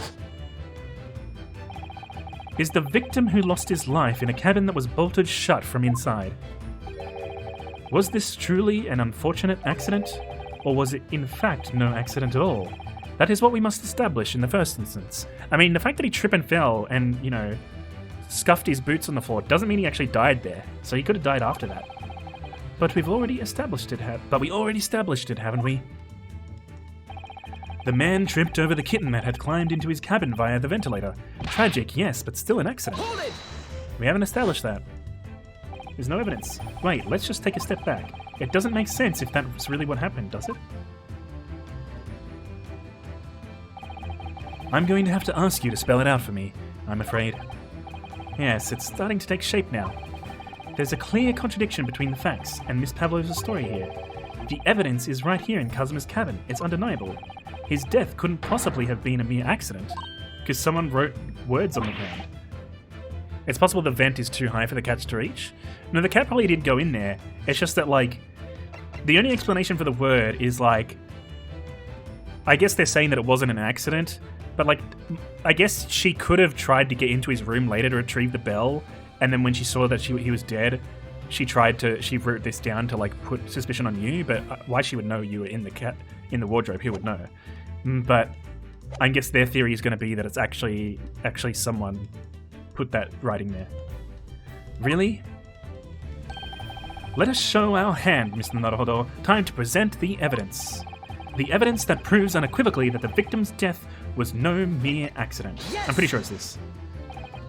The truth is clearly recorded in this photographic print. There's no way that Mr. Osogi could have left this message on the floor. That script. It's Russian, isn't it? Indeed it is. The word written means wardrobe. I see what you mean. Most people would leave a dying message in their native language, Japanese in this case. But maybe he was studying Russian. It is a simple language. He could have picked it up very fast. That doesn't seem likely. That's actually not the point. It makes no difference whether he knew Russian or not. Sorry, what do you mean? Exactly what I said before. There is no way that Mr. Osogi could have left this message on the floor. And the reason why? It clearly explained here. Damage to the cervical vertebrae resulting in instant death. Instant death. More than the cat couldn't have done it by herself, requiring Pavlova to hoist her up there purposely. Who knows? Which means after the victim fell to the floor, he couldn't possibly have written anything. Because he was already dead. That's not the only reason either. There's something else we found in Mr. Osogi's cabin. A remnant of something that couldn't possibly have been there if what Miss Pavlova told us was true. So Susaso-san has noticed it too then. I'm following a red herring, yeah. CCTV footage, where is it?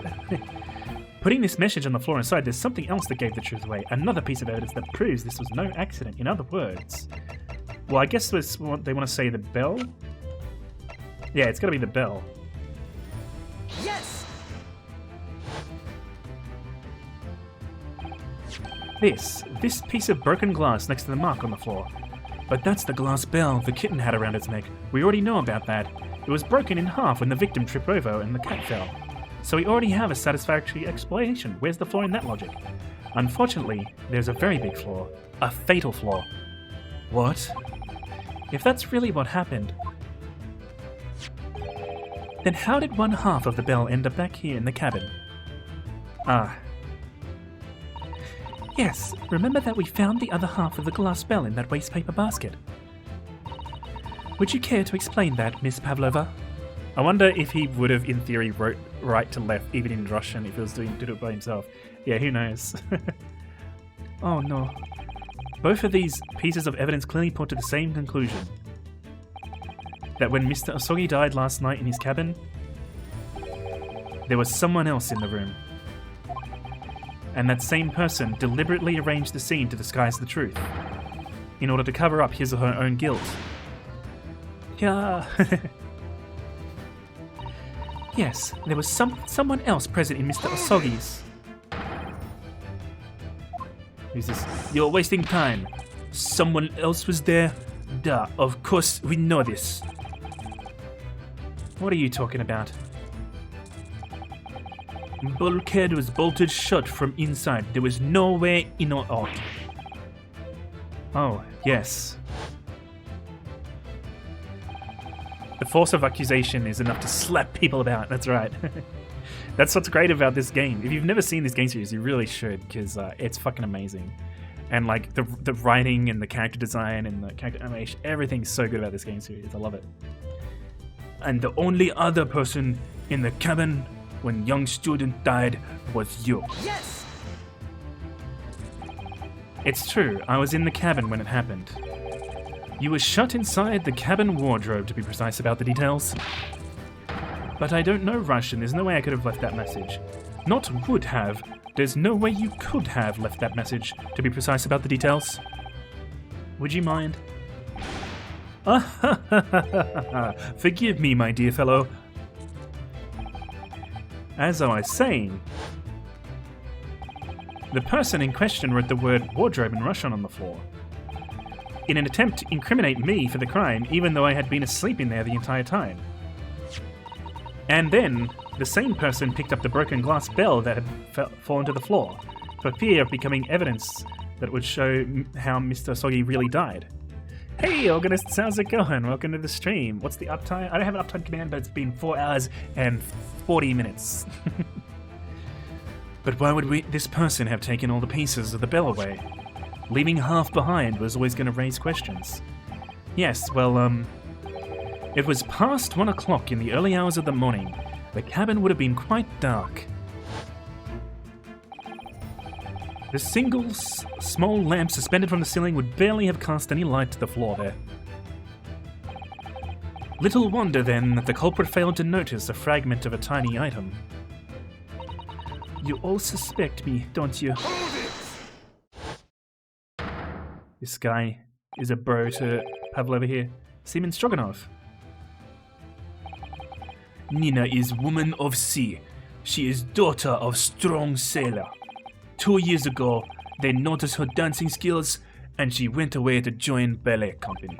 But before, she was dancer on this ship, a member of Ship's Band. You do not accuse Ship's Angel of being criminal. Ah, so that's it. You say that when young student died, Nina was there in his cabin. But that is not possible. I give my tooth. Well, this is almost interesting. And why would you give your tooth, pray? How can you be so sure?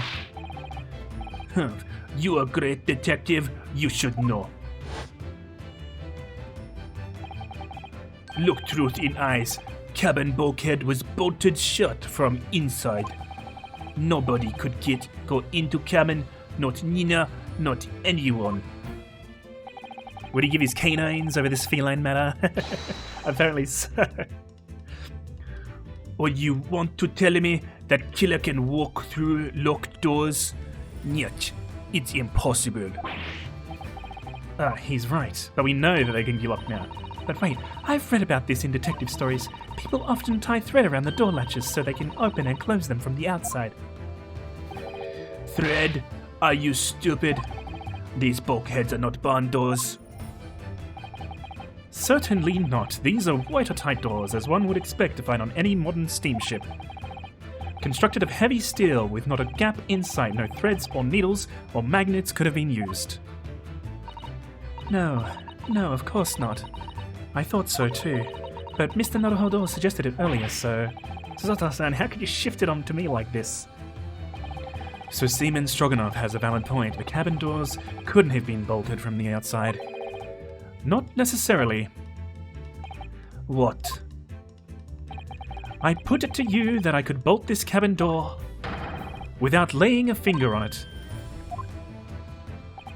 And in this very cabin, we can see the traces of the method I have in mind having been used before. I don't believe it. Well, Mr. Naruhodo, I believe you know I'm a mean, don't you? A way to shut the bolt of the cabin door from the outside? One way does spring to mind, yes. Do you really know what Mr. Sholmes means, Mr. Naruhodo? Yes, and so should you, because we've seen it happen. Indeed we have, so would you care to do us the honours, Mr. Naruhodo? We get to press the button! We get to press the button! Point it... Oh no, we're just going to point it out. Damn, I was thinking we get to press the button to demonstrate it. Point out the telling signs of the method that was used to slide the cabin door bolt from the outside. Wait, is it going to highlight? No, it's not going to highlight. Well, it's this. Yes! Look at the bookcase there. See how all the books and things on it have toppled over? That must have happened when the ship made its emergency stop before. Yes, that's right. It's a very powerful vessel, after all. When the engines are thrown into reverse, a violent jolt goes across the entire ship. Any small objects that aren't fastened down are bound to fall over.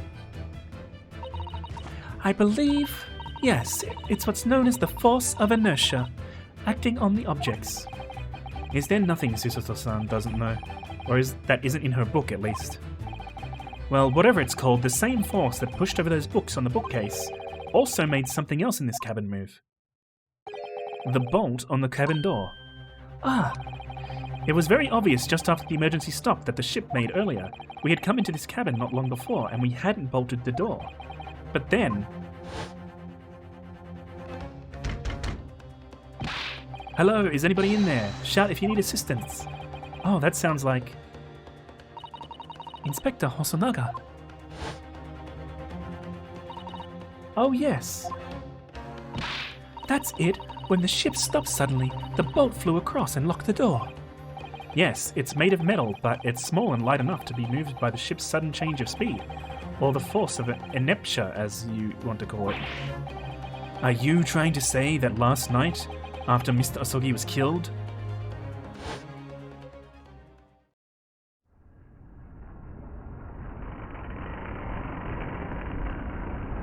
there it is. Sounds like it fucking crashed. That doesn't sound like it just it just breaks. It sounds like it fucking crashed into something. The SS Buria made another emergency stop? When I woke up this morning and looked around the cabin, I thought it looked a little odd. All the books on the shelves had toppled over. Wait, how did they get into the room? Which room? Maybe something in the ship's log? Well, the ship's log was had nothing in it because the guy, the sailor guy, was smuggling her on board, so he wasn't there to write things in the ship's log. All the books on the shelves had toppled over, and all the ornaments. It was almost as if someone had run their hand across the shelves and deliberately knocked everything over. This room, since it was bolted. Oh no, we were in here, and then the boat made a sudden stop, and that bolted it. But if you mean the other one, they were in there beforehand, and then presumably the same thing happened. Oh yes, I remember that.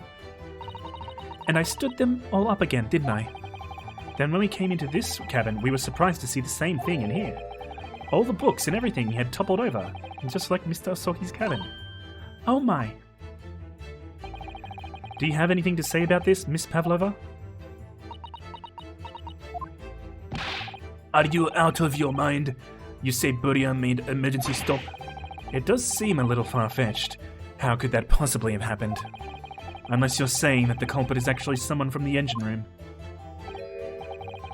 Oh, it's simple enough. Are you forgetting the button in the passageway outside? Used to trigger the emergency alarm. Oh, yes, of course. There was a notice, wasn't there, telling you only to press the button in times of emergency. On dark nights when the fog is dense, the captain cannot afford to rely on the eyes of his lookout alone. Hence the placement of a number of buttons around the vessel to allow any crewman to raise the alarm. This the sort of button one is almost compelled to press to satisfy one's curiosity. Twist the cat is so fat it caused the ship to lean.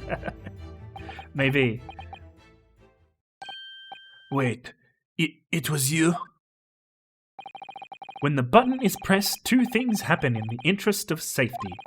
The emergency alarm bell rings, and the vessel comes to a complete stop. Wait, maybe everyone's headache is because the vessel came to a stop and everyone bumped their head or something. As indeed it did a little earlier today. He pressed it just for fun, did he? Mr. Sholmes, surely it wasn't you who... As I always say, a button has but one purpose in life. To be pressed, whatever the occasion. He sounds almost proud of himself. How dare you mess with ship?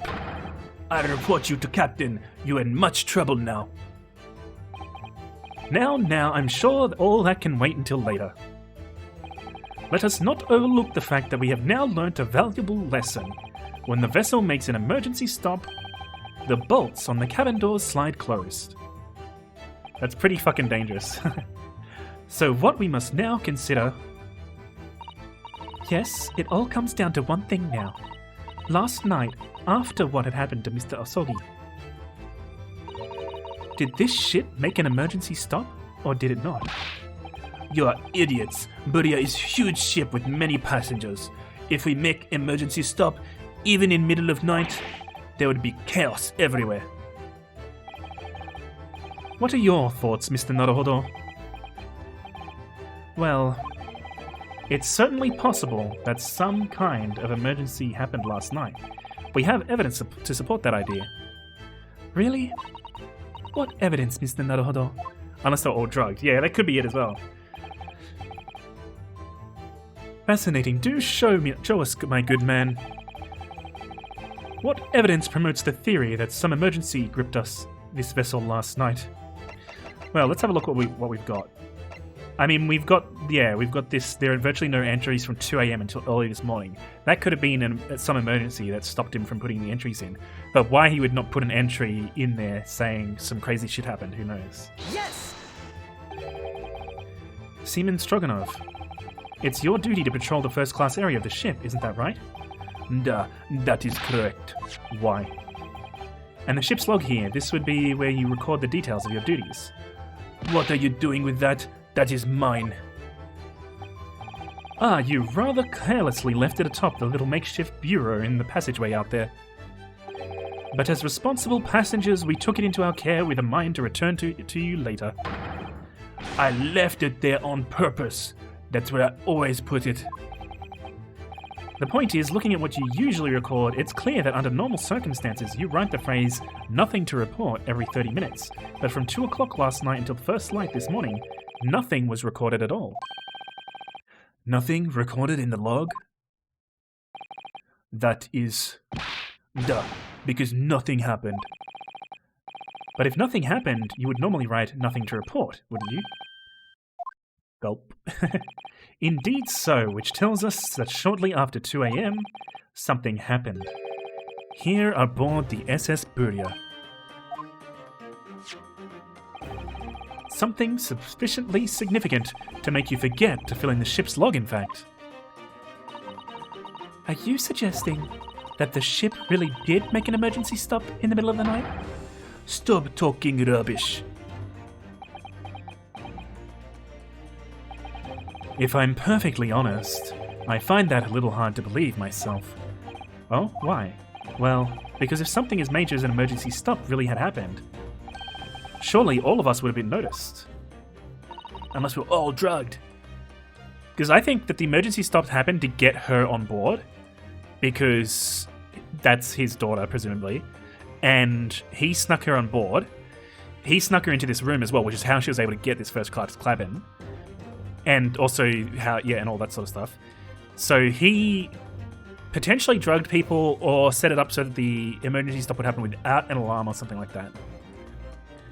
That's very true. Thanks to the emergency stop we experienced earlier, we all know what it feels like now.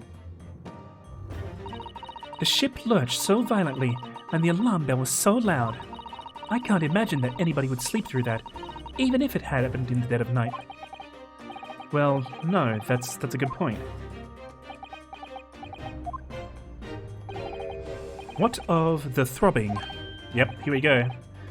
Sorry, what do you mean? Your head, man. The throbbing of your head since this morning. We have all suffered with it. Ah. Oh, yes, I've had a headache, you're right. In fact, I haven't been feeling myself since I woke up today. Nor have I. My head has been feeling heavy ever since dawn. Yes, you've all been afflicted, haven't you? Just as I suspected. He's right, my head's been throbbing today too.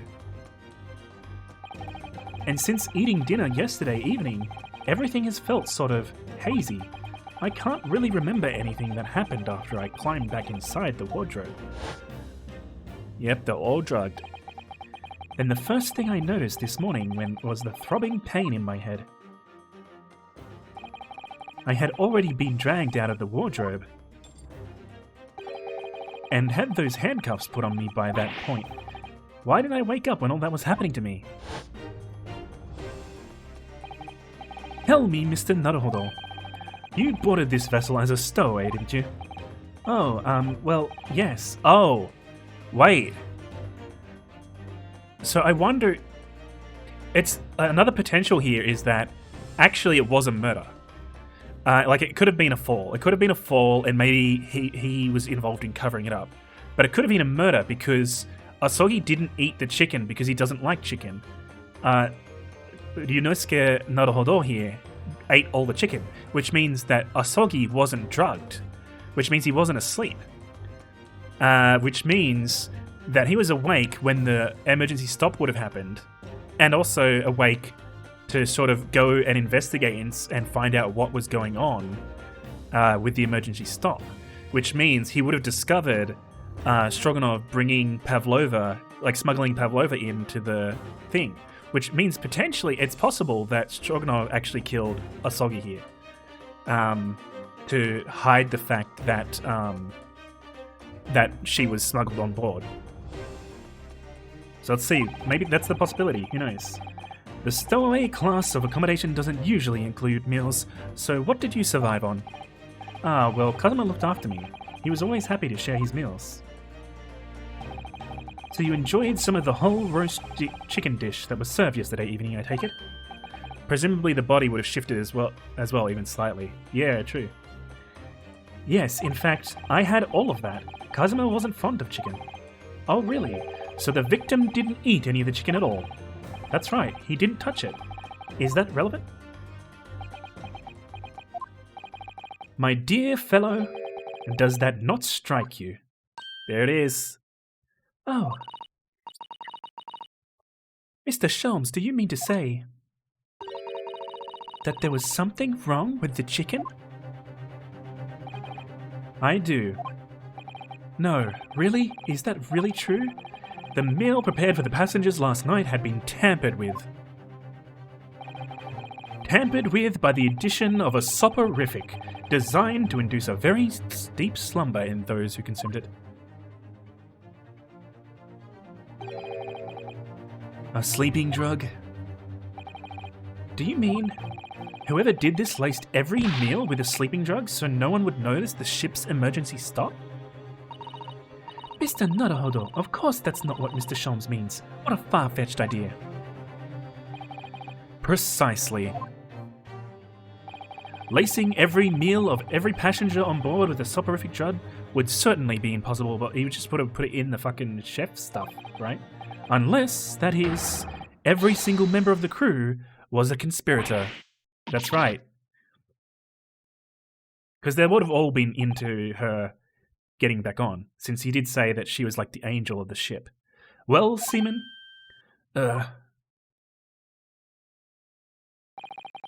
I'm sorry to say that any more deception in this matter will get you nowhere. If you refuse to talk, there would have to be an inquiry made through the shipping company, of course.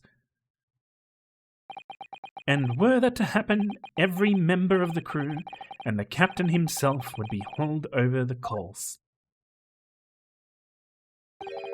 For aiding and abetting a renegade. Yep.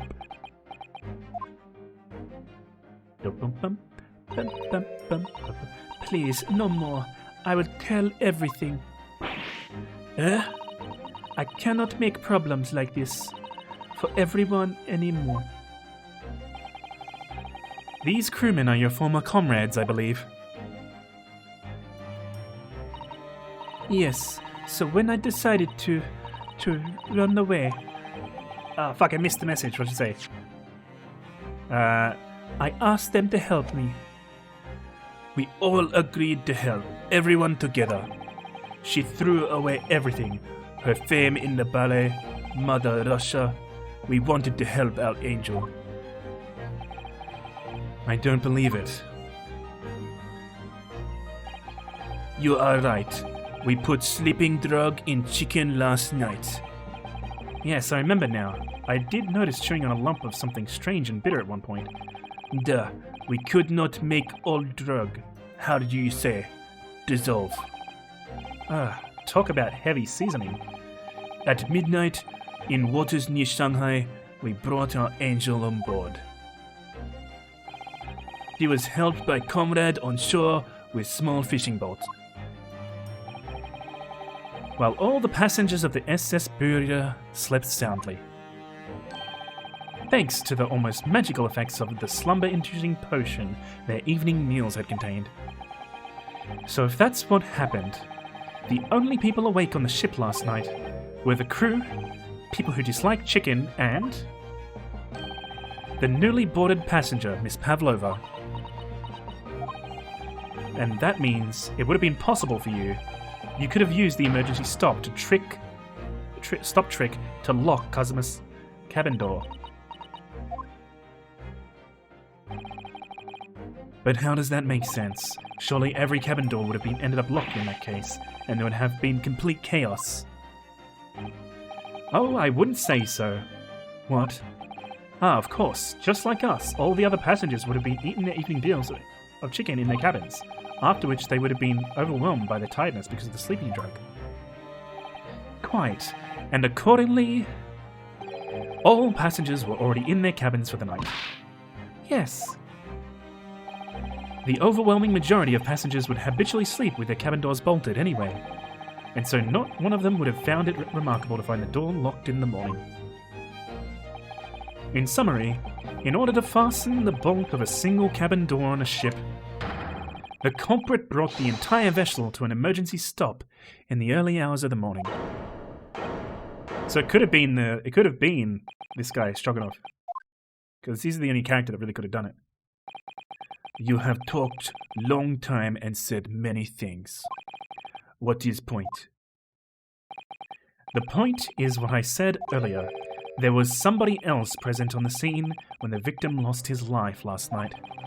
Someone who left a message in Russian on the floor in an attempt to incriminate another.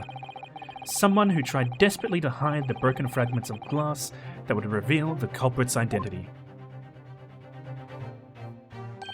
And someone who abused the ship's emergency stop procedure in order to lock a door. All told, a busy night. But... I don't know about any of this. I'm just little girl. It's beef stroganoff, that's right. You like to speak with your long English words and explain your clever ideas. But I am sailor, and sailors don't listen to long, boring stories. we don't believe. Sailors like me, we trust only what we see with our eyes. Are we gonna do an emergency stop now? For fun? A laudable trait. What? I am quite of the same disposition, my good man. Observation to me is everything. Mr. Naruhodo. Oh, yes? Do you hear it? That accusatory cry of guilt on the wind? What accusatory cry of guilt? Sorry, you've lost me. Proof of involvement, man, but you can't hear such a call with your ears. No. You must hear it with your eyes, for observation is the basis of all deduction. What are you talking about? I believe the time has come for one final logic and reasoning spectacular. Here we go! To expose the truth. Let's do it! So, Mr. Naruhodo, your assistance, if you please. With what exactly, Mr. Sholmes? With observation, my dear fellow, just as I said, of these two prevaricators. Observation? If you remember, Mr. Naruhodo, we know that somebody tried to fabricate evidence, don't we? By tampering with the scene of Mr. Asogi's death. What we're looking for is some trace of evidence that one of these two were there when it happened, like if they have ink on their fingers. Precisely. You're delightfully quick to grasp my meaning. Alright, I see what I can see. So we're looking for a trace of evidence that shows someone else was there last night when Kazuma died. Alright. So let's have a look at hands. Can't really see hands properly. So it's no ink on fingers then. Oh wait, he has an ink on his back. There it is. Boom, ink stain. But I kind of want to look around. What else can we suggest? That the earring was dropped? That's maybe this whole earring being dropped thing is a red herring. Like maybe you would suggest that here. But I don't think we found an earring in that other area. But I mean the ink stain there is kind of perfect. Yes! Ink stain. Seaman Stroganoff, you seem to have quite a large purple stain on the back of your white uniform there. Yes, I don't know where the dirt comes from. So nothing in particular comes to mind about the stain? What are you trying to say? It would appear that the significance of this stain has escaped your attention, Seaman. Allow us to make it plain. Here it goes. It's a very large purple stain on the back of Seaman Stroganoff's uniform. And I think what made it is clear. Indeed it is. So, Mr. Naruhodo, present the evidence that proves it. My pleasure. Alright then, the evidence that proves that what the stain on the back of Seaman Stroganoff's uniform really is... Oh, do we have it in the photo? I guess it's just this photo. We don't have like an ink... We don't have an ink pot clue. So it's just gonna be this photo. Crime scene photograph. There it is. Yes, it's this photograph. And the ink it shows. That's what caused the stain on your uniform. Ink. A rather unusual color of ink. Purple. The penny drops at last. Now you see the significance. The Russian word on the floor next to the victim's body was written in purple ink. And the stain on the back of your uniform is ink of exactly the same color. If the ink had been dry, it couldn't possibly have stained your uniform in that way. Which means... you must have been present in the cabin, in the moments immediately after the ink was spilt. So is he cover-up or did he murder? This is the question, because it could have been a cover-up of the Cat 4, or it could have been murder because Asogi wasn't asleep. And I think the fact that the main character ate all of the chicken means it's supposed to hint at the fact that Asogi was awake, which means this. I think the cover-up murder is probably the right one. We'll see though. All right, yes, it was me. I did it. Everything. He's admitting it. I arranged everything in dead student's cabin to make it look like Wardrobe Man did it. Then I pressed button to make Burya do emergency stop, and bolt cabin door shut. I did everything so no one would suspect our Angel. So he's going to say it's because of the cat thing. Biff, please. Don't worry, Angel. Let me do talking. It was after 1 in the morning. I was on duty, patrolling passageway. Then our Angel came to me. She was white like sheet. Biff, please, you must help me. Biff Stroganoff, yeah.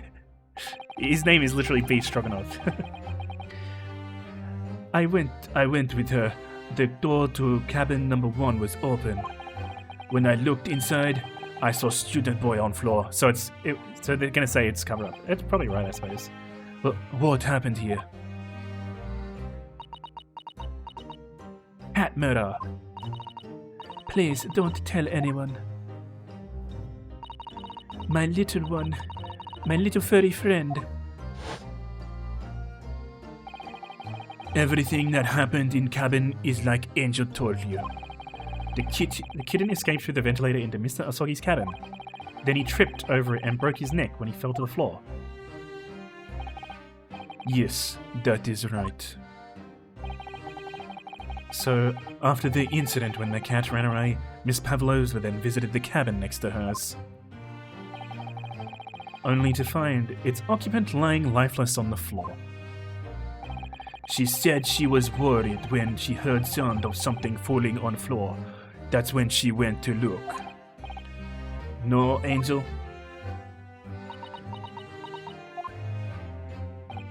The door was not locked, so she opened it to look, and you already know what happened after.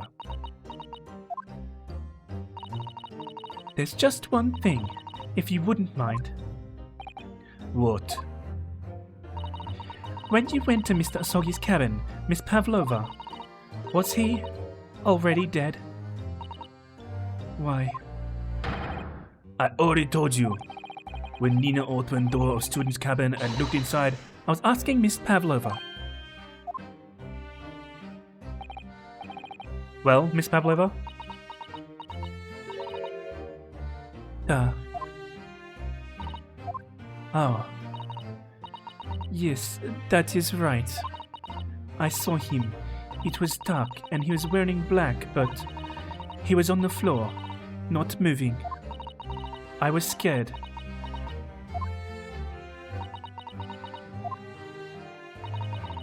I understand, and I believe you. So this is finally it now? Have we discovered the real truth about Kazuma's death at last? I don't know. Something very nearly slipped my mind. Oh, Mr. Sholmes. This photograph. Yes, I took this myself, you know. The cause of death was a broken neck, therefore the victim died instantly. And the unfortunate incident that precipitated these events, a kitten on which the victim stumbled. However, if those are the facts, there is one particular area in this photograph that seems to me somewhat unnatural. What do you mean, unnatural? What are your thoughts on the matter, Mr. Naruhodo? Oh, well... Hey, ZenMate VPN, how's it going? Thanks for the follow, appreciate it. If Kazuma tripped and fell, and by some terrible stroke of bad luck broke his neck, he wouldn't be face down on the ground. Which part of this photographic print seems unnatural? His body. Yes! It must be here. No, I fucked it up. Must be here, surely. Allow me to offer you a piece of advice regarding the pursuit of detection, my dear fellow. When noting a crucial point, it can be helpful to keep your eyes open. They were open. And it can be equally helpful to use them. Sorry, I'll try that. Surely it's like... Because if he broke his neck, right, I guess maybe he fell on his front. I guess that could have happened. That could break your neck if you fall on the front, maybe? I think it's plain what Mr. Sholmes means by unnatural, isn't it? The word written in a foreign language underneath his fingertip, surely. Is it? That particular crass detail was orchestrated by the culprit. No, I mean to identify another point. Yeah, that's what I thought. Imagine, if you will, losing your footing yourself. Would you land as the victim has? I mean, that's exactly what I pointed at. Oh, the hands? What of your hands? I mean, you look like the sort of fellow who stumbles with some regularity. This should be an easy task. Why do I? Oh, so he's saying the hand position is wrong. Which part of this photographic print seems unnatural? I mean, we know the hand was placed like this because someone was writing the message, pretending to write the message.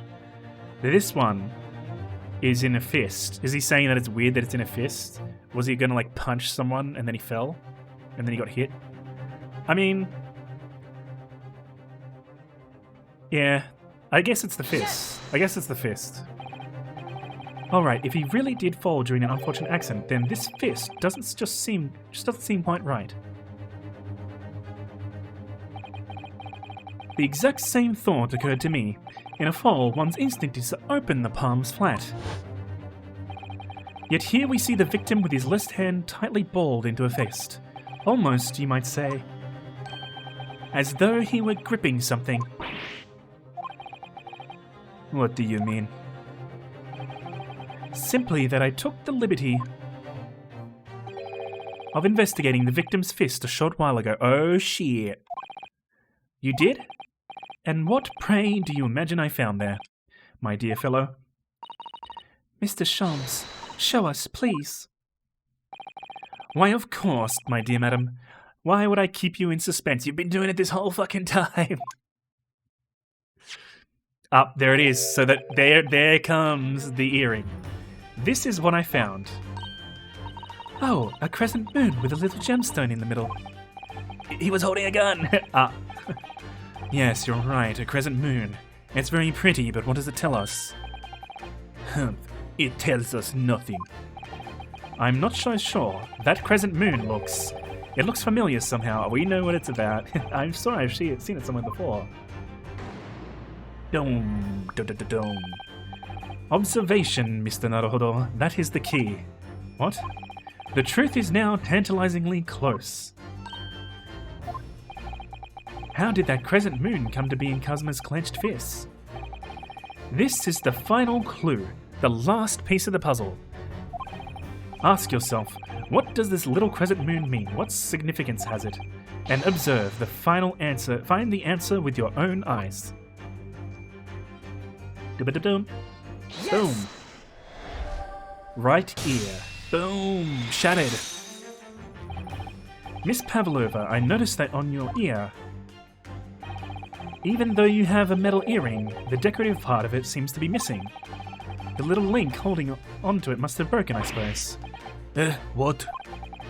But looking at your other ear, I notice a crescent moon. Ah.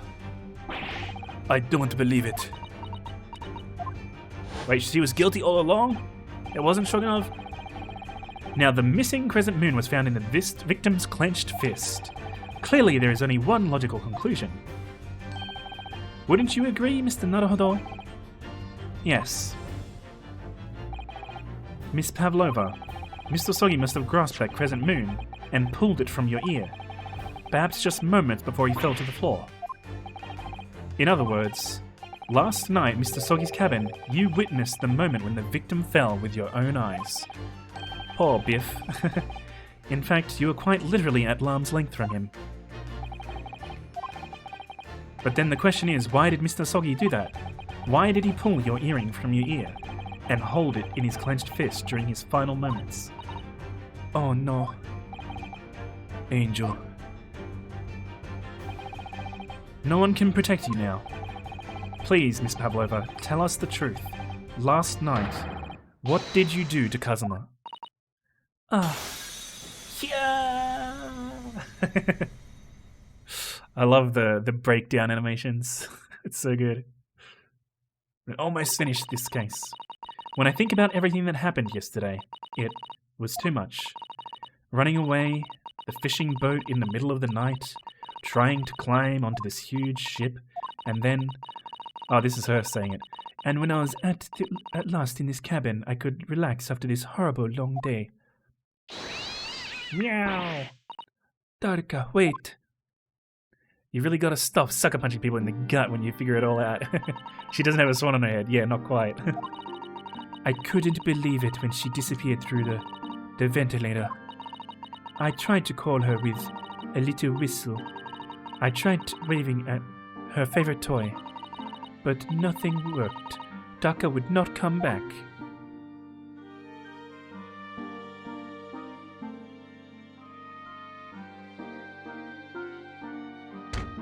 Knock, knock. No response. Blunk. What are you doing here this hour of the night, Inspector? Oh. I'm sorry. I thought it was a friend of mine.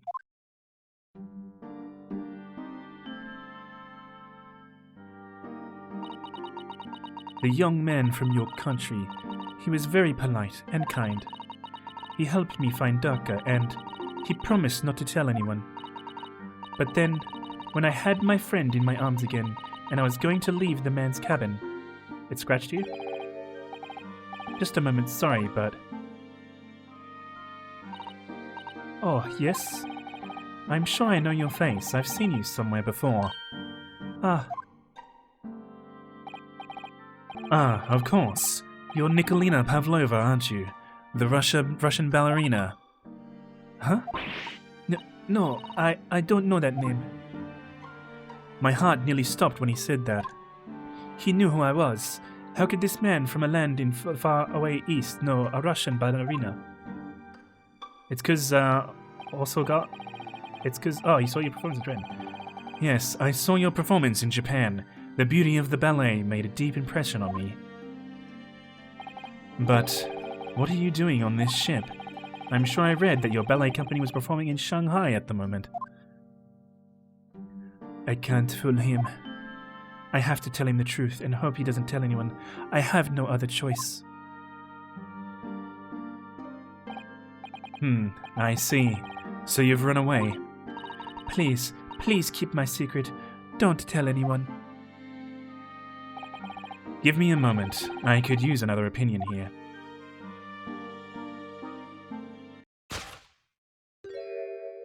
He's going to pull that cord. He's going to tell the captain. Wait, but isn't the captain on your side? Or, like, all the staff except the captain are in on it? Why did I think I could trust him?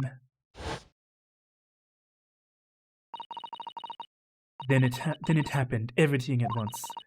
It was only a second, but it felt like forever.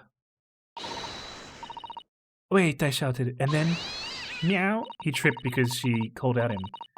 Darka jumped out of my arms and down to the young man's feet. Crew probably doesn't mean captain. Yeah, I guess so. And... As he turned around to look at me...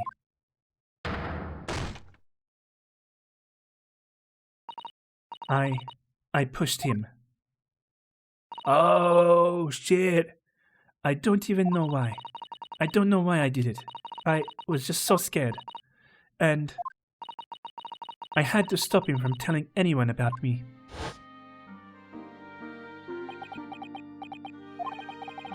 And that's when you went to fetch help from Seaman Stroganov, who was on duty out in the passageway. I heard Nina cry out and third on floor, so I ran to her. She was standing at cabin door, shaking like a leaf. She looked at me and said, "Help me, Biff. If they find out, I will be... Please, I have nowhere to go." So you decided to help, and that's when you arranged things like in Cosmo's cabin to make it look like I did, so that no one would suspect the passenger in the cabin next door. Yes. I went to cabin and looked around to make sure there's nothing to show Nina was there. And then I found stowaway, in wardrobe, still sleeping. Right, that's when he found me. So you worked out the plan. Hey, Omnidary, how's it going? To lay blame on the stowaway. Happy birthday, it's not my birthday. But thanks. I closed wardrobe doors and put back strange paper sign. Luckily for me, that's the only reason Susato-san believed me when I said I was innocent. I dragged young body to good place and used ink that was spilling to write on fall. It's not my birthday! I wrote whatever that says, so that a person who found him would look inside wardrobe and find stowaway. And tell me, what of the glass bell? It was by my feet, so I picked it up. I see. But it was dark in the cabin. I didn't notice the other half. It's not my birthday. Then Angel went back to her cabin and I finished job. By pressing the emergency alarm button in the passageway. Yes. Accordingly, the SS Boonia did indeed come to emergency halt a little after 2 a.m., thus enticing the bolt on the cabin door to slide shut, creating a locked room mystery.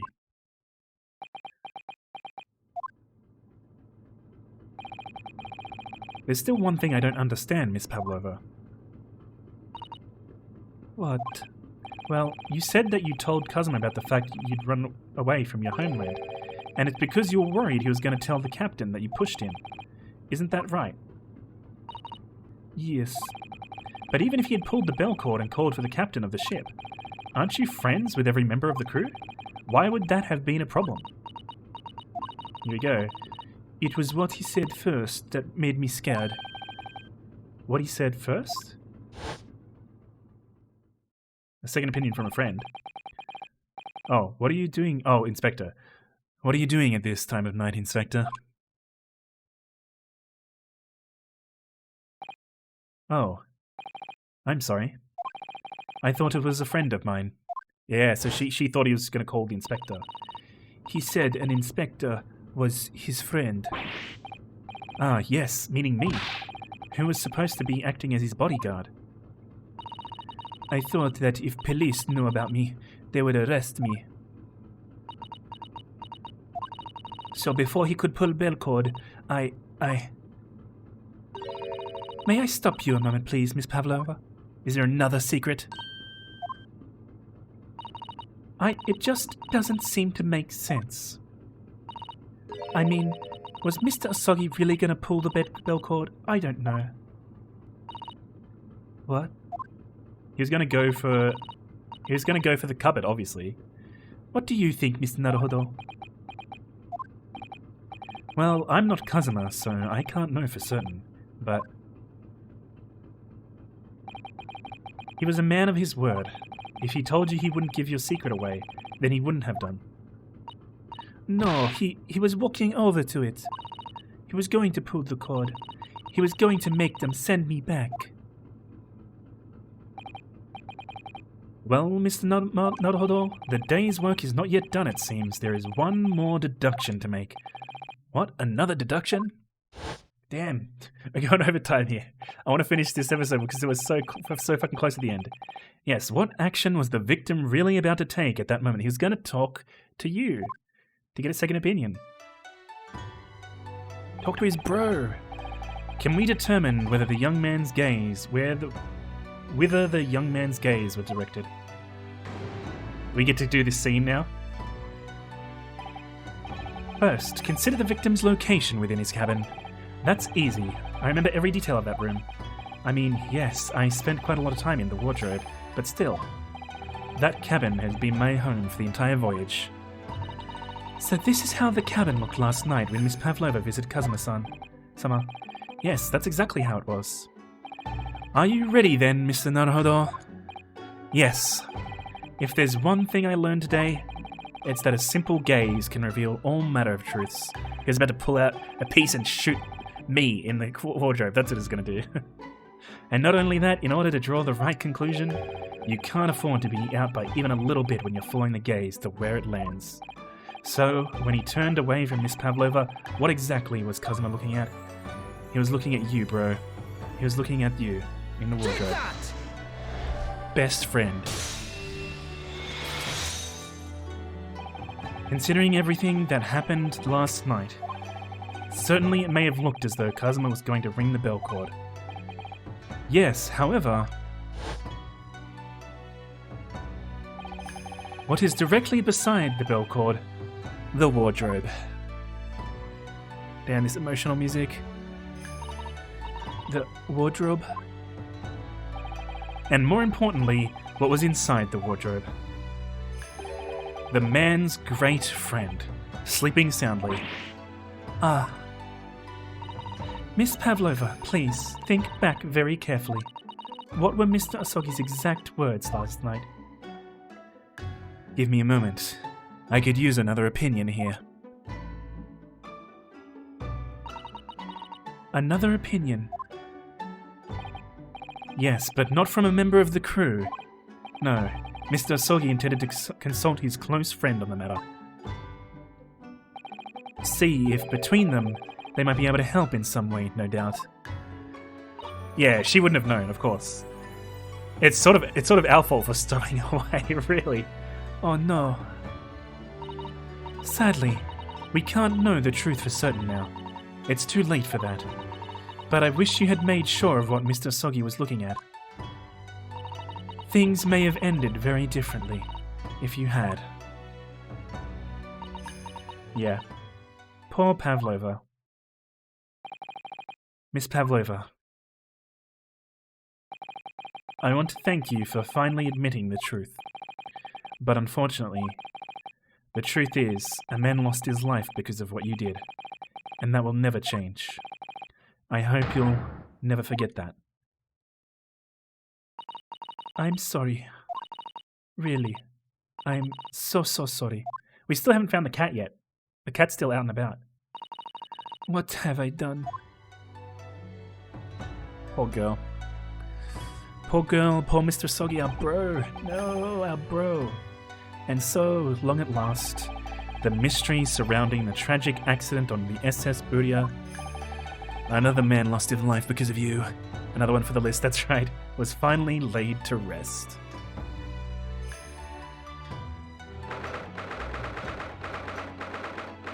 "9th of January, 7:14 p.m. SS Buria, first class cabin, passageway. What will happen to Miss Pavlov now then? Once we reach Great Britain, she'll be handed over to the British police at Scotland Yard. What about the fact that she ran away from Russia? Won't the Russians try to repatriate her? Apparently, the English detective can speak to the immigration office and sort all that out. Mr. Sholmes can do that? So she won't be going back to Russia then? No, I don't think so. Even if she wanted to return in the future, I doubt she'd be able to. She ran away, so now she's in exile for life. I see. I'm sorry. Oh, wait. This whole fucking time, goddammit. Right when I first saw him, I was like, what the fuck is wrong with this tan there? Like, why has he got this crazy tan on his face? Oh, fucking course, he has the pet snake. I didn't realize it until now, that the reason why he has that tan is because of his pet snake. That's so fucking good. That detail, that attention to detail, I fucking love this game so much. Seaman Stroganov. I wanted to help our angel, no matter what. I thought it was a military character, but I didn't think about you, about how you lost good friend. I will go with Nina. I will give myself to British police. That's kind of you. In the meantime, thank you for letting me go free again. Kazuma's death feels like such a waste. I missed that. Did she bonk him on the nose and kill him or not? Oh, no, she pushed him and he fell and hit his head on the like architrave of the bed. Yeah. Well, do what you can for Miss Pavlova, won't you? Duh. Yeah, it was sort of an accident, sort of. I mean, she did push him, so I mean, whether that would it's not like a premeditated murder, but you know, depending on exactly what the circumstances were, it could be manslaughter, or it could be murder, who knows. Well, I'm afraid you need to pack now. We're due to arrive in Hong Kong tomorrow. As much as it pains me, I'm going to have to hand you over to the council to arrange your passage back to Japan. Yes, I did stow away after all. I couldn't really expect anything different. So, you should get back to your cabin now. It's not my cabin. It's my bro's cabin. It looks like my study tour to Great Britain is over before it even began then. To think that only a few days ago